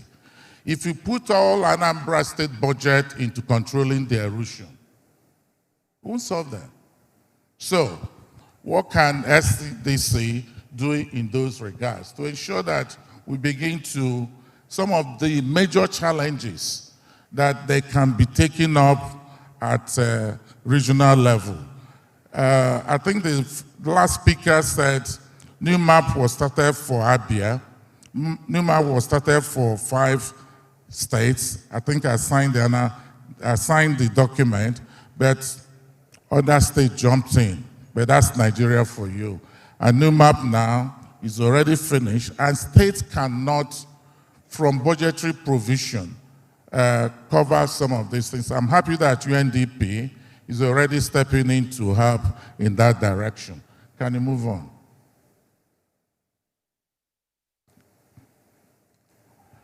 Okay, I've already spoken on this because once you have election cycles that are not aligned, it also poses a lot of problems. We in Anambra, we've had our own election last year. Sometime next year. 3 other states will have, and then much later in the year, Imo will also have its own election. If leadership changes across party line, then long-term regional projects can be derailed. And sometimes, I'm happy that all the governors are coming back for their second terms. So projects initiated and started now would still have the same political backing for some 4 or 5 years. But quite often it's important that you don't commence a project that is likely to not to be taken to, if you like, point of no return. Because if you did that, it may fall to political changes. Can you move on?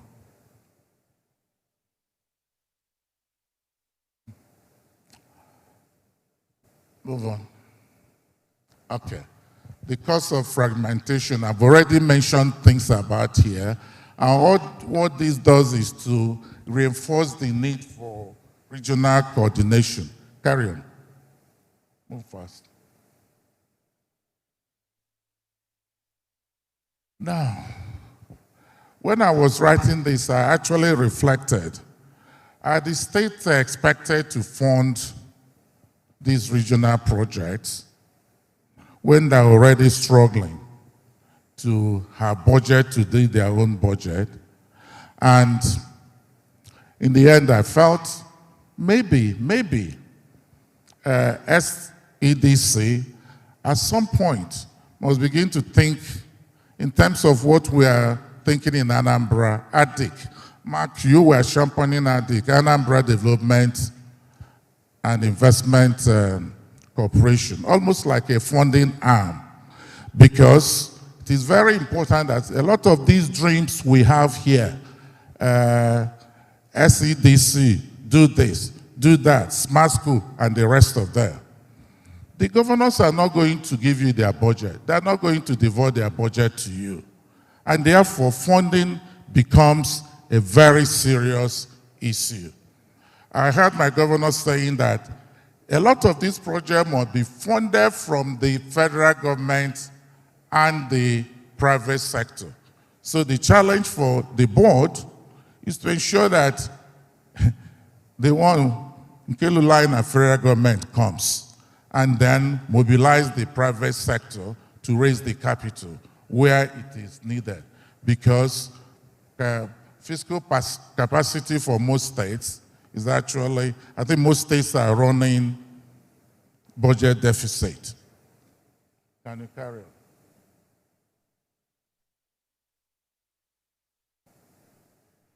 on? Okay, doing that project who is doing this? Okay.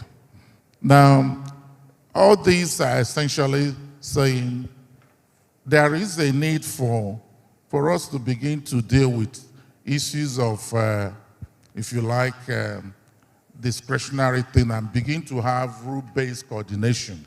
How do we ensure that when things have been agreed, it will go across the 5 states? There has to be alignment in regulation. There has to be an alignment in, if you like, in enforcement, as it were. But the danger is you have to be mindful of stripping states of their own autonomy, because we cannot create SEDC as the 6th government, as it were. Can you? Now, locking in the vision. I'm saying here that the Southeast does not suffer from a shortage of ideas. The central challenge is coordination rooted in trust and institutional continuity. And I'm happy that the Southeast governors we have today have been around for quite a long time, if I may say. I was Commissioner for Economic Planning and Development in 2014. 2015, I became SAG, and I can see, I recall the period between 2015 2016 for our governors at the time to even agree to meet. But today, We are very lucky in the region that there is now a shared, if you like, vision by the governors.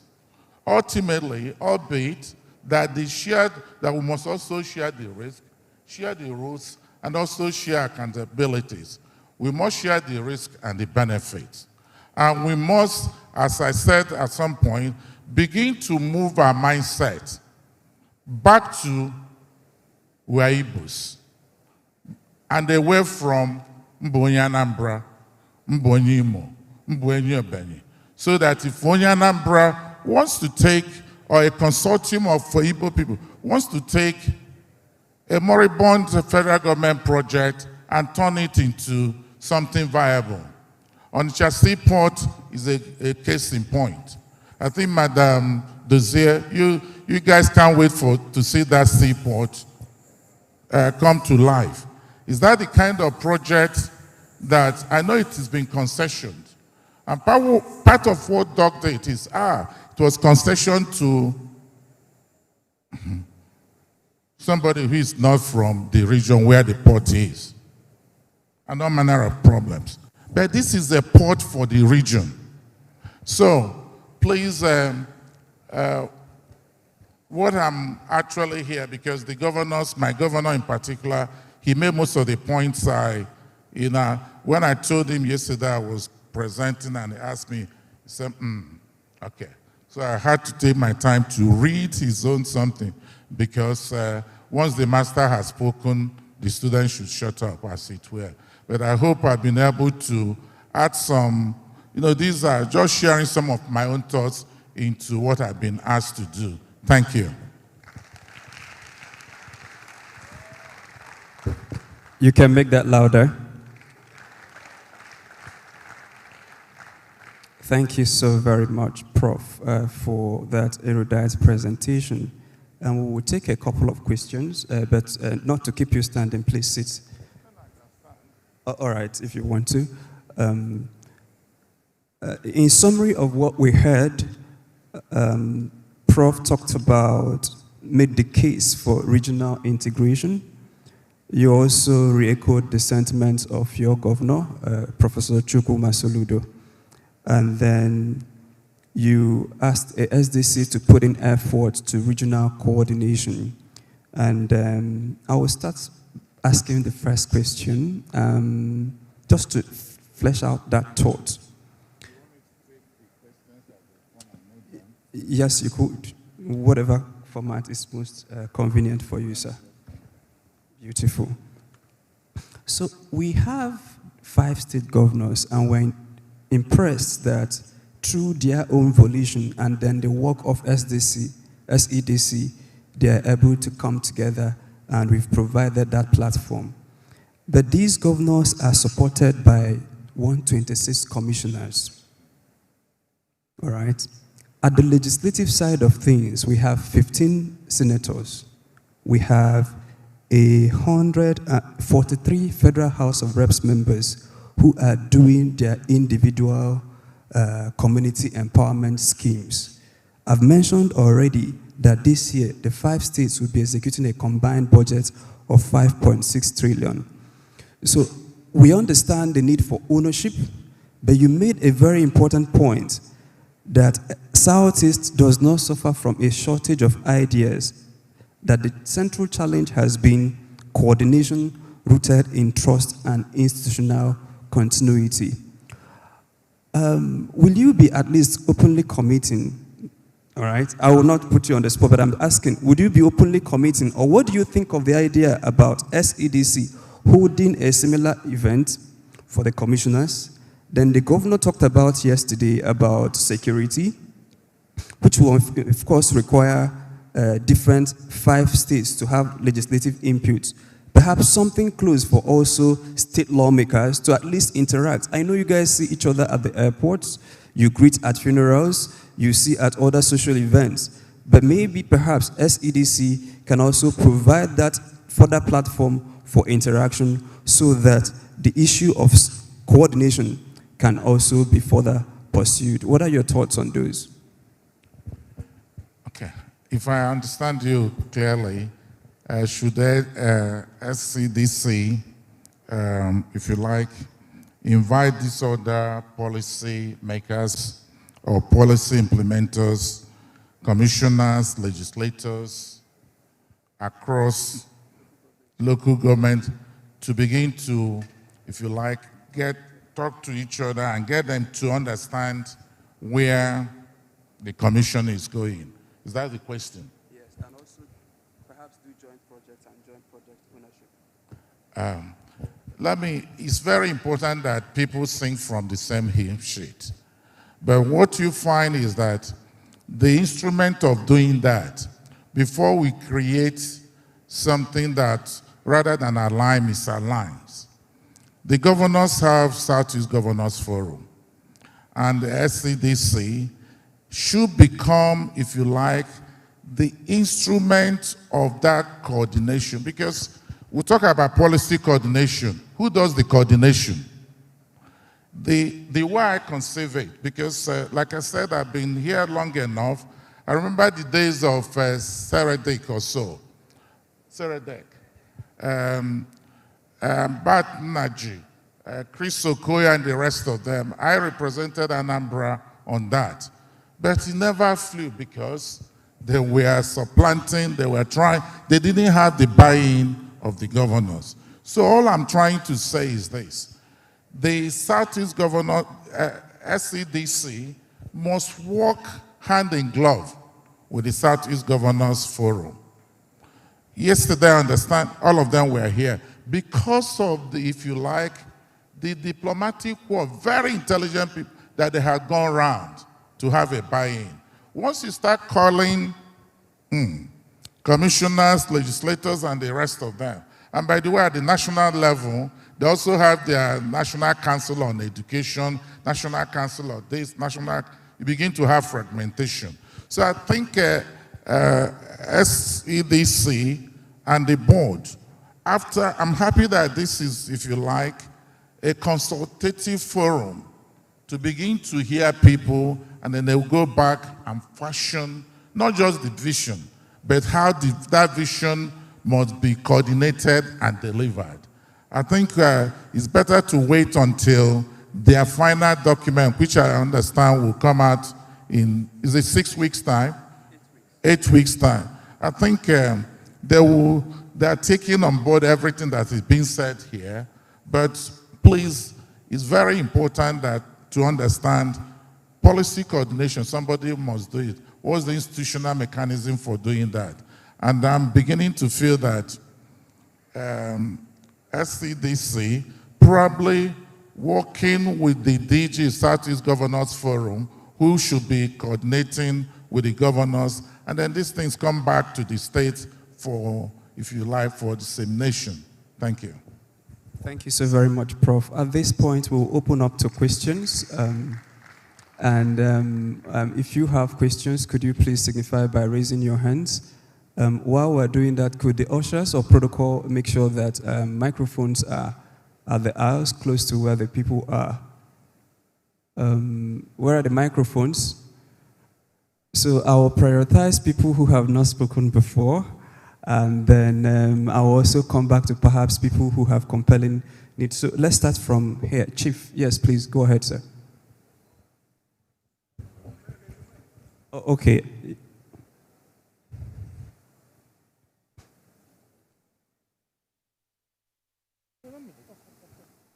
The man standing.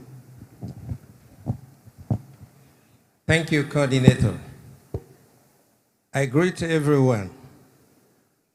Prof, I very much appreciate your emphasis on the relationship between SEDC and states that is not going to be competitive but complementary. SEDC is not an alternative state government. That must be understood clearly. Otherwise, conflict will arise. I also appreciate your emphasis on coordination, which really is the hallmark of anything governance or public administration. Mary Parker Follett summed it all by saying that all governance, all politics, all development is coordination. Those principles are very important in governance, and particularly in development. Now, since the 2 days or 3 now we are here, something has been recurring to me, and I have asked, what is the ideological anchor of 2020 or 2050 projection, vision of SEDC? And also, what has been the anchor of development planning of government, federal government, state governments in the past in Nigeria? And I realize it is still the same old capitalist orientation, capitalist anchor. What is the guarantee that there is not going to be revolutionary thinking between now and 2050 and 2070, as some states already have, in Africa, African development? Remember, the trap we are in and about corruption is...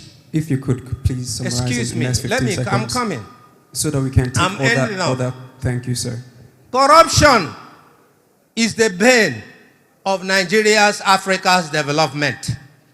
If we can get rid of it, we will move faster and rescue our generations to come. Therefore, I advocate for SDDC in its ideological engagement and relationship with the states to pull through centralist ideology, a little to the left and a little to the right. And that is really what will make it very pragmatic. Africa is not going to be static. Southeast is not going to be static. I bet you before 2050, there will be revolutionary actions. Thank you. Thank you so very much. God bless you. Thank you so very much, sir. We will keep our limits, all the comments and remarks or questions to 1 minute, and then we could now maybe extend to 2 minutes per contributor. I will implore you to keep your comments and contributions relevant to the subjects being discussed. If it is outside of that scope, maybe we can use this thing. You want to take? Okay, go ahead, sir. Sorry, we'll come back to you because you raised something very important.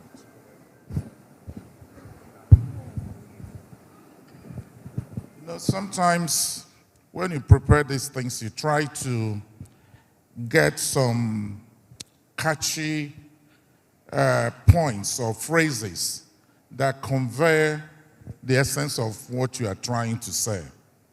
Now, every person here, if you Google what is policy coordination and that kind of thing, you see that. But in the context of what we're actually doing here today, I had to paraphrase some of those things. And I made the point, policy coordination is a deliberate, that word deliberate, I actually underlined it, alignment of policies, rules, implementation actions across the 5 state governments to achieve outcomes that no one single government can efficiently deliver alone.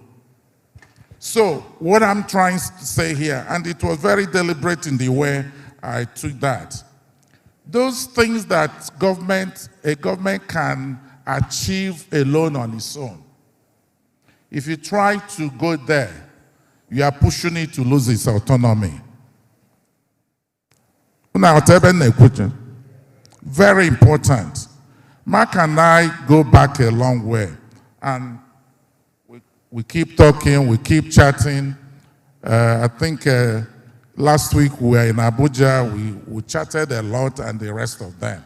And we keep crossing ideas as it were. And for me, coordination, if I see, even at a very, at the state level, I've been at executive council meeting. Commissioner for Works gets up to present a memo. And there is part of it that has to do with power or water. And the Commissioner for Works rises to say, I'm not aware of this. That memo is dead on arrival. At that very simple level. Okay? At that very simple level. Because what is going to do have material impact on that. I mean, if it was something he was going to do alone without any other ministry getting involved, then he can do that. But rarely would you find where there is no interministerial, some overlapping. But at the regional level, what I'm trying to suggest, and Mark and I and some of us have talked about this, those things that state government can efficiently and effectively do on their own. It's very important that you don't go there, or you begin to push them to lose autonomy. And I don't think they will like it. Do you think they will like it? They won't. So let's be realistic about it. And I think that's the point somebody made, that politics and policy making must shake hands. Aria, politics and policy making must shake hands. If we don't do that, we create problems when it shouldn't arise, as it were. But for me, I'm happy that this is building, dreaming together. It's like the Vision 2070 we did. Took time, built it up, consulted widely, and in the end, some of you that come to Anambra and say, wow, what you see in Anambra is the first 4 years of Vision 2070. I can tell you that. So when you have drafted this Vision 2050, the only thing is that it will expire before Anambra own expires. You are ending in 50, but Anambra is taking theirs to 70. But I'm sure there will be revisions along the way, as it were. Thank you. Thank you so very much, Prof. Yes, please introduce yourself and keep it under 2 minutes and relevant to the topic being discussed. Hello, my name is Honorable Osito Opara. I'm an investment banker by profession. I want to give my perspective, having been in the public sector as a two-time local government chairman, and having been in the private sector, owning a stockbroking firm. I also worked in Abuja Investment Company as the chairman of investment committee. I've listened carefully to everybody. I think all of us are making sense. But I want to suggest that if we don't take time, we will end up carrying everything at the same time and landing it in the agenda of SEDC. I want to align with your very last comments here. Anything that the states can deliver on their own should be left to the states. SEDC should be more of a coordinating, a clearing house for policy, targets, and objectives for the long run. However, SEDC is a development organization, it's a development commission. It should embark on some projects that are mega, what I call mega, in line with what Professor Soludo professed yesterday. To me, I want to pinpoint three in particular. There should be a transportation system anchored mostly on railways. Number two. Hold on railways. You have to stay within but time. that railway must enter to the sea. It must empty into the sea. That is number one. Then number two, the gas master plan is very, very important for our industrialization. If we don't get that, we will not achieve our objective. Then power, which I see as a low-hanging fruit, aligning with the governor of Abia State. Geometrics is there, it's a matter of scaling it up, bringing more revenue, and you feed all the other states in the zone. If they can do this in the next 10 to 15 years, I can tell you Southeast will be developed. Thank you very much. Thank you so very much. God bless you. We would love to implore us to keep it under 2 minutes. If you can, once a signal is given, please help us because there are other things on the queue. If you could please come over to, yes, okay, since you're closer, pass the microphone to the young person, and perhaps my bias is also with young people so that he can make his contribution. Thank you very much. My name is Kasmir Namani. I work with the Commonwealth. So that is also International Development Organization as well. Thank you, Prof, for a wonderful presentation and the board of Southeast Development Commission. One thing I want to understand, want the board to share to me is about, I'm looking forward to see the theory of change for this Southeast Development Commission, because if you are designing any development, there will be a theory of change, where what you are trying to, after designing it, you have to cascade it to the grassroots to affect life and change lives.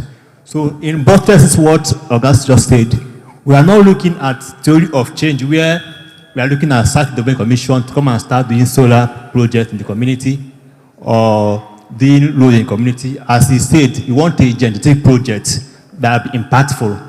As he said, gas pipeline, we are talking about annual gas, open gas as well. So this is what we can need to industrialize. So I'm looking forward to see the theory of change so it can be impactful to the community. Thank you very much. Thank you so very much for that. We will come back to you. There is a man on the chief, Chibuzo Karike. Yes, please go ahead. Thank you very much, moderator, and the very distinguished Prof. My name is Dr. Chibuzo Okereke. Prof, what I get from this governance framework, we cannot deliver this without having a legal framework. The appearance of the governors for symbolic commitment to this is very critical, but that will not be enough, especially when you know that politics and policy will need to shake hands.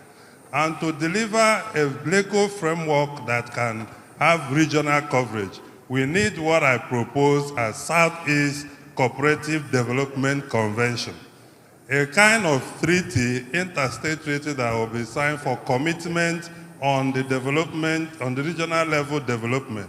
And already item 60A of the second schedule to our constitution speaks to cooperation, planning, data for economic development. So this is where within the constitutional framework. So you need the state assemblies to domesticate this legal framework to have a binding commitment that regional level development strategy will be committed to by the state to pursue and coordinated by the Southeast Development Commission. Thank you very much. Thank you. Prof, before you answer that, there is a question from, or a comment from this part of the aisle. Yes, please go ahead, sir.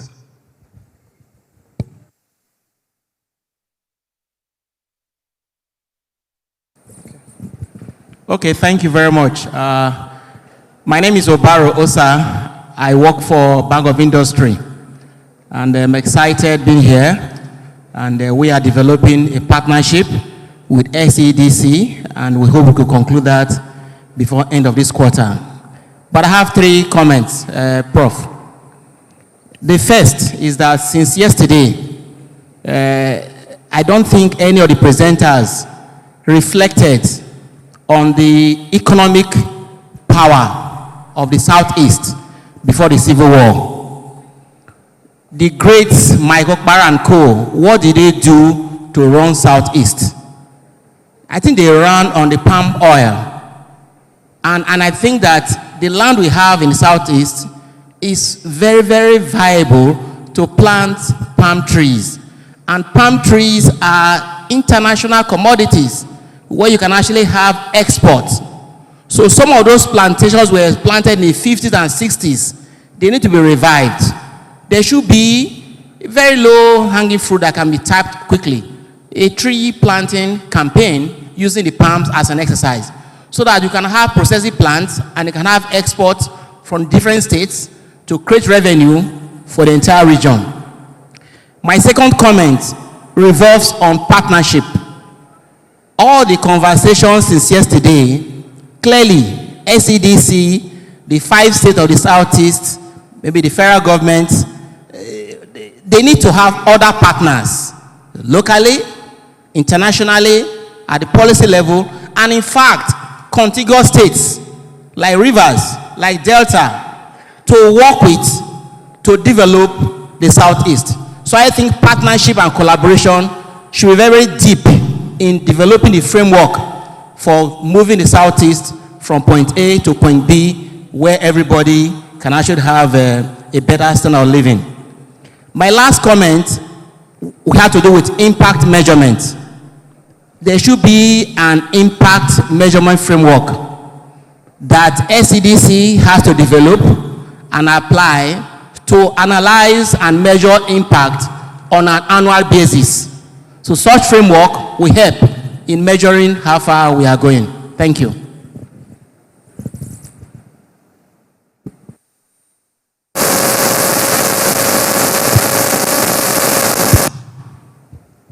Thanks for the questions.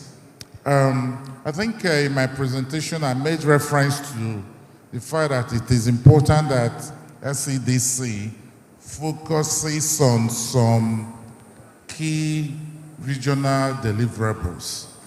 It was very important, and most of them are actually enablers of, if you like, rapid and sustainable economic development. I mentioned regional security, which my governor also reiterated yesterday. This super interstate infrastructure with highways and roadways that connect our major cities. I think they can focus on that. And gas pipelines. In the last 1 year, we've had so many different companies come to Anambra, including Shell. They want to build pipelines here, gas pipelines here and there. Some of these things are part of what SEDC can actually take and begin to look at the corridors that you should go pass through. So those key deliverables, I believe, is where they should be focusing on, and if you like, building the enablers that help the private sector to come in and actually do most of the big job. Legal framework. I don't know whether we are trying to change Nigerian constitution, as it were. There is a legal framework that set up SEDC, isn't it? Yeah. And if they stay within that legal framework, I believe all will be well. Economic power, pantries. I must say that many states in the Southeast are rediscovering the importance of palm trees. In Anambra, under the present administration, the governor has distributed more than 1 million palm trees and cuckoo nut. Some of us have keyed into that. I think in the last 4 or 5 years, I have actually gone back into palm plantation, abandoned where my father died. But I think a number of states are rediscovering that and are going into that. The challenge actually is to begin to think in terms of processing them into, if you like, exportable commodities. Partnership, yes, they are going to forge partnerships. But let's be very clear. I listened to the presentation by Iko Bosi, Osita Chidoka, that the Southeast is located amidst very, if you like, very wealthy neighbors. The South-South and the North-Central, Benue and the rest of them. But the truth of the matter is that you may be living in a neighborhood where you have challenges, even being, if you like, you are looked with suspicion, as it were. So I think let's get our neighborhood, the Southeast, and then obviously Nigeria is an open market for us. They will build the partnerships that become necessary. In the past, we felt that things like security, if they get involved in security, there might be a need to look at where some of our insecurities are coming from. Impact measurement framework. Yes, I will want to believe that by the time they start embarking on some project in time, they will look at the impact. The last reflection I was having really is that Southeast Development Commission, should it also begin to build, if you like, depository of knowledge data, that even when states want to find certain information, they can have it. That is an area I feel they can add value. Masam, my predecessor is right here. There is something I want to share with people here. He left me a handover note in 2015. And there are two last things he wrote there that have guided me over these years. One, government transactions are not done orally. Whatever is not written does not exist. And I remember that every time.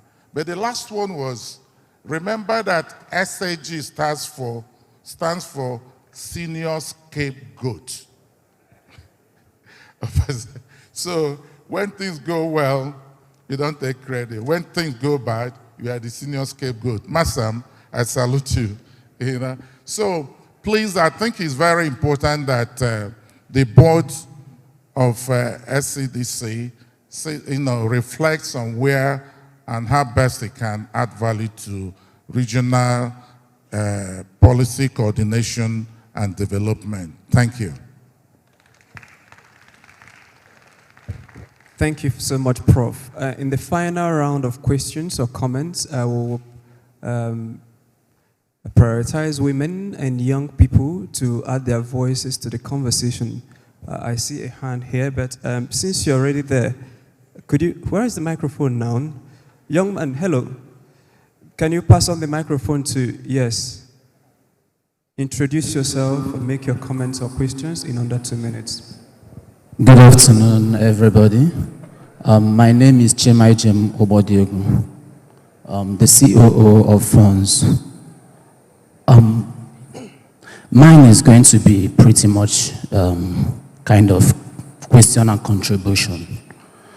First, I'm happy that SEDC organized this kind of stakeholders forum, but I'm also disappointed that our governors are not seated here to listen to us. That being said, back to the topic. Chima, sorry, they were all here yesterday. I know. But you see, the thing is that this is a technical session. All right, go ahead. So, my question is going to come in. How would SEDC, come in to help the governors or to align with the governors in implementing most of what we have discussed here? Back in 2023, we had the last Governors Forum Southeast was July 2nd, 2024. So many things was discussed there. And the last time they also gathered was in 2023, the Economic Summit of Southeast. There are so many takeaways. And when you look at these takeaways from those summits, I don't think 60% of them have been implemented. And some of the takeaways is collaborating to end insecurity. We are talking about governance and coordination. So how can SEDC come in to help these governors to achieve this? Because we can't be making policies when none have been implemented. Thank you. Thank you so very much. Yes, there is a gentleman over here. Go ahead and ask your question.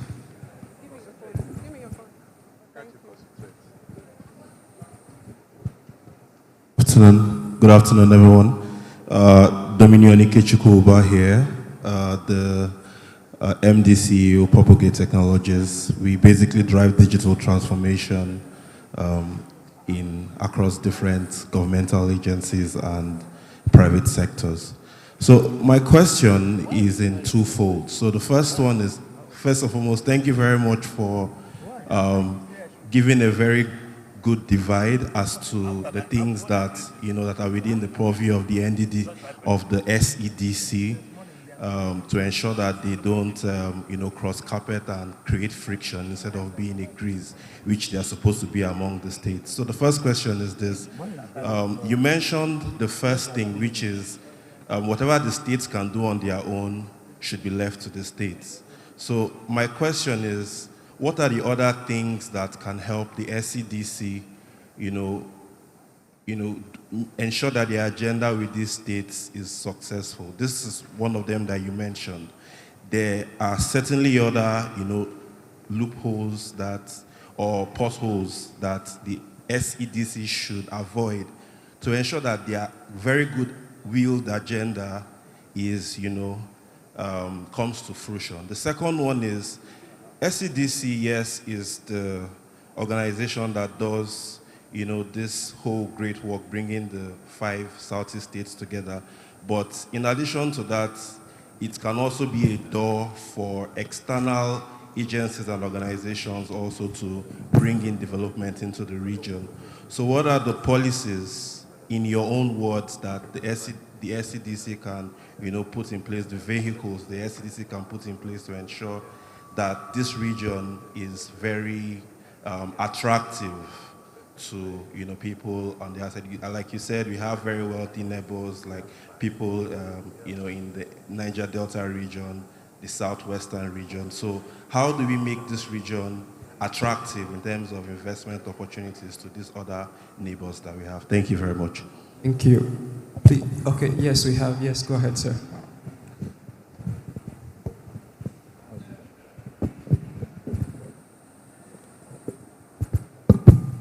Thank you very much.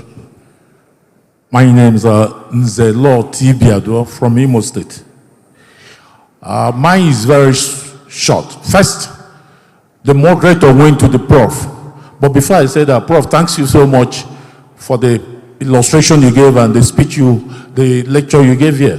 You went deep down, elementary basis of what SEDC stands for.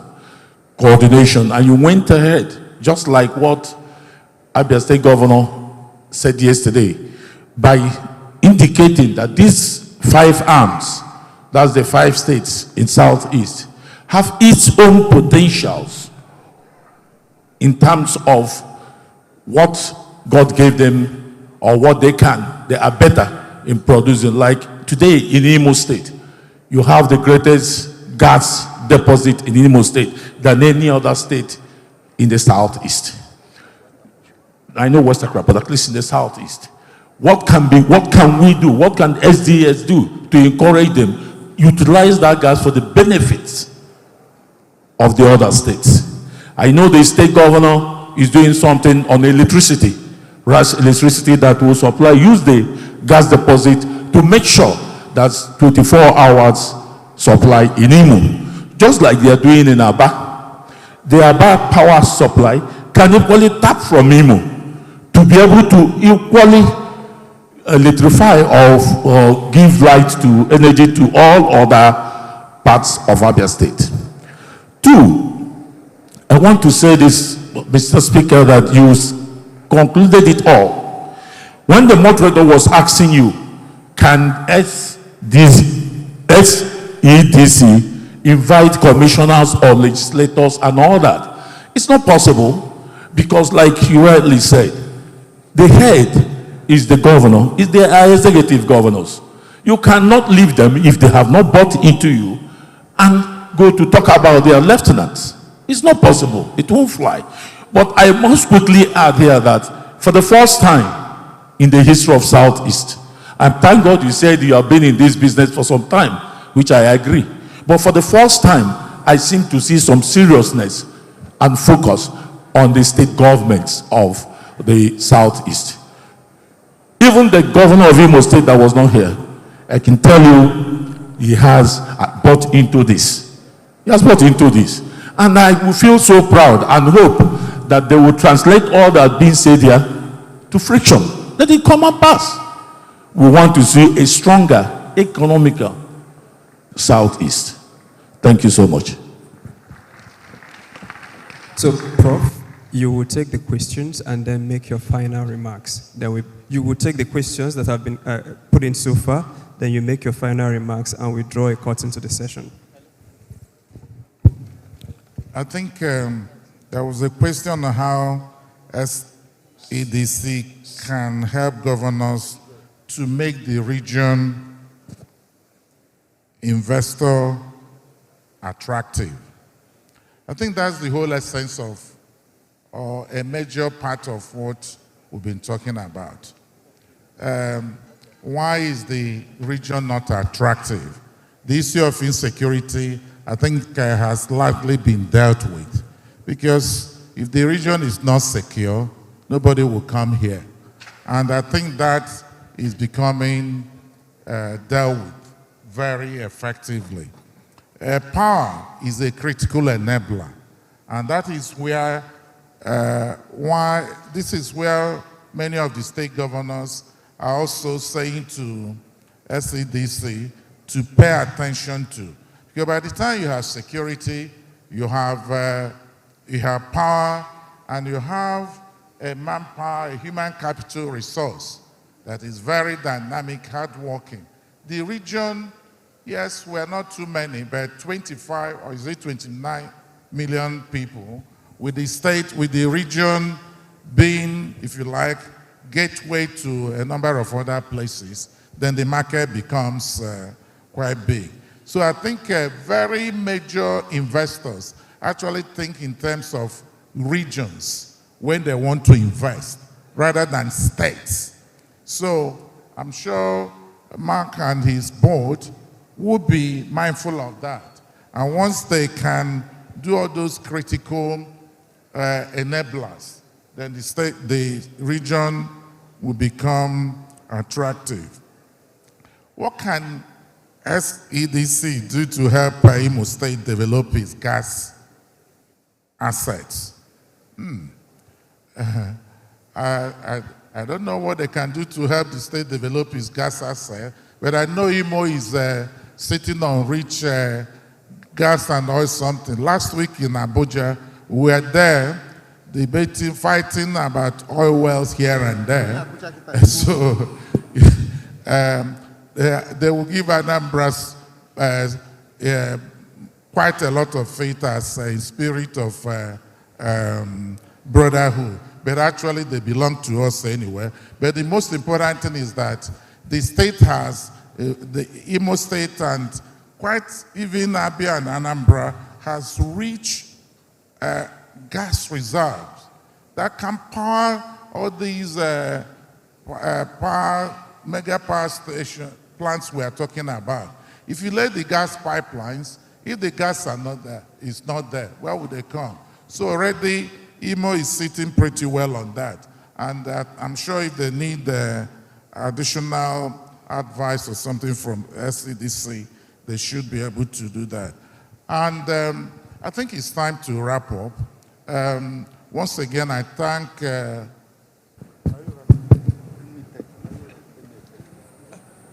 Honorable, just a second. Can you give me 1 second? We had a chat and we said we should bring something to your notice. If you permit, hello, can we? Yes, ladies and gentlemen. Sir, a point line came from your presentation. That point line was that the regions are units of global competition. Yes, in your presentation. I saw that slide, that regions are units of global competition. And you made one, you highlighted one point in transition for the 5 Southeast, what they stand for and where they should transit to. As a strategist, that is like a product of a strategic gap analysis. Where are they and where they should be? And in that point, I saw you bring out something that we need to coalesce our narrative. I meet you, you meet me. And you ask me, and I tell you who I am. The next thing I would say is that I am from Anambra State. The man says he's from Imo State.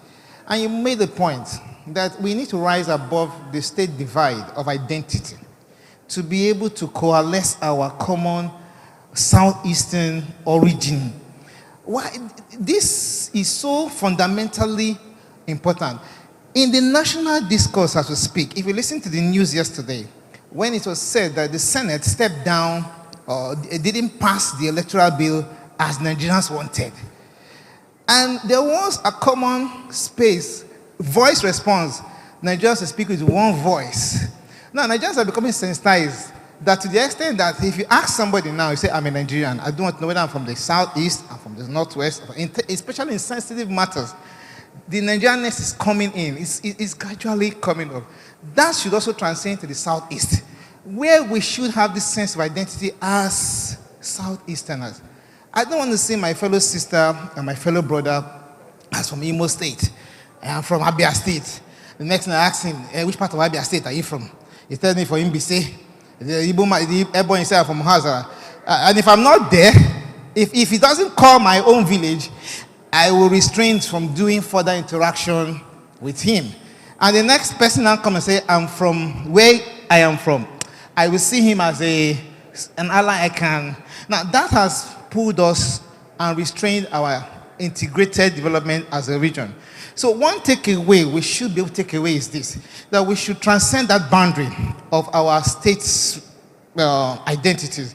And we should learn to see each other as Southeasterners, the Igbo man, the Igbo woman, the Igbo fraternity. We should not be ashamed of the Igbo identity. We are proudly sporting on Igbo wears. We wear the red hat, we wear the natural thing. And but when we see each other, we begin to break down those barriers. It does not help us, and it should not help us. So we need to go beyond that to identify that we are Southeasterners with one common language from this area, and we can now own our identity to build our region. Our region is just 5 states. If you join the entire population, we are not so much that we cannot interrelate. Like if you go to Rwanda today, you cannot tell a Rwandan, are you from Tutsi or you are Hutu? He would say, no, don't talk to me like that. Tell me I'm a Rwandan, because they've overcome the spirit of what happened to them during the genocide. So we too should come out of that thing and address ourselves as the Igbo people, the Igbo race, irrespective of where we come from. You understand? And where we are. And we should be proud of our Igbo names, even wherever we are. This is so important for us to be able to achieve the commonality at the grassroots and help our representatives at the State House of Assembly up to the sub-national governments of the governors. Thank you so much. Thank you so very much. I've been asked to recognize the presence of the Managing Director of AfriInvest, Mr. Ike Chioke. You are most welcome, sir. Could we please put a round of applause for him? Yes. We have come to the... Yes, please. Thank you so very much, Prof. You did a wonderful job. This comes to the end of the session on governance, institutions, and regional coordination. 5 states, 1 vision, institutional coordination and policy alignment for regional development. We looked at the governance challenge and how we can build governance mechanisms across state lines and political cycles. I believe that we are living at the cusp of history. This current National Assembly was not the first to ideate about laws concerning SEDC. Many successive National Assemblies tried to do that, but interestingly, the time is now and the law has been signed. This is also not the first time Igbos began to clamor for an organization like this, but now we have one. Also, there is now a strong indication from the political class that there is no way we can move forward with division. We listened carefully to the 4 Southeast governors yesterday and the representative of that of Imo State. I think that the key takeaway is that they are ready for collaboration. And now the task is left with SEDC and there are many other partners to create that platform for coordination and for collaboration. My name is Chima Christian. I sincerely believe that Africa's morning is at hand. I totally agree with you, Chima. Thank you very much. Thank you. It's been a beautiful day, and I want to thank all of you for your time and patience. I want to believe the people who are in the dome are now joining us here for the final session before we wrap up today. But before then, let me quickly welcome the Group Managing Director of African Invest, Mr. Ike Chioke. He's here with us. I welcome you. Thank you very much. So, our final panel will be moderated by Dr. Chief Mrs. Mary Ikoku, a communications expert with over 2 decades of experience in journalism, corporate communications, public policy, and gender advocacy. She is the lead consultant at Access Media Limited, editor-in-chief of Working Moms Africa magazine, and previously chaired the committee of the Peace in the Southeast Project. Please welcome here, Dr. Chief Mrs. Mary Ikoku.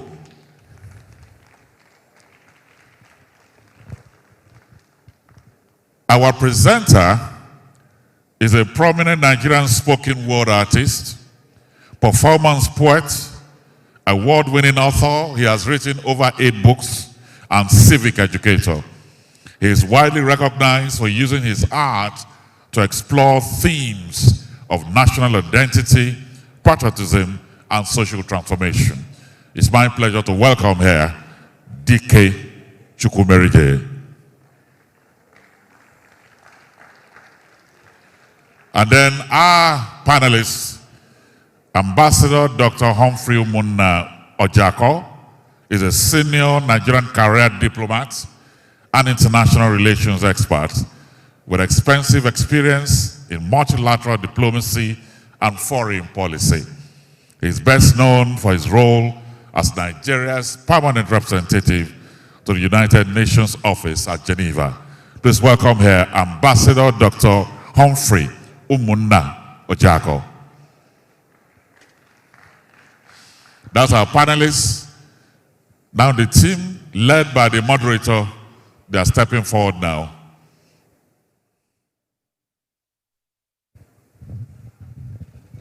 Thank you very much. Good evening, ladies and gentlemen. First, I think this session is a double-barrel session. And we're going to try our best, knowing that a lot of us have had a long day, and try to make the best out of it. Setting the tone for solution-driven conversation. This is going to be, we are going to be handling 2 topics, and the lead panel discussant has already been introduced. So I'm just going to invite my brother, D.K. Chukwumerije, to come and unpack what he has for us. I think you can give him a clap offering.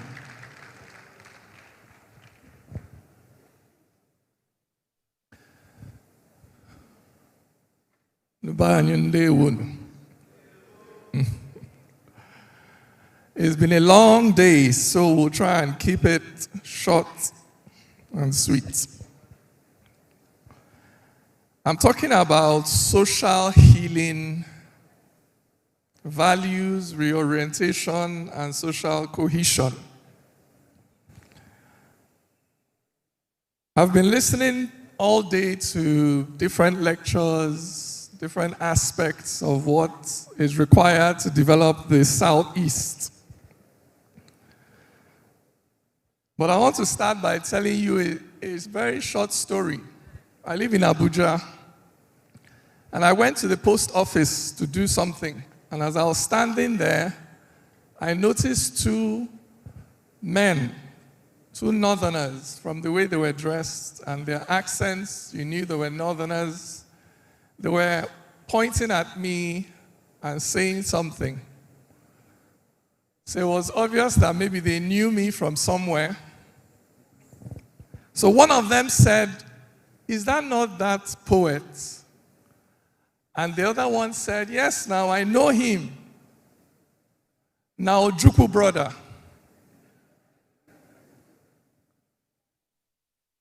Ojukwu brother. That is how we are seen. All of us are a continuation of Odumegwu Ojukwu. On another occasion, I was in Maiduguri doing a civic engagement with young people. I like to engage with young people.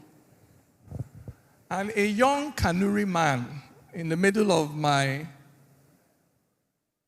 lecture raised his hand. And I said, "What is it?" This man could not have been more than 35 years old. And he said, "Sir, please, the only thing I want to know is this. January 15, was it an Igbo coup?" And hearing this young man that was born long after the end of the Civil War ask me this question with seriousness made me realize that beneath all the conversations we have, there is something that is not said about the way we are seen as Ndi Igbo. But it's not just the way that we are seen. There is also a way that we see others. Because when I put it on social media that I was taking my production, I have a production, I travel around the country with it. I was taking my production to Gombe. My phone was bombarded by messages from my umunna. They said, "Gombe. Can you not get by him?"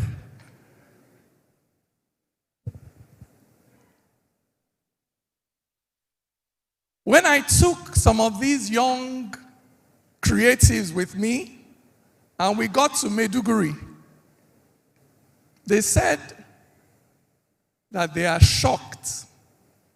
When they saw cars on the road, they said, "We are shocked. We thought that it was only cows that Fulani people drive.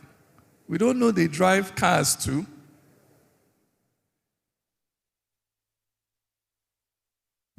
And what all these things make me realize is that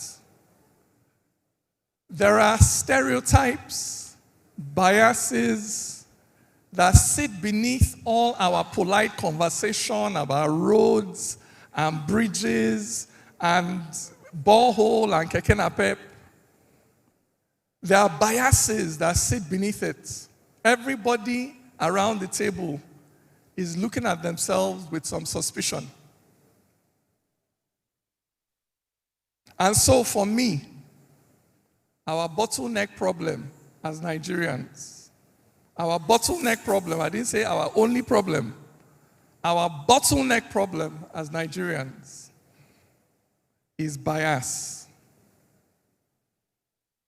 is our mindset, is our perception of one another. The fact that because I come from the Southeast, I am Ojukwu brother. And because you come from the North or you come from the West, I also have stereotypes about you. And those stereotypes consistently undermine every effort we make to move forward as a people.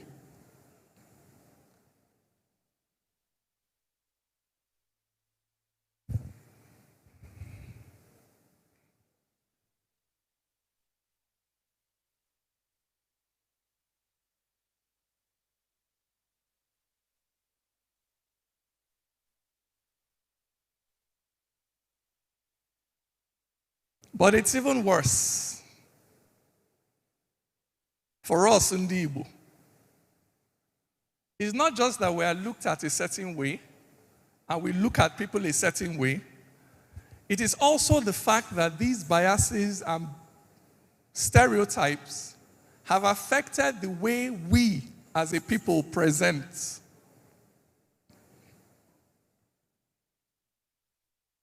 My parents met in the Biafran War.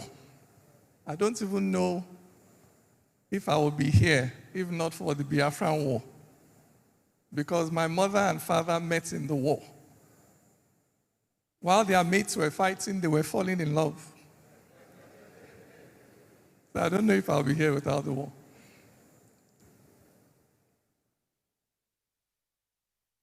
And so, after the war, my father was one of those Igbo people who immediately the war finished, dropped the gun, or for him, the microphone, because he was a propagandist, and went back to Lagos and began to build again and build from the scratch up. He probably has the distinction. In Biafra, he was the director of propaganda. He came to Nigeria and became the Minister of Information. I don't know if there's anybody else that did that. Built from the ground up. Because after the war, regardless of what the system was saying about him, he just focused on making progress. He didn't teach me to hate Yoruba people. He didn't teach me to hate Hausa people. He just got on with his life. Because, Onyekwe, you can't stop somebody that is determined to move in life. It doesn't matter what you put in their way. And it was that can-do spirit that pulled Ndi Igbo back after the war, brought them to where they are today.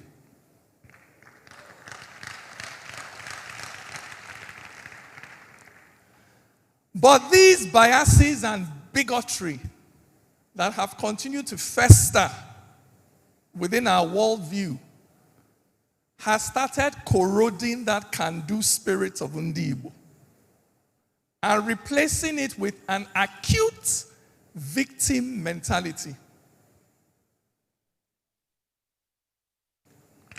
I know you will not clap for that one, but it's okay. Because what a victim mentality does is that it takes agency out of your hand and puts it in the hand of your enemy. That's all it does. Very soon, if we continue like this, Ndi Igbo will give birth to children and call them Ndi Hausakwe, Ndi Yorubakwe. That's where we are going. Because of this acute victim mentality. And that is why it is important that as a people, we begin to address the traumatic aspects of our history. That's why it's important for us. We begin to address those traumatic aspects of our history. I don't know, I had slides, but as a poet, sometimes you get carried away and just be talking what you're not supposed to talk. Do I still have those slides? I'm sorry, I went completely off. I was looking for my slides, I didn't see it, so I said, let me just perform. Let me just perform for them. If the slides it's not coming, no problem. Okay, I can't control it from here. All right, skip forward to the next slide. Next slide. Next slide. Just keep going. It's important, go back, that as Ndi Igbo, we begin to address some of the most traumatic aspects of our history. And I listed 3 critical ones. I went to school here in Nigeria, born and bred, primary school, secondary school, university, everything here. I have never sat in any classroom where I was taught any of these things. And yet these three things are constantly defining the way we as Nigerians treat each other. And yet we never talk about them. Never. And in the silence, that culture of silence we created over these things, other people took over the narrative. These things need to be taught in schools. We don't have to wait for federal government to do it. We can redesign our curriculum in the Southeast to make sure that these things are talked about, so that our children can develop a comprehensive understanding of history and themselves. Let's not talk in parables anymore. Next slide. Next slide. Next slide. Next slide. Next slide. Next slide. When we choose to talk about our history and break that culture of silence, there are 5 principles that we must adhere to so that we can have healthy but honest conversations. We are not trying to restart the Biafran War. We are not trying to use our present or the future of our children to try and avenge the wrongs of the past. But if we don't understand the past correctly, we cannot escape it. So to have these healthy conversations, there are 5 principles we must adhere to, and I'll run through them very quickly. Objectivity. As Ndi Igbo, we all have our own version of history. But there are other versions of history. Like I told you, I was born in a Biafran household.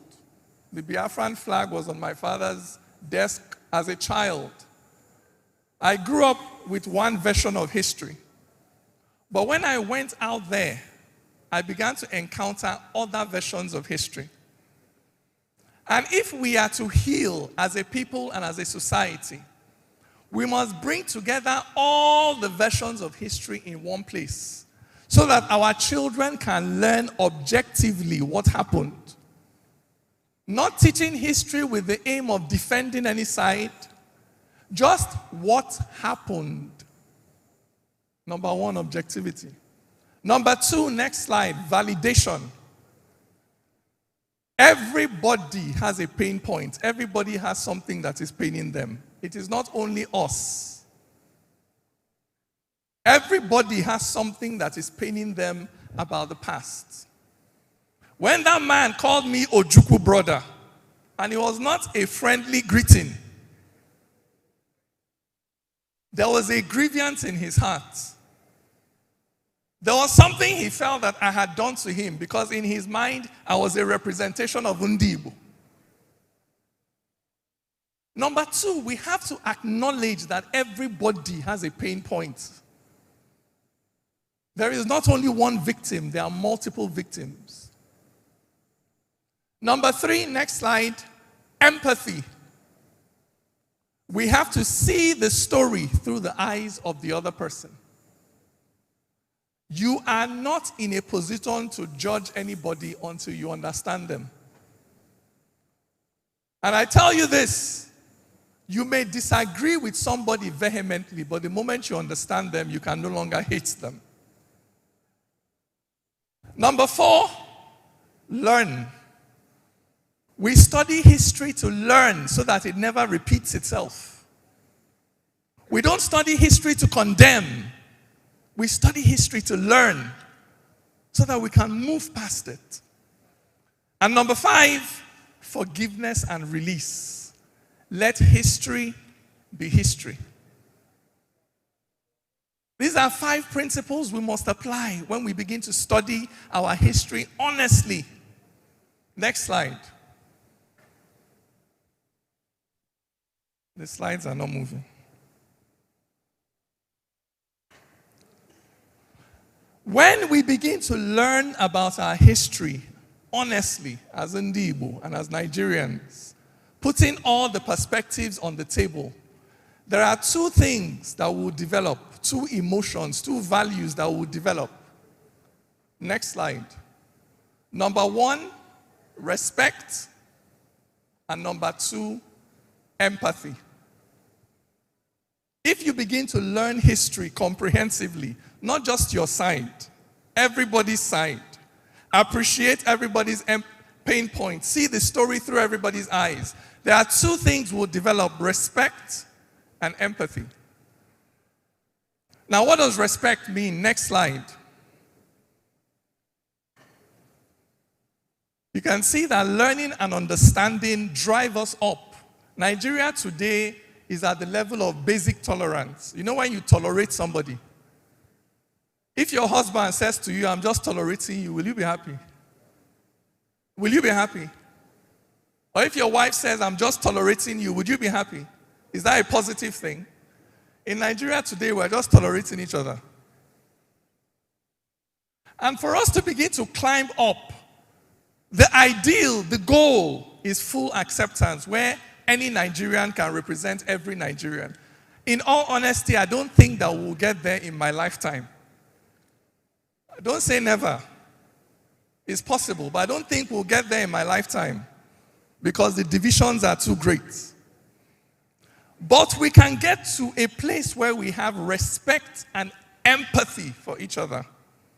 We're aware of our differences, but we have respect and empathy for each other. What does respect mean? Next slide. Next slide. I like to use these two stories to illustrate respect because I didn't create them. And they were written in books long before I started studying the subject. Alexander Madiebo, commander of the Biafran army, he wrote one of the very few military accounts of the Biafran war. Not an account from a civilian or humanitarian perspective, but a purely military perspective. And if you read his book, which every Igbo person should read, he gives accounts of battles that happened in the Nigerian Civil War. Very detailed accounts. And one of the battles he talks about is the Battle of Owerri. Because the Nigerians captured Owerri, and then the Biafrans summoned up inhuman, I don't know where they got the resources and courage, and pushed the Nigerians out of Owerri before the Nigerians came back and captured it and eventually won the war. But when the Biafrans pushed Nigeria out of Owerri, Madiebo noted that when the Nigerian army was retreating, you know that as an army, you cannot just drop your gun and start running. You have to retreat in a disciplined way. So there will be somebody there that is still fighting while the rest of you are pulling back. So Madiebo was talking about the Nigerian unit that was fighting so that the rest of the Nigerian army could pull out. And he said the commander of that unit, in his own words, was a soldier. That is respect. When you look at your enemy, and in spite of everything you feel, you recognize a positive quality in that person. Alabi Sama was with the 3rd Marine Commando. The ones that invaded Biafra from Calabar into Port Harcourt. They were 100% sure that the moment they capture Port Harcourt, Biafra will collapse. And he said he was shocked that they could not imagine the mettle of the Biafran soldiers, that even after Port Harcourt fell in 1967 or 68, I think it was 68, that the Biafrans kept on fighting. He said that those were men. That's what respect is. It doesn't mean that I like you, but it means that I recognize that you have positive, outstanding qualities. And you know what? Respect does not stop us from fighting. What it changes is how we fight. Because when you respect your enemy, there are some things you will not do to him. I used to do sports growing up, taekwondo. If you are fighting somebody and the person falls on the ground, you go to your corner and wait for them to stand up. That's respect. But when you don't respect somebody, when they fall on the ground, you will spit on them, you will match their nose, you will kick them. That's what we are doing in Nigeria today. So I'm not asking us to be one Nigeria, I'm just asking us to develop respect. And you cannot develop respect until you begin to learn. Number 2 thing that learning and understanding history comprehensively will give you is, next slide, empathy.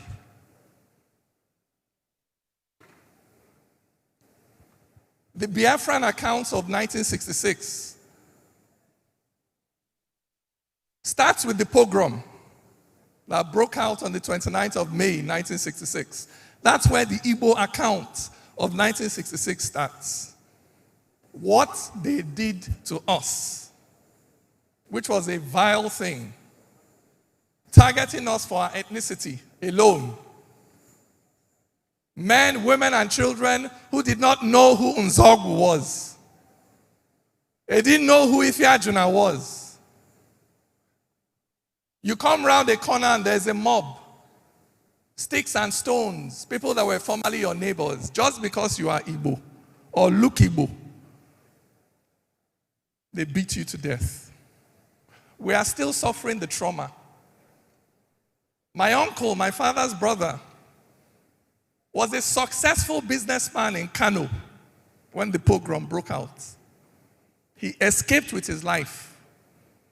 Until the day he died, he was close to 80 when he died. He never set foot in the north. We are still living with that trauma. But there are other versions of 1966, and they don't start on the 29th of May.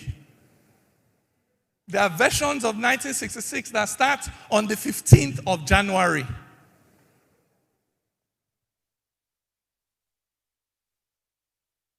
When the brigade commander of the Nigerian forces in the south, Zachariah Memalari, heard gunshots at his gate and was alerted that a coup was in progress, and so quickly ran out of his house, jumped over the fence, and escaped the coup plotters, escaped with his life, hiding in the bushes, finding his way back to the barracks. And then suddenly, he saw a car driving past, and he recognized the car. He was hiding. Memalari was hiding. He saw a car driving past. He recognized the car. The car belonged to his 2IC, his second in command, somebody that he trusted with his life. The man was hiding, safe, and he stepped out of the bush and flagged this car down, believing that he had been saved. And Emmanuel Ifeajuna, Memalari's 2IC, stepped out of that car. Do you remember things fall apart? When they told Okonkwo, that boy calls you father, do not have a hand in his death.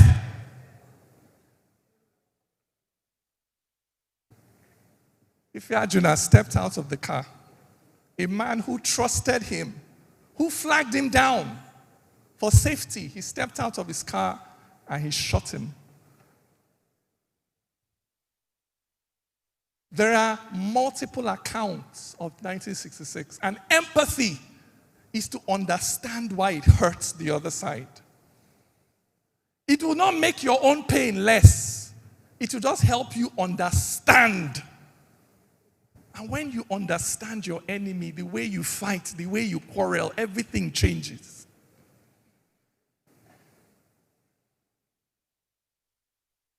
These are the kinds of things that we need to be teaching our children from primary school, so that everybody understands that tribalism is a raging fire.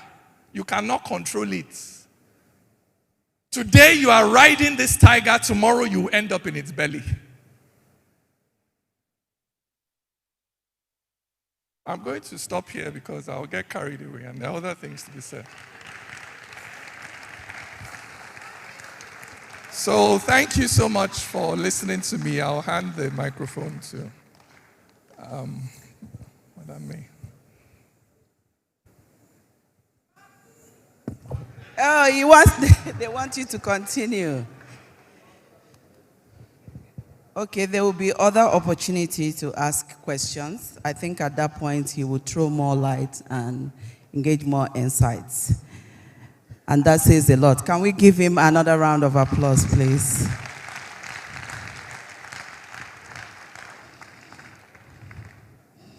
So, let me just say something here. What DK has just done is something a lot of us already know. However, I think we would try as much as possible to keep the conversation tight in such a way that it is more solution-driven, that we move from a place of agonizing as a people to a place of organizing for better Southeast. He touched on healing. So we have a lot of unresolved wounds from what he presented.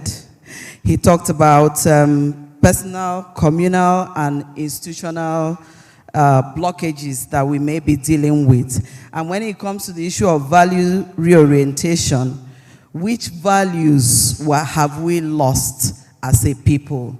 I want us to begin to internalize some of this conversation because we will be the ones framing the Vision 2050 at the end of this exercise. And the other one is the social cohesion. And for that part is to look at what practical actions can strengthen trust across Southeastern region and our various communities and the generations and our interests. So these are very important aspects, but please, let's keep contributions brief and solutions driven. But before we go into that, I said earlier that this session is in two parts. And for that, we are going to also take the next part of it. What our brother has just done, which we are clamoring for more, all of us are suddenly Oliver Twist in this room. That's why they say, I hear man. So on that note, I want to really thank you deeply for that very reflective presentation, Chikumerije. One idea that really struck me when you were making your presentation, it struck me quite powerfully. I don't know if you all got that, is the role of silence. I don't know if you saw that slide when he talked about the role of silence and just silence imposed and then but silence inherited. Not just the one that is imposed on us, but the one that we inherited as a people. And how that silence quietly shapes our values, mistrust, and fragmentation across generations. I love that part about your presentation. And we've also heard how unresolved memories, selective narrative, and unconscious but historical biases continue to influence identity and behavioral patterns in the Southeast. So my first question to all of this is, how do we begin to pursue social healing that allows honest engagement with the past without re-traumatizing or repolarizing our communities? Repolarizing the South is a very important aspect. And then secondly, the values reorientation clearly goes beyond formal education. It requires visible modeling. So we ask ourselves, we look in the room and look at our society. Who are those modeling for the Southeast? Who carries, the responsibility for modeling empathy, modeling respect, and enlightened tolerance in our everyday life. Is it the families? Is it the government? Is it the leaders? Are we going to look onto institutions, or is it all of us? Is it our collective responsibility? These are some of the things that we will be talking about, but I will have to invite us to hold these questions to heart as we move into the next layer of this conversation. And for that, I will be introducing the second speaker to take the part 2 of this session. If feeling and valued if healing and values speak to our inner conditions, then migration speaks to our collective choices. And why do I say that? Where we live, where we invest, and where we imagine our future. That's our second presentation. It connects social cohesion directly to economic behavior and demographic patterns. I'm pleased to introduce the person who will be doing this, because you say Igbos, they are everywhere. They travel a lot. They are in Kano, they are in Borono, they are in Baramatu, they are all over the place. And you hear things like, anywhere you go and you don't see an Igbo man, when they pack your bag and leave that place. You know, those kind of migrative activities. And this presentation, I want to invite introduce the person who will be doing justice to that specific topic, Ambassador Humphrey Omona Ojako. He will be speaking on economy and Igbo migration. Please just keep coming. And I think a clap will help him walk majestically to this place. So, this presentation actually invites us to reflect on why so many of our people thrive elsewhere, and he will be doing justice to that. Thank you. Thank you so much, Mary. It's a great pleasure to be here. If I start with asking for your pardon for my voice, because I came in here a couple of days ago, and I've developed some cold, but I will manage to deliver this. First of all, let me do the thing Nigerians manufactured, which is all protocols observed. So I observe all of them. I don't need to name names. Secondly, let me note emphatically that in conferences of this kind, the people who stay to the end are not interested in the photo opportunities. They are not the people who are interested in the fashion show and all of that, the razzmatazz. They are the people who are truly committed to the essence of that conference. For that, I congratulate you guys. I congratulate you guys. Let me tell you something that I would not normally say. Today, we have had all kinds of permutations, all kinds of ideas about how the southeast of Nigeria, Igbo, can be moved forward. And questions are hanging in the air. The one thing I have not heard, despite all the wonderful presentations that have been made, is the real answer to that question we came here for. What is that programmatic project that can bring all the Igbo of the Southeast together at all levels of the society? We shall try to dig into that project this afternoon. But let me not depart from the subject, because if you are going to speak after a poet, you better be as lucky as I am. That is, their own subject matter is totally different from what he's saying. To move from poetry to prose, regular prose, is not something I want to wish for any of you. So here we go. On the issue of migration, I am not going to get involved in any definitions because we know them already. Being Igbo people, we know what migration means. However, I will take you back to just 1958, when you would have heard of the Willings Commission. The Willings Commission preceded the independence of Nigeria. In fact, that was one of the cardinal reports that made it possible for Nigerian independence to take place in 1960. That is the Willings Commission report. Sir Henry Willings, in that commission, among other things, let's listen, because I heard the poet say something about the Igbo can-do spirit. That is where we're going.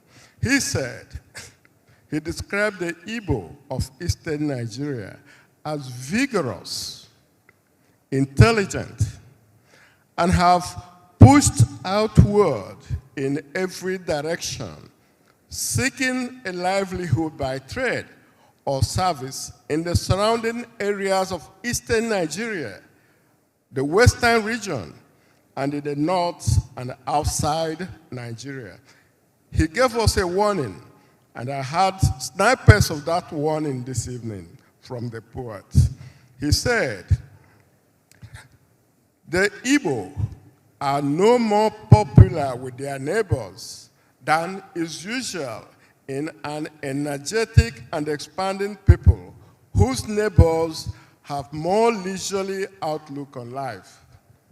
I should like that to sink in, because if it sinks, you understand why and what is behind the so-called resentment which so many Igbo people tend to worry about in Nigeria. If we understand it, it shouldn't be a source of worry.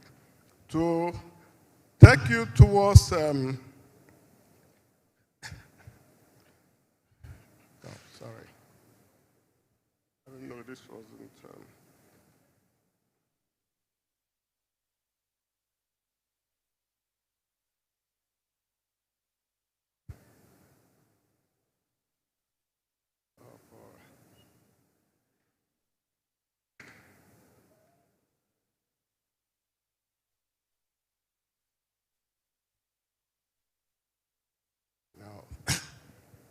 So, I'm having a little technical issue here because I don't think this statement was captured on the main, on the PowerPoint, which I have sent earlier. So why this is freezing is a problem I don't understand. No.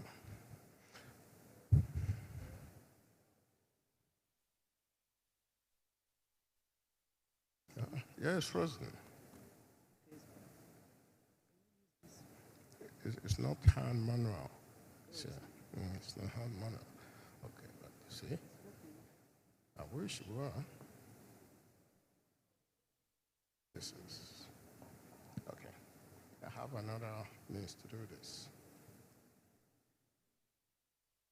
Don't worry, let me get something else. Let me get something else.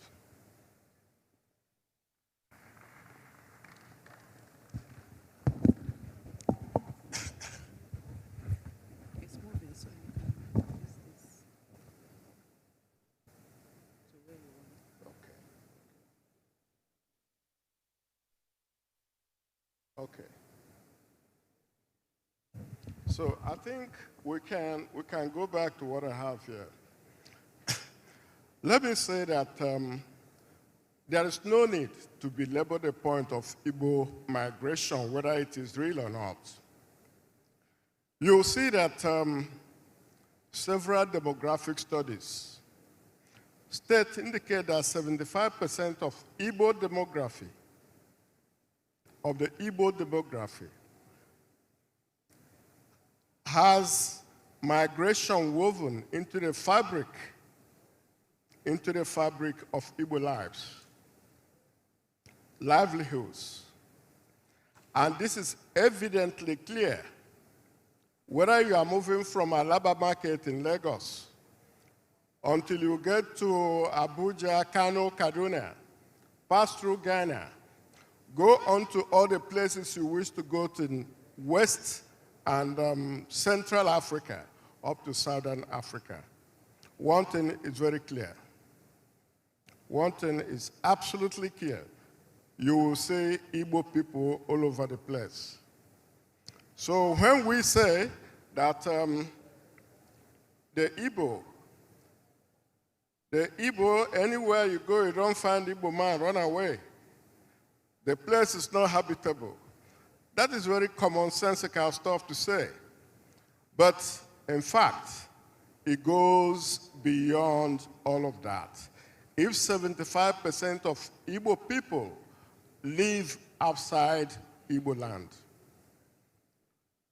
So, in the migration, internal migration, take a look at Kano.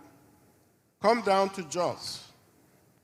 Then in external migration, which is part we are going to come to eventually, from the United States to Europe, to Asia, to all these countries, everywhere you go, there is the Igbo, you know. Now, something has shifted. In the politics and the economics of Nigeria, from time to time, we hear things like Igbo must go, Igbo must leave Lagos. We hear things like quit notice. Those things happen. But I can tell you this today, and I'm now speaking from the experience of somebody who has been to various countries and served Nigeria on the immigration problem. Now, there are more than 5 to 7 million Igbos living in the United States and Europe.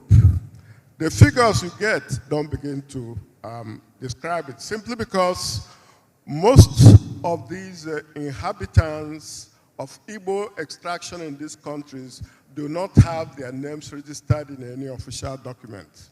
That is the truth. That's why you may get figures like, oh, 3 to 5 million people is a lot more than that. So, to understand what happens with these Igbo communities, why it is very simple for us to deal with them.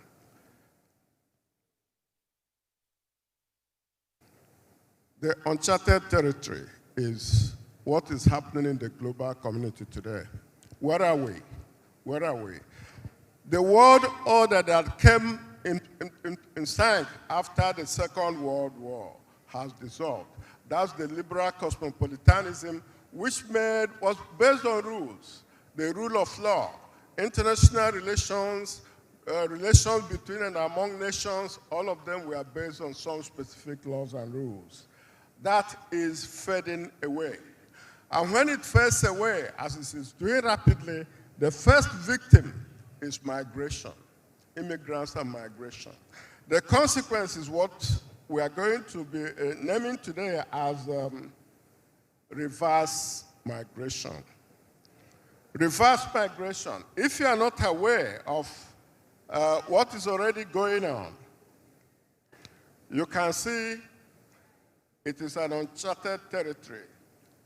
That is, mass movement of people back to their original homes and or their countries. This is not mere speculation anymore. It has become a contingent liability that no high immigration population groups like the Igbo or like Nigeria as a country could afford to ignore. So the Igbo collective in particular, reputed to account for approximately 60% of Nigeria's diaspora population across the world, ought to take the possibility of reverse migration quite seriously. The question arises, therefore, what should be done by way of preparation? The pros and cons of Igbo migration are many. I don't want to dwell on the cons, but if you have to mention the population of a particular territory, especially when it's young people, that is, when the young population, the professionals, are living in droves for other countries, That is not something to celebrate. We should understand and bear that in mind. The other thing about migration is we celebrate it, we forget that it is a time-barred advantage if it's an asset. If it brings home good resources, which it does, there are so many excuses to rationalize migration, but I can tell you that in the end, the Igbo must be prepared to accept migration for what it is. We are taking it so far as a crutch. We see it now as a crutch because according to the statistics, there's a steady, since 2016, actually, since 2016, there's a steady rise in, say, diaspora remittances to Nigeria from about 19 billion to about 36 or 35 billion dollars today. And much of that money comes from the Igbo diaspora. Some people put it at 31 to 50%. So, the compelling thing to take away here is that the world we celebrated migration is coming to an end. The world in which there's going to be reverse migration, that is the return of migrants, is about to happen. So, what many Igbos have generally celebrated as strength, that is the presumed ubiquity of Igbo presence everywhere in the world, could become a serious liability. And under that scenario, what options are available to the Igbos? And this is where we have to ask ourselves, how do we convert the current diaspora assets, the remittances in particular, from the individual family survival mode to a corporate model that ensures availability of technical and other relevant competencies for exponential economic expansion, sustainable growth and development in Igbo land. In other words, the Akurul of philosophy, a definitive Igbo cultural tenet that motivates Igbo migrants at home and abroad to invest some of their global successes back in their ancestral minorities. Powerful as it is, it has so far, it has not provided its potential optimum and lasting benefits to the Igbo collective due to the absence of a structured investment platform. If we bear this in mind, then we can come to begin to answer some of the questions that have been raised in this evening and how it could leverage on migration and migrants to begin to solve a problem. So in this case, there is what we have developed and been marketing for some time. It is the idea of a mega city in Igbo land. The idea of a mega city in Igbo land. The concept of a mega city in Igbo land is not a replication of Lagos, Abuja, Onitsha, or any other high population density metropolis in Nigeria or even Africa. The idea is one of a center point, a nodal city of a southeast, the whole of the southeast, and transformation into a megalopolis. The vision of an ultra-modern city, aesthetically, environmentally, and functionally. It will be the center of industry, of health, of tourism, of education, of all the projects that have been enumerated here for us since yesterday. The rationale for establishing a mega city in Igbo is unquestionable. Given the estimated worldwide population of the Igbo, something 55 to 70 million people, of whom 75% are said to be living outside Igbo. So we have already noted the possibility. Take a look at 75% of 55 to 70 million people living outside the Igbo land. So it's already been said the possibility of mass reverse migration that is no longer a conjecture, but a contingent probability that would impose serious liabilities on returnee-heavy countries and communities. This cannot be perceived as an imaginary problem,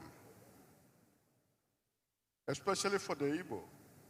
If we are contained in a landmass of 29,000 plus square kilometers, somebody mentioned here today that Niger State, just one state with about 6.7 million people, has a landmass of 2.5 times, 76 point something square kilometers. So you can then imagine what a much smaller space would cost. The challenge of population density here, acute land scarcity. I heard a gentleman talking of building up instead of building horizontally because of land problem. So the challenge goes on and on and on. That would be a source of serious conflicts between and among communities in Igbo land if the possibility of reverse migration happens. And for those who think that this is wishful thinking or theoretical, maybe they did not live in the 1960s when the poet just described that mass motion, that mass movement from only the northern and western part of Nigeria into Alibo. It didn't include West Africa. It didn't include the African continent. It didn't include the rest of the world where Igbos were thought to be safe and secure. Only yesterday or so, about 80-something Nigerians were repatriated from the United States. So that should make these things begin to get clearer to us. So common sense in dealing with the unexpected, this unexpected, reinforces the logic of a megacity with capacity for modern living for well over 20 to 25 million people. This will be the hub of a southeast zone in transition into a megalopolis, a supra-city merging contiguous urban areas. From Aba, Omaha, Owerri, Olu, Nnewi, Onitsha, Oka, Enugu, Afikpo, Abakaliki, these will be flushing into one center. And from the lecture the last professor gave here, you could see a marriage of all the things he was talking about converging into one place. And let me tell you, because I have gone to see this personally before I even wrote this paper. Yes, wow, okay. The conceptual equivalence of a mega city in Igbo land will be Guangzhou. If you have been to Guangzhou, you will realize that it serves as the hub of China's Pearl River Delta, featuring a population of 75 to 86 million people in 42,000 square kilometers. This territory has contiguous conurbations, all of them flushing into Guangzhou. That would include Shenzhen, which many people have been to, big city, Dongguan, Foshan, Zhuhai, Hong Kong, Macau, and so many other cities that flush into Guangzhou. That is the Pearl River Delta of China. It's very much like the southeast of Nigeria. It is a megalopolis, and that is what we envisage this could be here. So let's take a look at the location. I have to say something here because the time is almost gone. It is as if Providence, that is God himself, has a hand in this idea of a mega city in Igbo land. How many people here know that of all the zones in Nigeria, only the southeast zone has another point where all the 5 states have local governments merging together? I think there is a map to that effect. I don't know if they could upload it and send it here. But if they can't, let me read it out for you. On this point in the southeast, You have 15 local governments that converge. Abia State has 3. Bende, Isukwato, Umunnochi. Anambra State has 2. Orumba North, Orumba South. Ebonyi State has 3. Afikpo South, Eda, Iro, and Ohozara. Enugu State has 3. Aninri, Ogu, and Oji River. Imo State has 4. Idato North, Idato South, Okigwe, and Onimo. These 5 states all meet and converge on this particular point. And there is a map to that effect which could be shared at some point by the SEDC. So the idea of a mega city is desirable, but not possible. That's what we have heard so many people say. I'm happy that Senator Abo is here. He was one of the first people who took this idea when it was conceived and presented it to the Southeast governors. Then the problems were, the challenges raised was that, oh no, the Igbo have a serious problem with overcoming individualism, and we have seen the reasons all described here today. So it was not possible to find a common conductor. Fortunately, the federal government thanked them.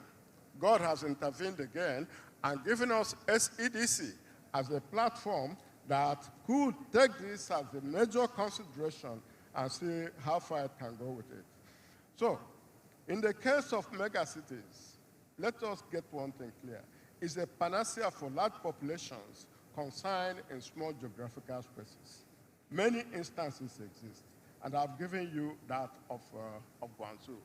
For those who are not familiar with Asia, the United States, the Eastern Seaboard, from Maine through Boston, down to the Atlantic East Coast, excuse me, it is one continuous conurbation, no break. And people can bear witness to that. Since we don't have too much time, we can say that the other difficulty that we have had is funding. I'll tell you this. The first time this idea was given to us, and we took it to the Nigerian diaspora in America and in Europe and in parts of Africa, the amount of enthusiasm among the young people. Yes. Bring the microphone closer to your mouth. Sure. Okay, sure. Sure. Well, I have just 2 minutes to round up, so I'll do that. So the amount of enthusiasm which was recorded in the United States, in Europe, among youthful Igbo diaspora promises something that people may not believe. We could get over $5 to $10 billion per annum for this project. That was our finding. Then beyond all of that,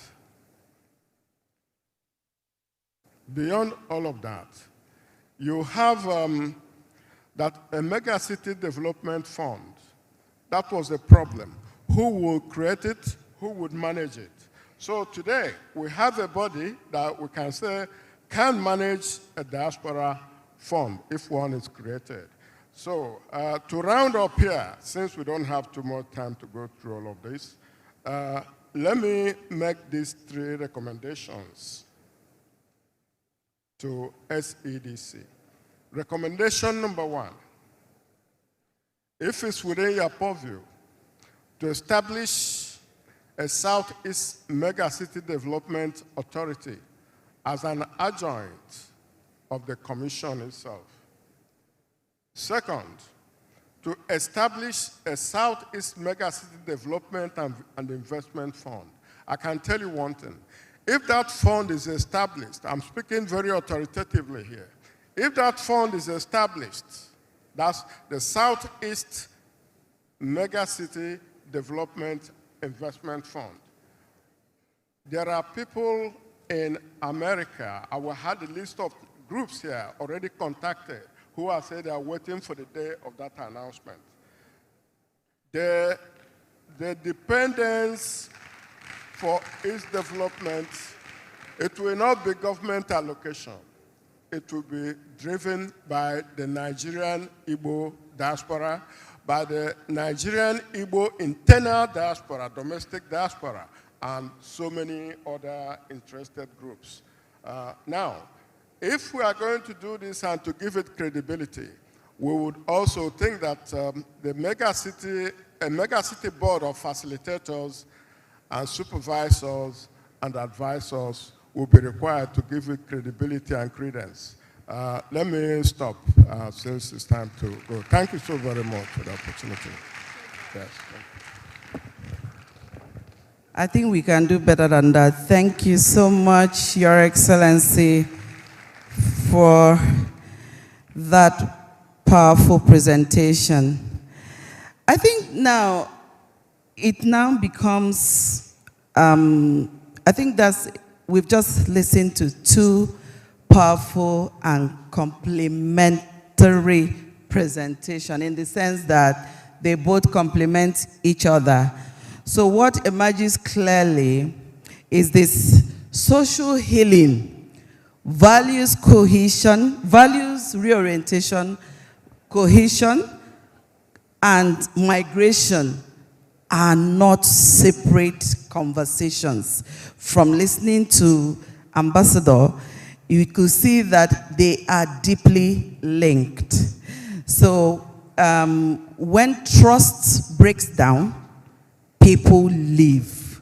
So that's what you see when people leave their local communities. When trust breaks down, that people leave.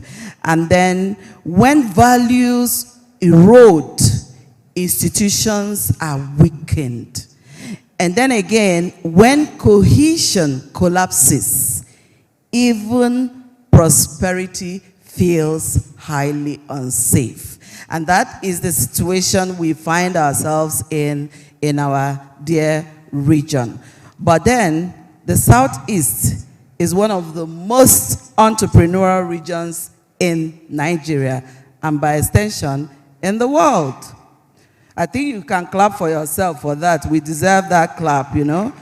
So, thank you. Yet, many of our people take their investments out of the Southeast. We don't just invest our produce, we also take away a lot of emotional capital elsewhere. So that's why sometimes you see us in Lagos and other parts of the country, and the kind of conversations that go on, we carry our emotions elsewhere. There are times that you need the home truth to be told within home, Nime Palo, just as we are doing here today. So, what we are going to do, that many of our people also do invest this emotional capital elsewhere, outside the Southeast. And that is not just a good economic decision. It is a social signal. And so my question to the room is this. What would it take for the Southeast to become not just a place of origin? Because for some of us, Southeast is simply remembered when you are asked, what is your state of origin? What do we do to move Southeast from, let it not just be a place of origin, but a place of return, a place of reinvestment, and a renewed belonging by the year 2050. And specifically, what must we heal? What must we relearn? And what must we do differently with one another to make that future credible? What we are going to do now at this point, we will open the floor for contributions, for questions, and for any remark that will help us move this conversation forward. So, be it, but let me just pick a quick guide, something that guides us as we hold this conversation. It's an honest truth-telling moment, but what we should have at the back of our mind at this point is, I just want to bring up 3 key areas. I think it will help us in framing our questions, our contributions, because the time is far spent, so that we fix ourselves within this. When it comes to healing, so this does not become a talk shop. That's why I think we need to frame it this way. When the first one is healing. So when we're talking about healing, we say, what unresolved wounds, whether it be personal or communal or even institutional, that continues to block trust in our region? That's one way to look at it. And then secondly, values reorientation. Which values have we lost, compromised, or failed to pass? Let me take that again. Which values have we lost? I want to see in this room somebody that really brings out that key values that makes us great as a people. Which values have we lost? Which values have we compromised or failed to pass on to the next generation? And how do we consciously restore them? Then when it comes to the issue of social cohesion, we want to have what practical actions can strengthen trust across communities in the Southeast region, across generations, and across interests. If you don't have interest as a region, then you've not started being part of this committee of states called Nigeria. So let me put this, let's keep the contributions brief and solution-oriented so we can hear as many voices as possible. That will be my play. Who has the microphone? And we have our 2 brilliant speakers right here to take your questions if you have one. And can the mic come here? I'm very happy it's a woman that is asking the question, that raised the hand first, or the hand I saw. Oh, there's a guy there too. Can you take the mic to the lady?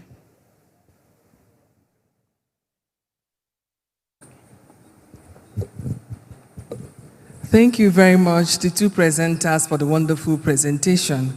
My name is Ijoma Ezaso, representing Manufacturers Association of Nigeria. We've had cohesion and healing paths before, after the war. One of them was Rangers International, which is sports marketing, sports management, and again, with all that Rangers achieved, and Iwanyanwo National, Enyim Baba, we do not have a concrete infrastructure that is of global scale that we can use in the Southeast. I'm trying to link it to the economy. Where we heal, we also link it to how we can make money and grow out of it. We've, in the past, had music.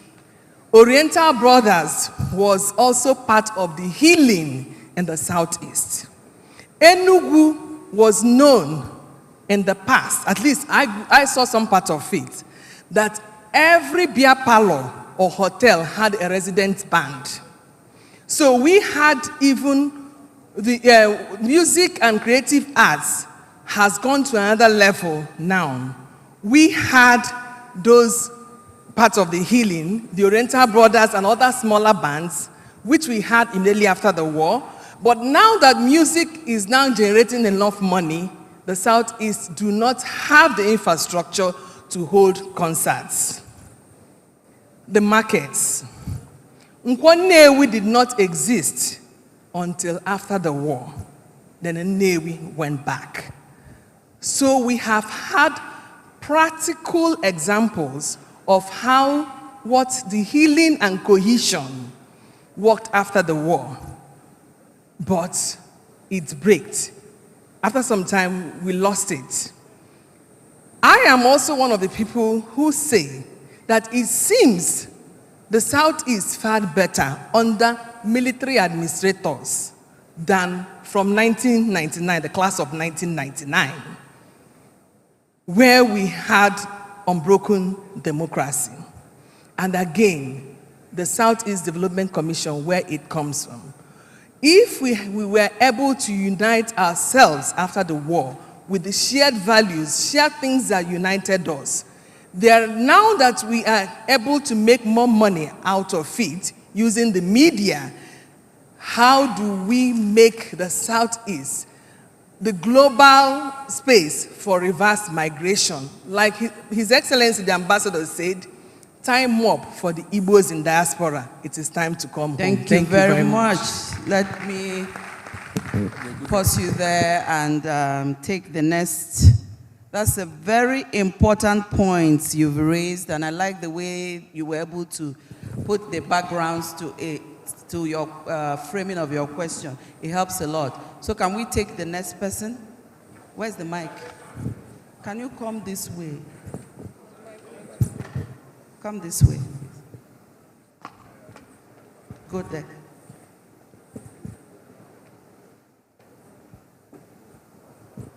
Please speak, get straight to the point. Good afternoon, ladies and gentlemen. My name is Dr. Emeka Nwusu. I'm from Abia State, and I consult for the ECOWAS Parliament in Abuja. I want to speak with particular reference to the issue of healing raised by Chukwumerije. I'm a student of history and I followed issues. The question is, can there be social healing? Can there be national healing without national reconciliation? Because what I've seen in this country, that we are running away from addressing issues. If you go to what happened in South Africa after the inauguration of Mandela in 1994, in 1995, there was this Truth and Reconciliation Commission that was set up. And that commission, the work they did went a long way in bringing national healing to the country that is known as South Africa today. Again, if you go to Rwanda, after the genocide of 1994, in which the Tutsis and the Hutus were locked in a war of almost attrition and extermination, and they lost close to 1 million people. Under the pragmatic leadership of Paul Kagame, they came together and swore never again. And that was why today you can't even talk about I am a Tutsi or Hutu, because it is banned. You are a Rwandan. They achieved that because there was a Truth and Reconciliation Commission. In the case of Nigeria, President Obasanjo made a very serious effort for us to address the historical grievances in this country. And Chukwumerije that presented a paper here today, his father made a presentation on behalf of Ndibo on the platform of Ohaneze. And issues were clearly stated. All the wrongs that were done to Igbo people were clearly documented. At the end of the day, what happened? The Chukwudifu Oputa panel produced a very fantastic report. But today, that report is nowhere to be found in Nigeria. All the recommendation was ever implemented. So that's why I'm asking the question, can we ever achieve social healing in this country or even cohesion without national reconciliation? Thank you very much. Very, very succinctly put. So I like how you were able to take us to that era. Just hold that thought. I think they will be able to respond to that. Can we have the next... just keep moving the mic so that we give everybody, every section of the hall, opportunity. Move to the next. I think there's a young lady there. Can you take to the purple person? Then you take to the guy in milk colored. Who is the person? Hello, thank you. Yeah, my name is Christopher Kalfor. I'm the Statistician General of Enugu State.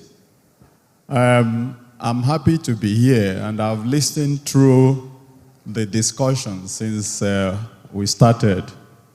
And I'm happy that Chukwumerije raised issues about values and the trauma people have gone through. And one thing I want to also contribute is that because of this experience people have had, especially Igbos, some are beginning to lose their Igbo-ness. Some are not also very willing to admit their Igbos. And this has also rubbed off and is affecting our language. You see, most modern mothers, because they call that thing mother tongue. Mother tongue is the first language the child hears from the mother. But most modern mothers, I'm sorry to say, prefer to speak English to their children rather than Igbo. So this is where Southeast Development Commission should come in as a neutral body in the promotion of Igbo values and cultures, and especially Igbo language. Our children, most mothers give them laptops, phones, and the rest of them. Why can't we get our experts in collaboration with IT specialists? We get Igbo language, ABC, all these things, and infuse in tablets, which will be shared in schools and the rest of them. And people, rather than using just the one for,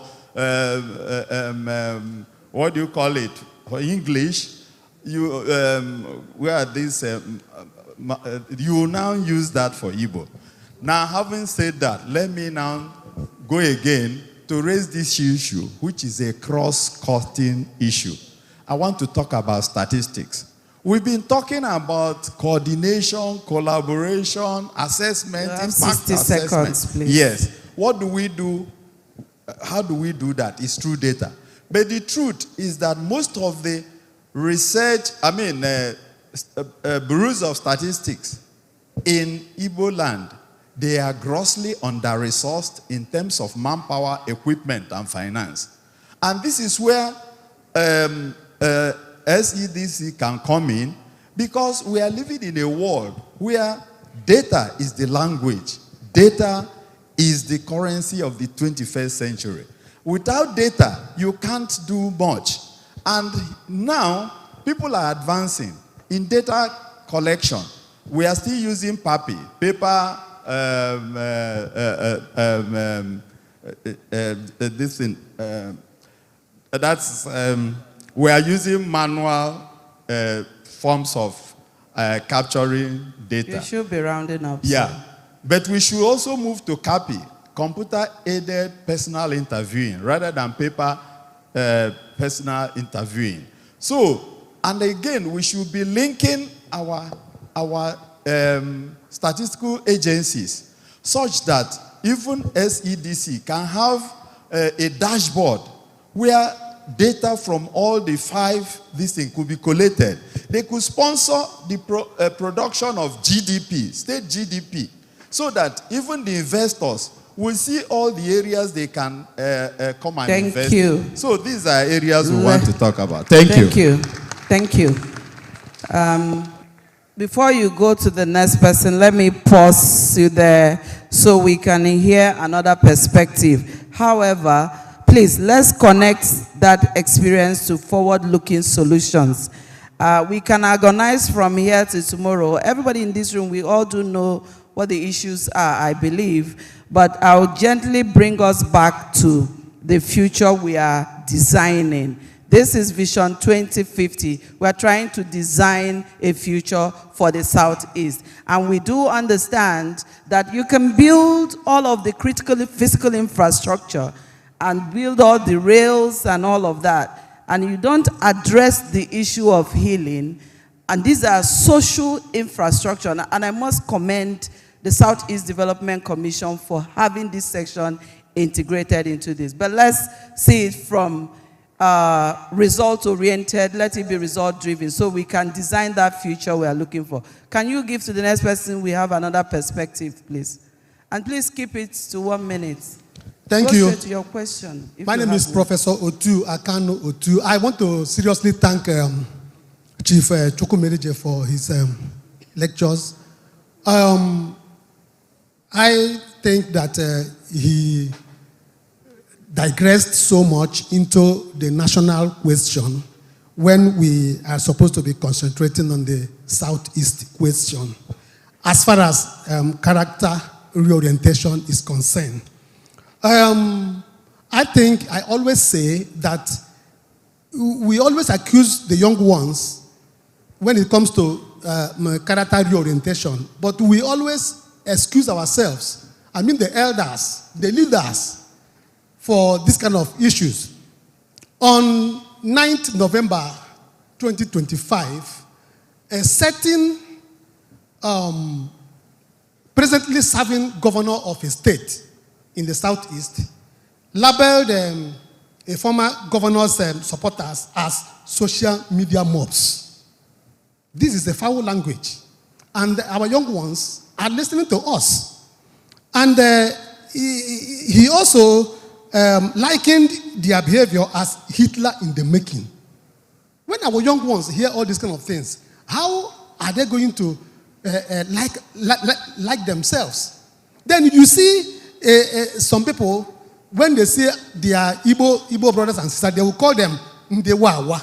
Round up, please. Nwa Abakaliki, Nwa Nsoka. All these kind of things. I've heard allusions. When you go to the public space, you will begin to hear comments like, is this how we are going to treat ourselves when we get the Biafra? I am not an advocate of Biafra anyway, but people make allusion that, look, we don't like ourselves, and it is getting too much. So when we are talking about how other geopolitical zones see us and like us, let us come home and talk about how we see ourselves. We don't see ourselves as friends. We don't see ourselves as brothers. We don't see ourselves as sisters. At least let us take from there, because charity begins at home. Thank you. I hear you. I want to acknowledge that point you've made, but can we also hear from somebody else? I hope you are making notes of the... Good evening, Ma. Thank you for the presentation. My name is Amarachi, and I want to speak for the young people, because it's very important that we note that we have over 60% of the population as young people in Nigeria. So the moment we get anything right with young people, it means we are getting it right with the future. So now we have a lot of young people that are born with these unresolved wounds and all. So we don't even know the version of these stories that they have. We don't know the imprints they are carrying, the wounds they have. So I think that we should design projects, youth-focused projects, to draw out the real stories from these young people. This is going to help us to know where they are emotionally and how these wounds, the pain, is shaping their thinking and their behavior. Because the moment we do that, we can now know the solution to offer. Because you cannot do a proper treatment without diagnosis. And you cannot do diagnosis without first getting the patient's complaints. Thank you. Wow. So I think that was so well rendered. And I think the point she made is very, very key. A very important aspect. The young Igbo children, the young people, this should be intergenerational. People need to also know what their parents have dealt with, which parts they've passed in life, whether it's the war, whether it's continued policies that still continue to exclude them. So if anything, it's very important to have an infusion of interaction between, knowledge must be handed down from the old to the young people. I think Chimamanda Adichie, we wouldn't have a Chimamanda today if nobody told her the story that she writes about. And she wasn't born during the war. She never had an experience of the war. But when she tells her story, it would be as if she was right there and even carried the gun. So yes, I agree with that. And let's quickly move to the play, please. Let's keep. My name is Dr. Chukwemeka Nwogu. Good day all.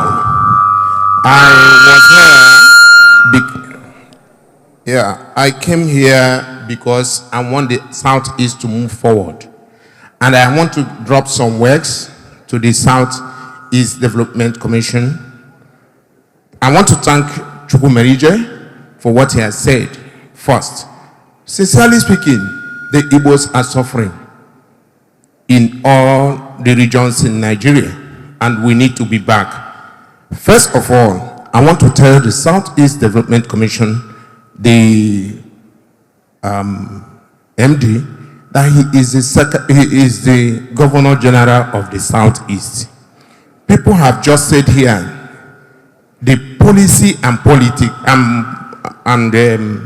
politics should shake hands. People have also said here, you don't need to say where you come from. I'm Abia, I'm this. Abumwafibo is very important. It's not only that should go ahead. The manufacturers who come from the Southeast, when you come here, you want to produce things that are not substandard or fake. We have to, first of all, reorient ourselves before we can now amend the government. Again, I want to also let everyone know that in this Southeast, we are. The hospitals, I want to say this because I have seen hell in University of Lagos teaching hospital where I'm a surgeon. Igbo man comes there is no best space. Yoruba man comes, there's a best space. Chukwumerije has said it all. In this, our place here, you are working in UNTH, you have hospital opposite, and you are a consultant. Kai. As you are treating the patient in the government hospital, you are earning salary, you are telling him you will die here, move to the other side. Very wrong. You can see how profiteering the Igbos are. Look, the drugs, when we talk about referral letters, kidney failure, liver failure, 75% are Igbos coming to the other region. And they are coming from here. Why? Southeast Development Commission. It is fake, substandard products we're eating here. I'm also telling you people, because I don't know why I have not seen health. I am here because I want to change the narrative. I am angry. I have come here because, even because of fake drugs in the Igbo land, I have decided to own a pharmaceutical company. And I started producing drugs. And I want to give drugs in Igbo land, in the hospital, Southeast Development Commission, hold me responsible. I want to give drug at manufacturing price in the hospitals poor man and poor woman can get. At very, very no profit. Let me just start by changing the narrative.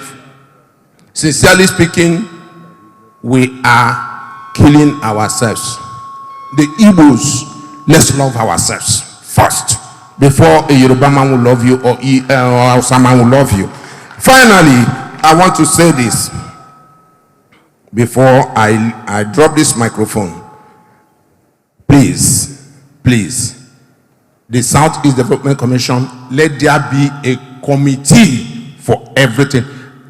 Get diligent people that have self-discipline, corruption-less. And put them in that committee and let there be punishment for anything anybody do. Let there be punishment for it. To be sincere with you, I am impressed with this commission, very highly impressed with the leadership, and I thank Chief Dr. Cliff Obede, who made me to be aware of this, and some other ones, Dr. Emeka Nwogu, thank you, and so on and so forth. May God bless you all. Us.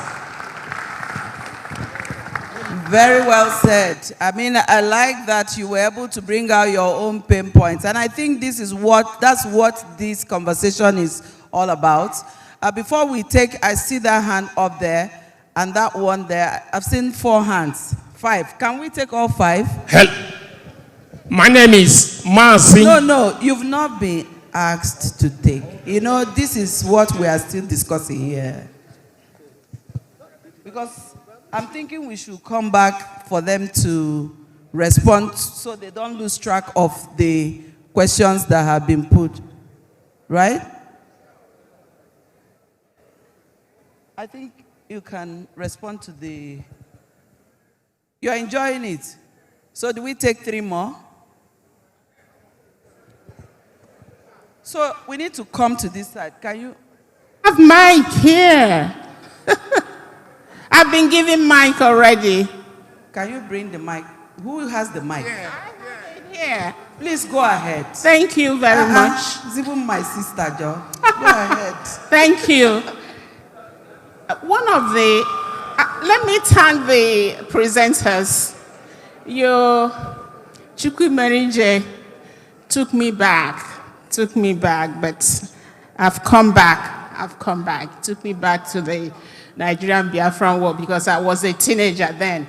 Anyway, one of the contributors said that, or expressed concern whether the social healing you are talking about will be possible if there is no national healing or any attempt at the national level to bring about the social healing. So my question to you now, and to each and every one of us, if the national is not ready, what do we do? Yes. You know, that national healing is a tall order. Those of us who live outside or married outside, we know the when we are seeing.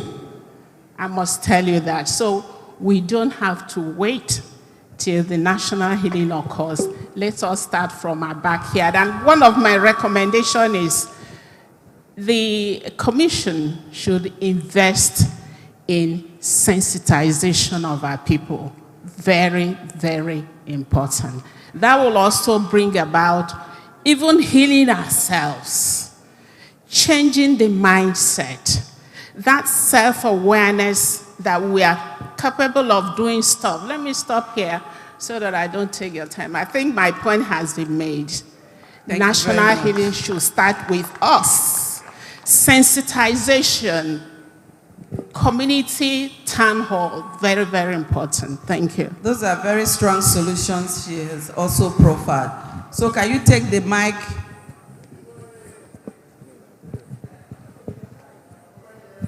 Yeah, thank you very much.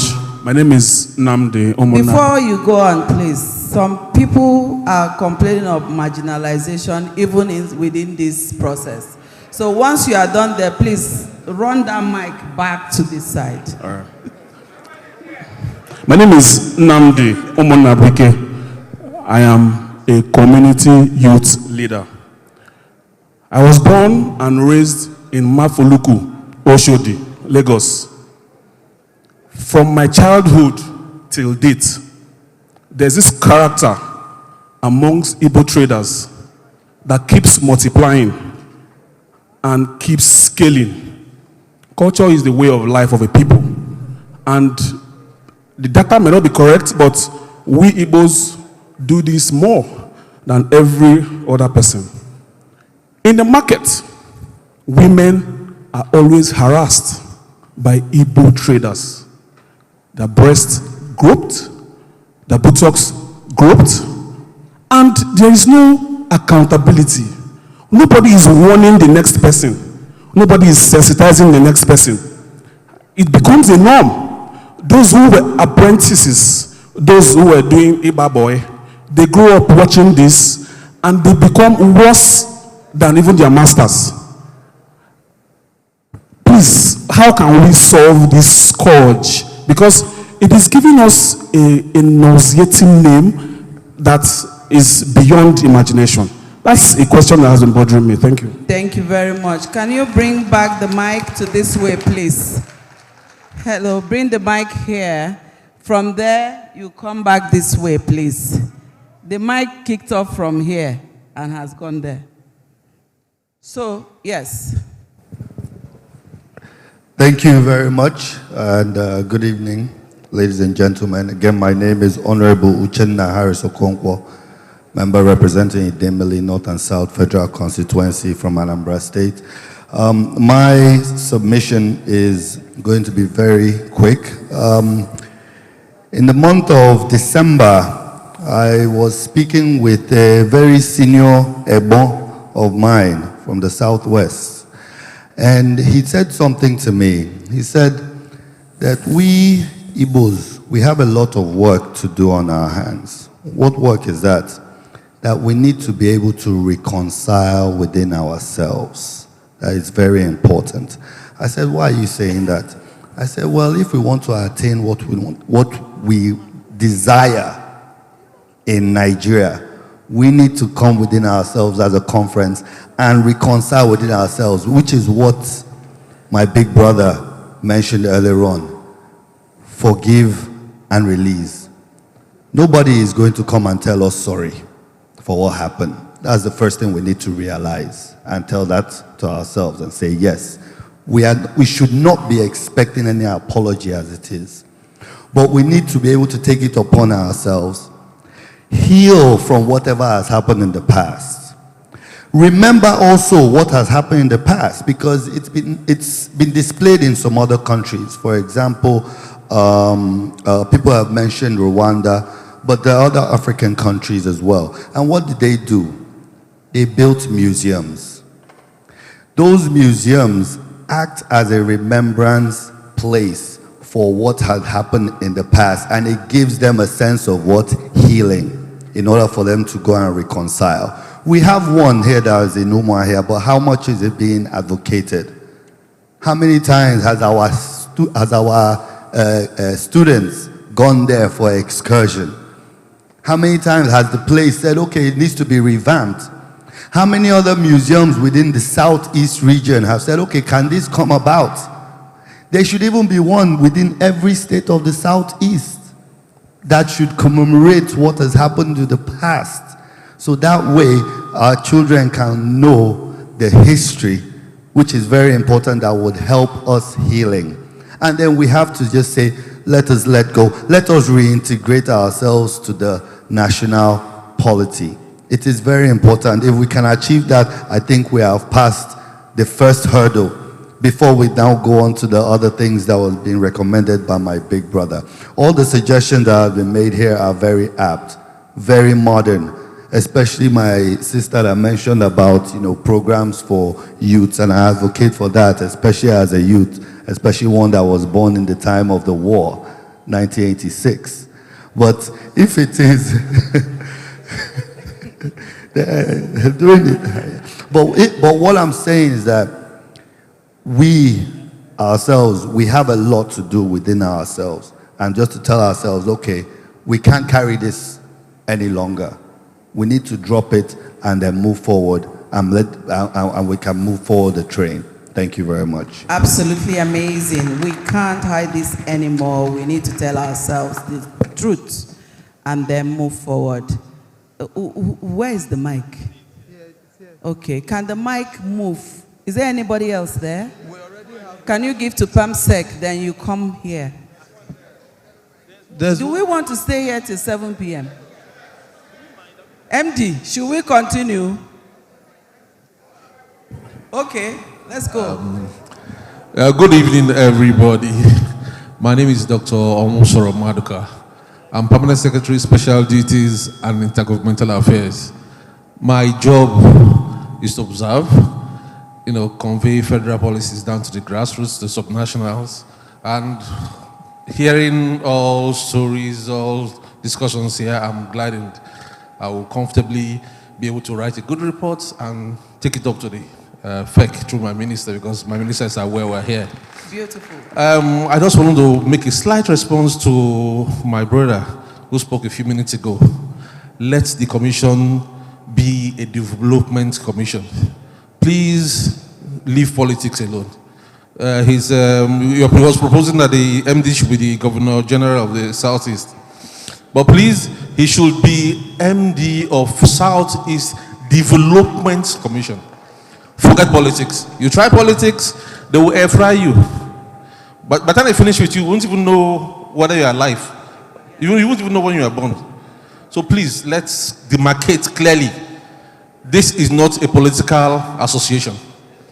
Leave politics for the governors. Leave politics for the senators, for the House of Reps, for the state officers, please focus on development. Develop. You know, the Secretary of State Government for Anambra State came and said, let's have, let's focus on a few projects. We need to get to the sea. We need that sea route. So the Southeast Commission can give us the routes to the sea, give us the rail lines, give us the pipelines, and then allow the people explode. Please. Thank you very much. Thank you very much. So there's a question here that was sent to me, and this is on the Igbo migration. So this person says the economic implications of Igbo migration, that it is seen as both a challenge, brain drain, labor shortages, and all an opportunity and remittances, then our entrepreneurial linkages. So he's saying, how can this Vision 2050 that Southeast is trying to develop, how are they able to, if not stop, but at least reduce this migration for whatever reason? So can you move to the... Good day. Let me stand on existing protocol. What I want to say now about what Chukwumeri just said about healing. The healing will come internally, because I remember on a fateful day we went to a wedding at Adamawa. On reaching Adamawa, we never knew that our brother is getting married to a northerner. Along the line, immediately they came inside the hall and made that their noise. Woo! Cry everywhere. Our brother has married a Hausa woman. The whole women from East started crying. The whole church turned to a mourning place. We really need that healing. We need it. You know, I'm always shy speaking on the microphone. Let me go directly to what I want to say before about sustainability and prosperity. Please. Because you will say, what I want to say is about the sustainability. I can remember when I'm a professor of railways, was alive late. When he called us for the Second River Niger Bridge, for the consultancy, he was working with routing consultancy. He came from UK and picked some of us. We saw a railway run line on the center, but when it was implemented, it disappeared. All these things are what we need SEDC to be our spokesman and ask questions when it is needed. We have a visionary governors like Sullivan. The bridge they did at Zikevenu Enugu, Broni Proni, they have a future and put a pillar in the center, which is a railway line in case of monorail. He did many years ago to show that he has a vision for the job. In rounding up what I'm saying, coming to the sustainability of this prosperity, if we cannot guard the one we have, it may be a very big work for SEDC, because I can see there's what is going on in the railway system that some people has been saying we need rail, we need rail, we need rail. I know that the Lagos Blue Line did not remove the old Lagos line and they still pass through it as their corridor. But here, our own were removed. And they are being bundled into long troughs and being taken to a China company for melting. And nobody is asking any question. And I believe this Southeast Development Commission is where we have our mouth. Thank you. Some valuable you questions. Need to round up and your time is up now. Thank you very much. So we can get the last person. I think that would be the last contribution. Good evening, ladies and gentlemen. It's an honor to address this hall. I wanted to speak to the questions you asked about healing and the way forward.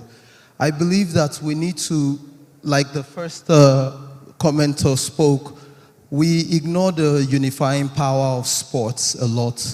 And I believe that if there is an opportunity to create a robust, competitive, positive, competitive environment among Southeastern states, it helps build unity from the inside and helps us address a lot of issues. Saudi Arabia, after the unfortunate Jamal Khashoggi incident, ventured on a very elaborate sports washing campaign, and it has seen them fund through their sovereign wealth fund a very elaborate sporting investment that has improved and opened them up. Finally, Professor Chukwumerije spoke about how his father was a propagandist during the war. I think we, the Southeast Development Commission, can look towards funding storytelling through Nollywood, that supporting stories that help tell the story of healing. If we look at our Nollywood and a lot of the content that we engage now, they perpetuate the existing schisms that exist. And hopefully, if the commission can come together, can develop a way whereby they help people who are telling the right stories to create a better image for the Southeast, for ourselves and others. Thank you very much. I think it deserves a round of applause for that. Thank you very much. And that is where we will cut off the question and answer session. I think, can you please project the hashtag, the social media handles, and any other feedback mechanism? You can send in your any further questions, comments, or contribution to that. Can you please project it over there? And we need to quickly do run an exercise. Can you project that, please? It's on the lower. Okay. Look at the lower screen. Can you bring out your phones, please? Everybody in the room, can you bring out your phones, please? We need to quickly do this so that the healing will start from us. Get out your phones and say, I am thoroughly healed today. I now understand the need for social healing as a Southeasterner. Then put SEV 2050.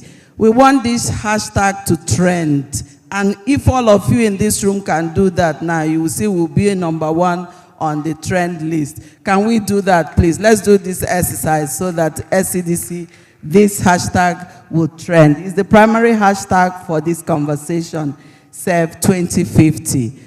Oh, you can just put up something. It could be on Twitter, Instagram, anywhere you are comfortable. I know some old people like us who like Facebook. Young Gen Zs are there on Twitter with Donald Trump and Elon Musk. And the MD is quite savvy there. So if you can do that exercise, it will really be helpful to trend this topic and get it to the right people for policy decision and all that. There's a question here that I'll read, and this person talks about, he commended the can-do spirit that DK Chukwumerije mentioned earlier, and talked about how we moved from can-do spirit to acute victim mentality, and which leads to national resentment. And he says, is there a way that we can create our own memorial day or something? So what he's saying is that he gave an example that the June 12th was earmarked by the country to celebrate for Democracy Day. Can there be something like that for the Southeast? That is among the things that can be unpacked. But the most important thing is all these suggestions and recommendations are very, very, very, very important. And you keep them coming, but you can continue on any of those social handles. Do you have anything to say? To round up, maybe I take your questions, the questions that were addressed to you. I think one question was sent to Ambassador, His Excellency. Do you want to take that first? Or do you want me to repeat the question? Are you still? Okay.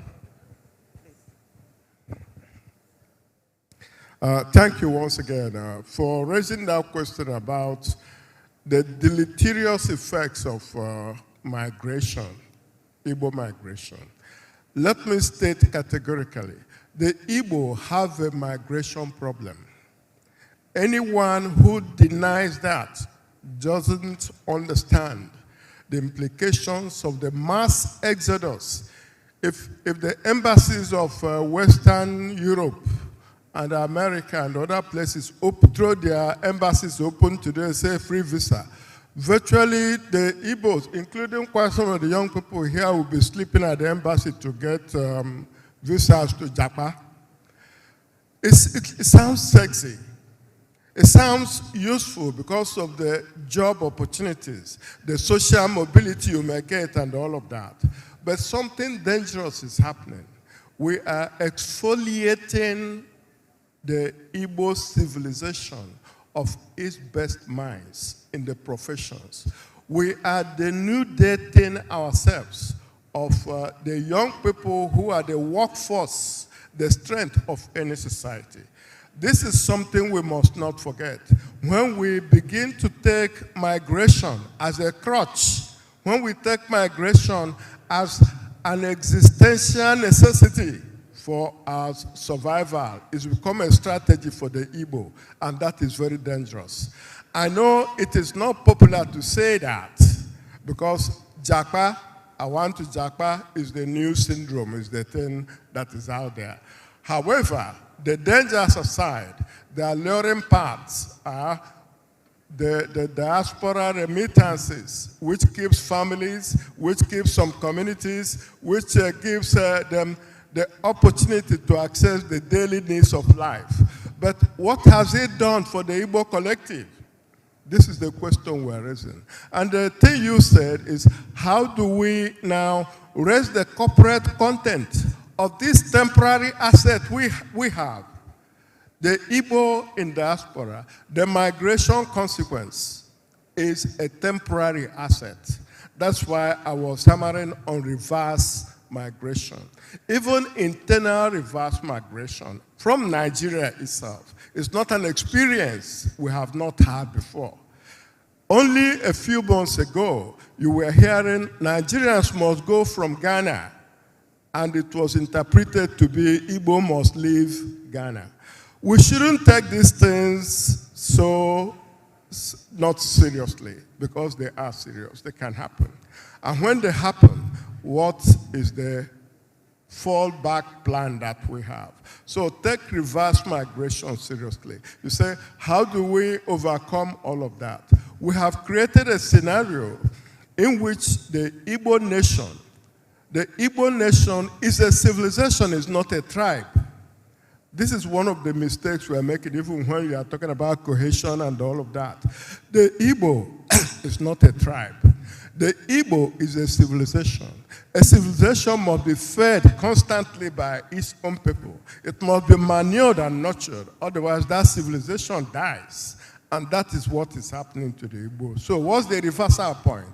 The reversal point is, if we create that environment in which from Igbo Port Harcourt, River State, to Igbo Abia State, to Igbo Abakaliki, Enugu, Nsukka, and so on, you have a common center that brings all the elite together.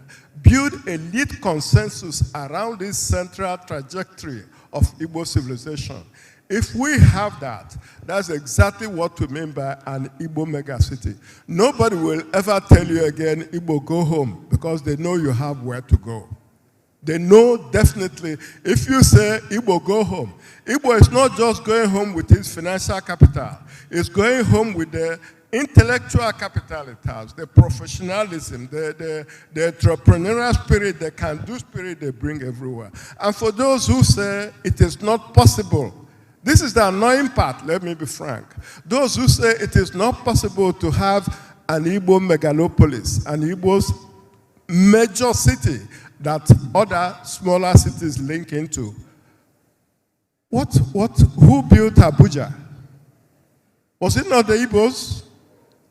Quite a percentage of Abuja is built by the Igbos. If we can do it outside, please, I want somebody to persuade me why it cannot be done in Igbo land.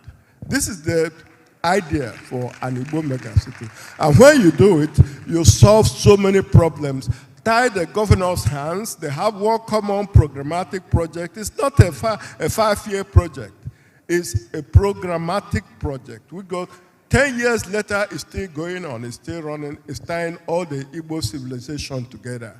This is what I think could sort out the problem. An Igbo megacity. As SEDC should consider it. Because the governors individually, thinking in silos and the politics which the professor explained here today, will not be able to come together to do it. The platform is SEDC. If they do that for the Igbo, they have helped to solve a huge problem. Thank you. Thank you so much. The platform, he says, is SEDC. I think it's also our collectives. On that note, right about now, let me then invite DK, the poet, to do his thing. There are a couple of, I think the whole questions have been, so unpack all of them in 5 minutes. They will ask you to talk more. Don't listen to them all. Just go ahead. First of all, it is not professor, it's not doctor, I'm just Mr. DK Chukwumerich. The question on national healing or reconciliation, I think our mommy, Mr. Keredelu, and our honorable answered it perfectly. We're not doing this for them, we're doing it for us. If we need to heal, and so we need to have that conversation and start teaching our children so that we can heal. Because the more we sink into this victim mentality, the more we lose the best part of ourselves. We're Republican people. Now we're becoming a society where if you disagree with me, you want to kill me. That's not Igbo culture. Where is Onyahala Wanne? All this pulling together, that can-do spirit, it comes from a free mind, a free heart. If somebody does something to you, nobody can steal your destiny. Nobody can block your path. No matter what anybody else does, if you decide that you are moving, you are moving. But we are losing that because we are so invested in hatred and bitterness and anger with other people. So having this conversation, we don't need national reconciliation. We need to forgive and release. It's important for us. I agree completely with the unifying power of sports and music and things like that. But sports, I'm a sports person. I've done sports all my life. And I was born and bred in Lagos. I've represented Lagos in national sports festivals, represented Abuja in national sports festivals. Sports alone is not enough. You also need a narrative. Because ideology is countered by ideology, and hatred is an ideology.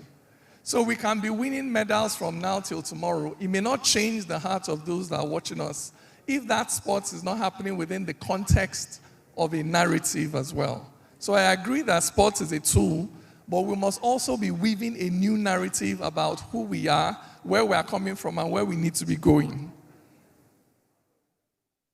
And it is these narratives that would help the process of creating new values or challenging our value system. Like my brother in the market in Lagos was talking about, people are groping, people are selling substandard products.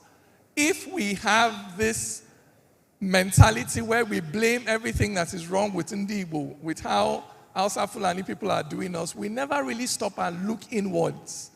So everything connects, that if we begin to heal as a people, then we are better able to face our own flaws and our own faults.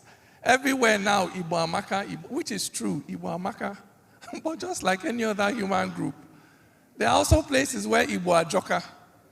And it is this ability to stand and be honest with yourself and see that many times it is your own weakness, it is your own propensity, not another person's hatred, that is stopping you from making progress.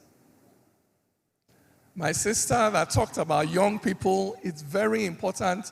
In fact, these days, I don't even bother talking to old people because we're all set in our ways.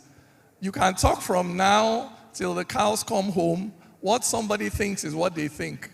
They will not hear what you are saying. So we focus on younger people now, both in the Southeast and outside. That's where our main focus is now, younger people, and telling them the stories of history in a way that allows them to move forward. There are some people on the other side that have never they've never encountered this kind of Igbo person. So it's important that, in fact, that's one thing the SEDC, I think, can do. You know me, I'm talking as a creative. You can fund, like he said, plays, productions, movies that allow the southeastern story to be heard in the northern part, and that also allow the northern and the western story to be heard here. It's a very simple thing, but it matters. You can fund cross exchanges, cultural exchanges. Take Ndibo to Jos. Let them see. Some people have never left Aba. They've just been Aba all their lives. They don't even know the other ways of living. Bring people from Meduguri to Enugu to do 1 week and see that Ndibo, we are just like you people. We laugh, we cry, we dance. There's no difference. And these things they go a long way. And then I think the last thing here is why discussing the national issue? Somebody said, why are we just not focusing on ourselves? My grandfather used to say, that the greatest investment you can make in peace in your compound is to invest in the prosperity of your neighbor. This country is not just Nigeria. This is the Niger area. We are contiguous with other people. You cannot isolate yourself. You cannot be an island of prosperity in a region that is unstable. It's impossible. That is why world powers, why is America here? Why is China here? Why don't they just concentrate on their own countries? Because everybody understands that if I want to be at peace in my country, I have to be involved in your country. So let us stop this isolationist mentality that somehow we can wall ourselves off and we'll just be fine. The greatest investment we can make in the security and safety and prosperity of the Southeast is to care about our neighbors and to make sure it is well. Because if it is well in the North Central, in the Northwest, then we have buffers. In case you don't know, there's a whole region of instability running from Mauritania all the way to Kenya. And it is the North Central, the Northeast, the Northwest, those are your buffers. Remove them and the terrorists will be here in Enugu. So it is in our best interest to ensure that those regions are doing well. We cannot be isolationist in our mentality. Finally, since I'm a poet, let me leave you with a poem. Abi? Is it okay? This poem is titled Obidike. After the storm, Enugu will still be standing. Ani will not be broken. Elekentioba will shake the water off his wings. Egbe will shake the water off his wings. Osisiako will not complain. He will grow branches again. He will sprout new roots. He will bear new fruits. He will raise his crown like a king and ask Ikuku to sing. Ikuku will whisper in the grass where the shadows come and pass over Okute, but Okute stays, outliving the troubled days. He sets his face like a lion, his heart like iron, because he knows that Amun chases the night. Ototo chases the night. And when Ochichiri has finished shouting, Eligwe will not have fallen.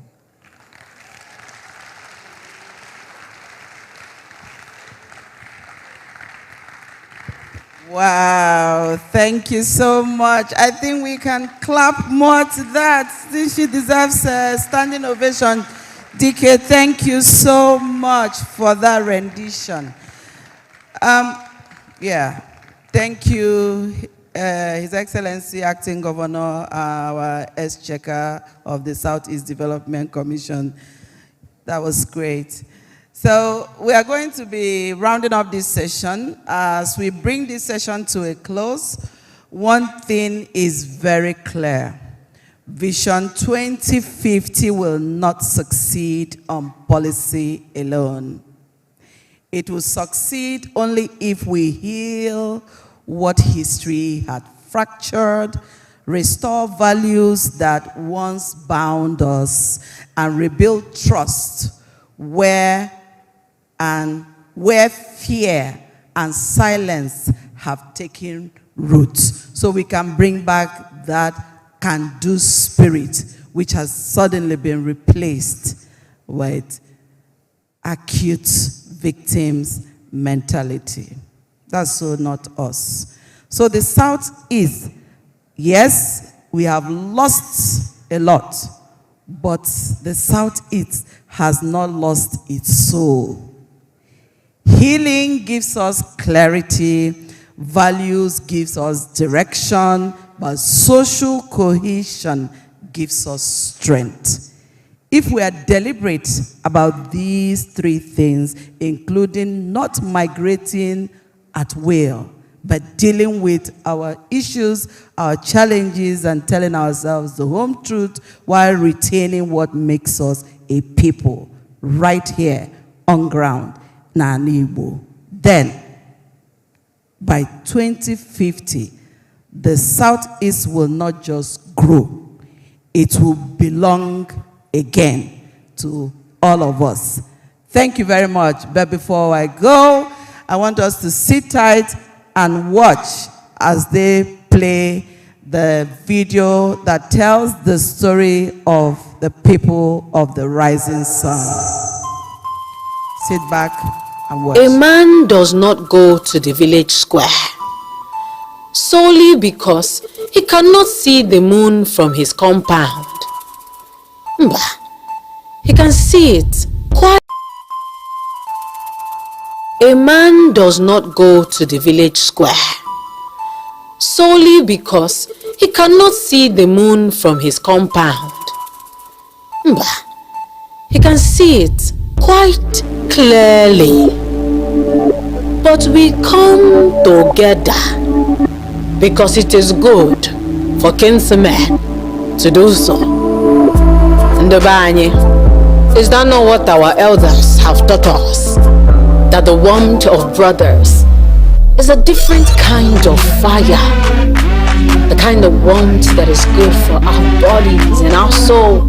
And also, because a vision seen by one man is a dream, but a vision seen by a region, that one name is a mandate. A collective rewriting their fate, chapter after chapter, page after page, our own very exodus. Maka onyekwe, chiekwe. If a man says yes, his chief says yes with him. And for too long, we have been stars scattered across the sky, shining bright but shining alone. But Southeast Vision 2050 is the moment the constellation connects. It's the moment where we let go of the internal frictions and the silos of the past. Today, we trade friction for fusion. We are burying the hatchets to pick up the digital pen. This is the era of regional reintegration. We are weaving a seamless economic fabric where when one state breathes, the whole region pulses. Our governors are the lead architects, by the way. 5 visionaries building one fortress. Look at the blueprints they are laying down. In Abia, we are tapping into the industrial heartbeat of Aba, turning it into a manufacturing powerhouse. Call it China of Africa.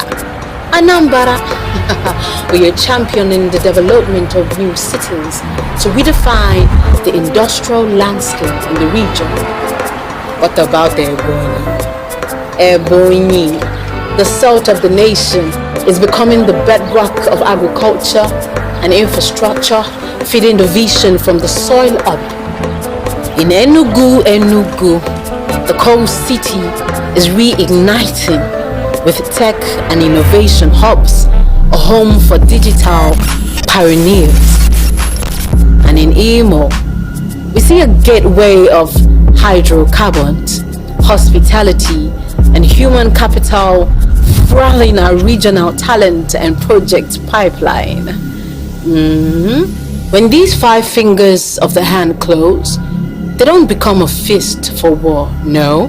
They become a grip on our future, a fist for wealth, a fist for stability. They are coding a new law that we are stronger as a common market than as individual players. But this vision is not a wall, It is a bridge. And we are building a Southeast that is the engine room for all Nigerians, from the north to the west, from the delta to the middle belt. If you have a dream, the East is your workshop. We are creating a sanctuary for foreign investors who seek grit and transparency. We are transforming the red mud of our fathers into a global trade zone. We are building the Silicon Valley of Africa right here. So my dear, if you want to see the future of African commerce, you know where to look. You look Southeast. Activate Southeast Vision 2050. 50 is the point of perfect symmetry. 50 is where the center finally holds. Projects Southeast Vision 2050 is the bridge between our before, our now, and our after. So wherever you are, activate Southeast Vision 2050. Here, we don't wait for the stars to align, we code the alignment. We are building a regional OS, an operating system locked in on growth, a tribe encoded with dreams and optimized for global impact. We are taking the chi into the cloud. So Omunna, clock it, lock in, activate Southeast Vision 2050.